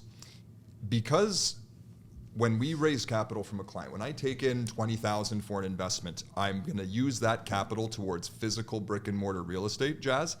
The same risks that exist in a physical real estate investment exist for us. We're not immune from interest rate moves. We're not immune from demographic shifts or immigration policy shifts or real wage growth, right? Rent. All of these things factor into the types of risks that can move a market either upwards or downwards for us. So I don't think it's too different from any physical real estate. The biggest thing for me is time commitment, right? Specifically on those developments, right? Because once you make a development investment, you can't decide 2, 3, 4 months in that you want out, right? These are fully illiquid investments. And so I'm having a very, very lengthy conversation about timeline, the potential for delay, which if anyone's bought a pre-construction condo knows that it can happen, right? And so we're having that stance. Really, it's the time delay that's the biggest risk. Now, overall, like you're obviously having a lot of conversations with a lot of potential investors, people who actually take action and invest. When they start to talk to you about the Ontario real estate market, what's your thoughts on it? Like what feedback are you giving them? Because you guys also are very factual based. Like before you make an investment into a multiplex and you were in the province, I mean, you guys obviously have a massive research team that are looking at a lot of numbers. What is the data telling you in kind of today's environment that still spells making an investment in real estate safe? Yeah, we are a data-driven firm, and we are always looking at that data. But the data is now maybe more than ever shifting at a pretty fast rate. The biggest things for us that we're paying attention to are upcoming potential for recession, so a drop in domestic output, but also we're looking at migration trends, which have been a very, very bullish indicator for us, so a positive indicator. Okay. Most now, when you say recently, migration, like dive into that for me. We all know that the Trudeau government has mandated to let in approximately 500,000 new immigrants into this country over the past 3 years and going into the subsequent 3 years. Last year alone, they doubled that. They did over 1 million. Now, I'm reading news articles just this week of Stats Canada misreporting that number by about 1 million. That is absolutely massive. And it's very bullish for us, particularly with our rental strategy, because when you're a new immigrant to a country, you're not buying a $3 million house more often than not, right? You're coming here, maybe you're a permanent resident or a student, you're going to be renting. And so that's very, very bullish for the majority of our strategies. Right. So that's the really big needle mover for us now. We're paying very close attention to urban centers, particularly the GTA, but also secondary markets. For instance, the Golden Triangle, Guelph, Kitchener, Waterloo, we're looking very closely there to watch these types of trends. But overall, we are extremely bullish on real estate, particularly rental real estate. Rental rates have not dropped. Even though inflation has come down marginally, they have stayed very sticky. And the bottom line, in terms of reasons why, supply and demand discrepancies. There isn't enough housing for these people. It's funny, to live right? in. Because I think almost every person that spoke today, and I know we sounded like a broken record, it all comes down to the supply and demand. Well, we're all reading the same data. And look, real estate can be complicated, but I think it's actually quite easy. Right? The data is out there. Everyone needs a place to live. Real estate, particularly residential real estate, by its nature, is a more defensive investment. And just things don't change that quickly over time. What do you mean by defensive nature? Like, I want you to... Yeah, so we like residential real estate, that particular strategy, because it is defensive. What does it mean? People need two things, ultimately, right? They need to eat, and they need a roof over their heads. So depending on the type of real estate you buy, as long as you're not going super high-end luxury, this is very, we'll call it sticky, right? In terms of people are always going to need to live there. If you're not charging absorbently high rent today, the odds of your tenant turning over is actually quite low, because it probably means they're not going to get a better price elsewhere. And so you're going to generate better returns in markets that maybe are moving sideways or potentially moving downward in a way that you're not going to see in other asset classes. Now, have you seen like your performance be affected significantly because of this high rate environment that we're in? Yeah, every single client I do an educational call with has a question about either inflation or interest rates. And those two things are exorbitantly connected. But rule of thumb, and everyone knows this, there's a negative correlation between real estate asset values and interest rates. Now, the reality is the correlation is a lot more complicated than I think some of the people let on. At Equiton, we're rather unique because we have been underwriting properties with a 10-year fixed mortgage since we started our company 7.5 years ago. Our weighted average interest rate, Jazz, across our portfolio, 3.07%. That's our weighted average interest rate. And the weighted average maturity is just over 7 years. Okay. So I have that 3.07 for at least a half decade, if not more. And they're then, very, very well positioned. Right. And now you're obviously, when you're looking at properties now, though, are you still looking at kind of a 10-year? Like, what are you guys looking at now when you're trying to buy? We're relaxing property? our mandate on the 10-year fixed, right? Okay. Our shlick at Equiton is we see what others don't. Right? Okay. That's the first slogan you're going to see when you go to equiton.com, and it sounds like a cliche statement, but it's true. Right? So whatever strategy we may have used in a lower interest rate environment may not be the strategy we're going to use in a high interest rate environment. Okay. Right? So now, I want everyone to know that he did, my boy here, Lawrence, mention the website, which is equiton.com. But I actually believe that before you even go to the site or get a hold of Lawrence or anybody at the team, I actually think you should be sitting down with our director of real estate investment coaching, which is my next guest that I'm going to be bringing on. And we're going to be sitting and talking about what we actually do through a real estate action plan. But before I bring him on, any parting words for investors in today's landscape, brother? Yeah, I'll close by saying this. Look, I'm a direct real estate investor myself. I own my own rental properties. I absolutely love them. A company like Equiton and a passive investment like Equiton's isn't meant to supplant that. It's meant to complement it, right? It's another tool in the investor's toolbox to achieve whatever financial goals you may have. And I think that's where I'd like to leave it. My brother, thank you so much. I really appreciate you. I know Always a pleasure, that we've Jess. done a lot of stuff together, but every time we call you, you come out. And so thank you for that. Guys, again, to find out what might be your next property that you invest into, the type of strategy that you might want to implement, the team that you need to put into place. What you want to do is actually sit down with what REC Canada has been offering for almost 2 decades now, which is a real estate action plan. I'm not going to steal this gentleman's thunder because most of you know him, especially if you've been in our world for the last, I'm going to say, at least 8 years or decade now he's been coming up to. If you're new to our world, you're going to really get to know this guy because to really do anything with REC Canada moving forward, you're going to need to speak to him and his team. He's the director. It's none other than Tyler Ty Walburn. How you doing, brother? Let's do our handshake. 100%, my friend. It's just been a lot. It's been a marathon. It's been a marathon.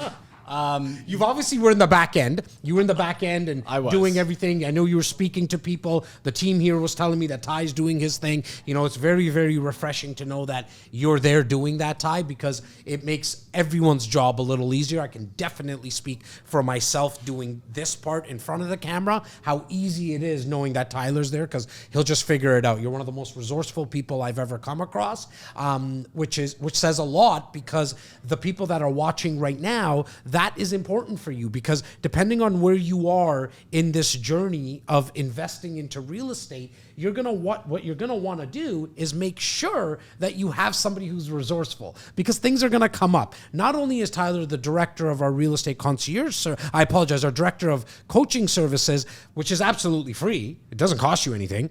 He's also the lead when it comes to our real estate concierge service, which is also free. Why don't you touch on both, brother? Touch on the concierge service, and then I want you to touch on what you actually do through a real estate action plan.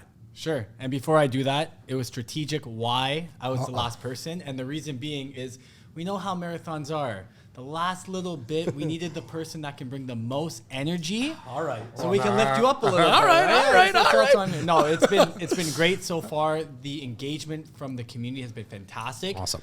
We've done so many Zoom webinars and in person, but Zoom webinars, Jazz. And I know because you can't see the comments or the Q&A. Yeah.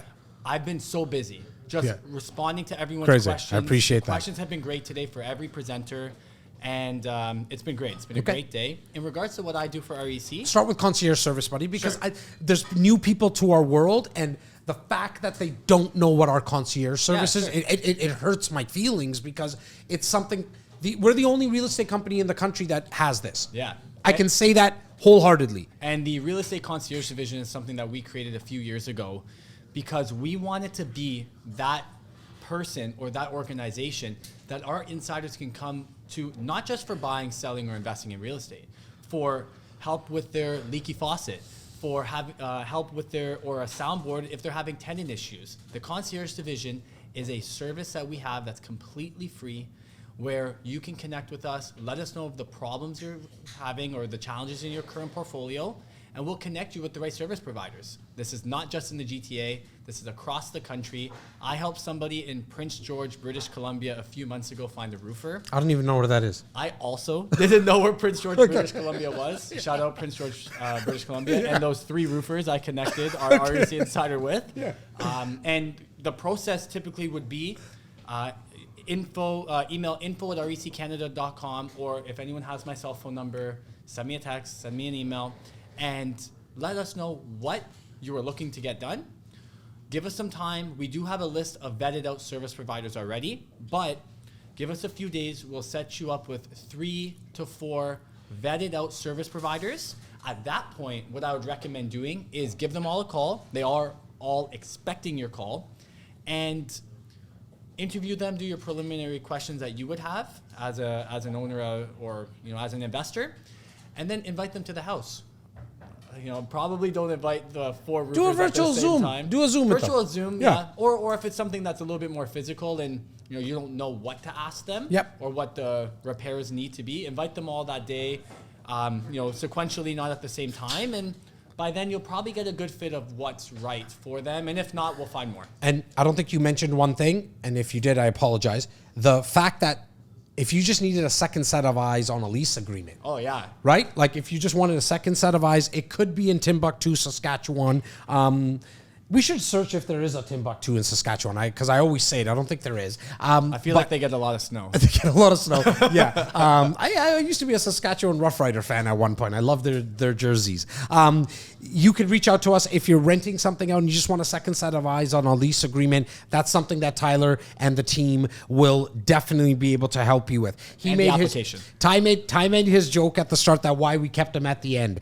But the real reason we kept Tyler at the end is because this is bringing the whole marathon full circle. See, we need to educate you first. Then at the same time, we need to make sure that we offer you an opportunity to take action, because the action takers are the ones who are going to actually create wealth. But some of you have to have that initial conversation. Like, great, it all sounded good, Jazz. Your energy was awesome. You're amazing. Everything, you can walk on water, Jazz. Should I keep going? No. Okay, the team says no. But what happens is that if you don't know where to start, then it's no help to you. And so what we offer, because we have 19 years of experience talking to thousands upon thousands of people, Darren said it here. I think Patrick Francis said it. These guys, they're humble people, right? But we're talking about approximately a couple of $1 billion of real estate is in the portfolios of all the people that you saw today. You heard that? Billions of dollars, guys. And all different strategies. Great point, Ty. Great point. Great to hear. But if you don't know where to start, then it's all for naught. And that's why what I really want you to talk about, Tyler, is like what you've elevated yourself to over. You've been with me now for 10 years here at REC. But like in the last 4 or 5 years, you really have taken the jump. You lead this whole department of ours. It's our coaching services that we offer. I said, again, it's free. And there's paid coaches out there, and do what you want. I would recommend, I'm of East Indian descent and we negotiate over apples back home, and I like free stuff.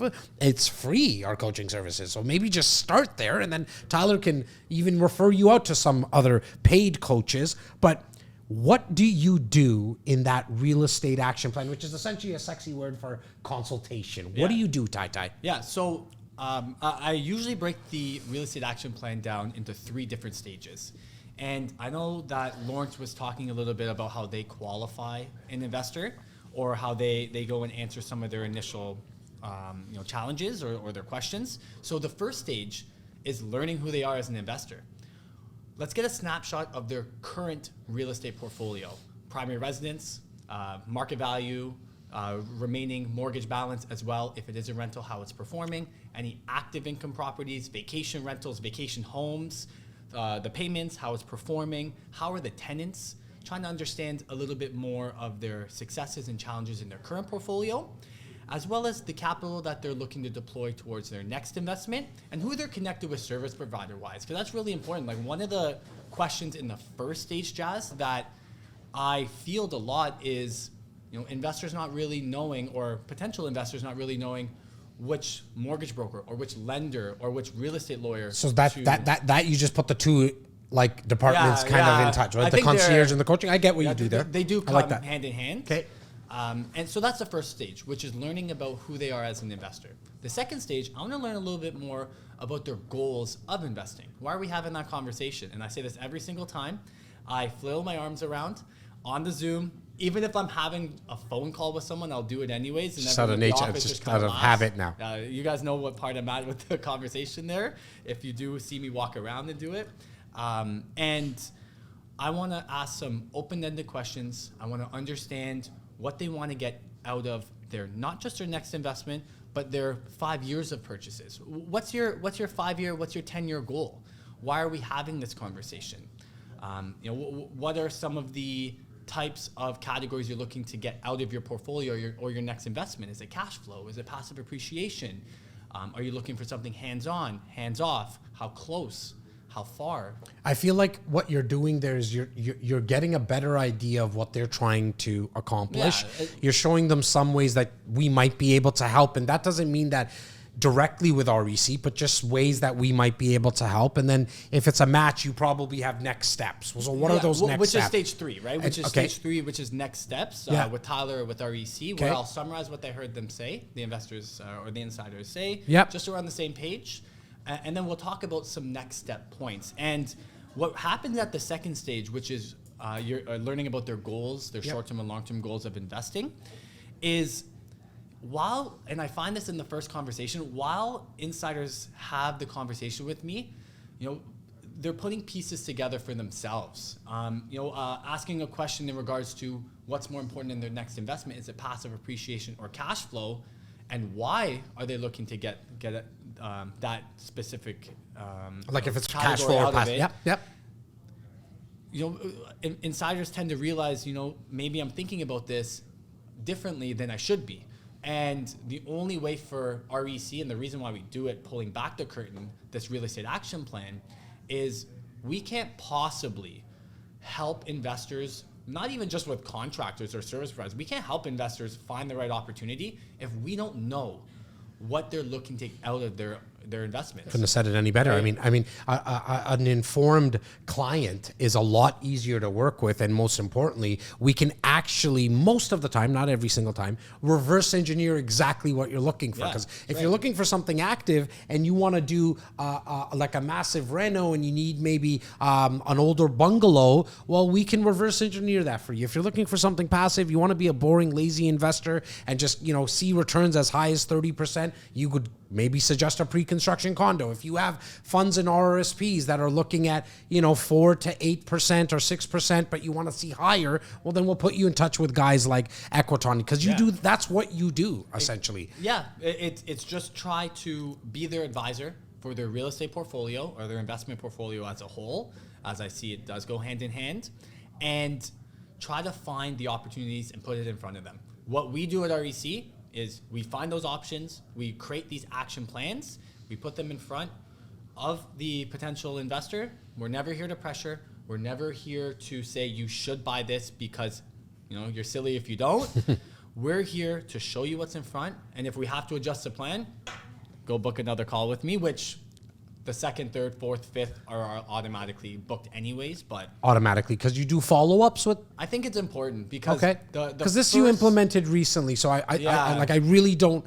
I'm not 100% sure like how that works. So how it works, I find the first 30 minutes, if you and I were doing a real estate action plan, it's more of a brain dump.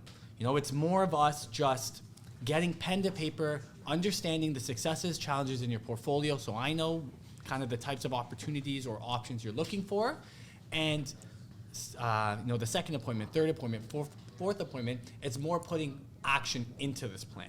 It takes more than one, and I think that's brilliant. It has to. Well, it's brilliant. Look, I think you're respecting the process that somebody needs to go through, but also I want them to know that you're respecting the process, meaning them who's watching and listening and who takes on a real estate action plan. You said the call is automatically booked afterwards. How do they book this call? And just talk about how long it would take as well. Yeah, sure. So the average duration of the real estate action plan would be about 30 to 45 minutes, depending on what we speak about. To book that, visit www.coffeewithrec.com. And for everyone listening, I think it is time for all of our insiders, even if we've done one recently, let's head on to let's hop on a call, hop on a video call, and let's see how REC might be able to help. It's that financial checkup from the neck up. That's right. You know what I mean? Coffeewithrec.com. I know you have to head out somewhere, Ty. Yeah, I'm going to a baby shower today. Okay, I have the presents right here. Do you have everything here? I have everything here. I know you're going to coffeewithrec.com as you're watching right now. Don't go anywhere, Ty. Guys, we've come to that time. We've come to the time that it's the end of the marathon. But I urge you to book that coffeewithrec.com. But I would be remiss if I didn't thank a bunch of people. And so, Stephen, I know you probably have me on the main camera right now, if you don't mind, brother. That's me and Ty. Can you just come to the screen really quickly, brother? Come on over, because when you go 5 hours, you can't make this happen. The rest of the team, please be prepared as shout out well. Steven. That's my boy, Steven Rochester. I love this guy. We're there now? Okay, great. Okay, great. So, my main camera, I thought you were saying the first guy. Steven Rochester has been in the back of this whole marathon all day long. He's been making sure that it's been running properly. You would not been able to view this with more members than just Steven, but definitely I have to call out Steven. Thank you so much, buddy. It was a nice journey. Good shit. I love you. I love making you. you look I good. love you. Alex, come on over here. Without Alex, come on. I know you're shy. Thank you so much. Alex, thank you so much. She's a personal videographer of mine, but when we got to jump on and do things like this, without you, thank you. We couldn't have been able to do it. Well, this is us here. Thank you so much. Where is Mel, and where is Elto, and where is Simos? Let's close off this marathon. Guys, remember, the next 5 years are coming. You're either going to say, I'm glad I did, or I wish I had. First, calling in our VP. You've seen her enough. We got... It's okay. You see her enough. You see her all the time, but she was here the whole time. This bad boy right here, Mr. Simeon Papailias. Mel's not here, or is she hiding out? She's hiding out. She's actually getting you food. Awesome. I appreciate that. Mel is right here. Mel, you got to say hi, because this marathon would not have... Come on over. Come on over. You can bring the bag. Who cares? All right. Guys, everybody who's been bringing in, the person who's been bringing in the guests and coming back and forth, making sure they all arrive on time, the checklist, the schedules, all of it could not have been done without my girl Mel. Love her. To everyone else, we love you.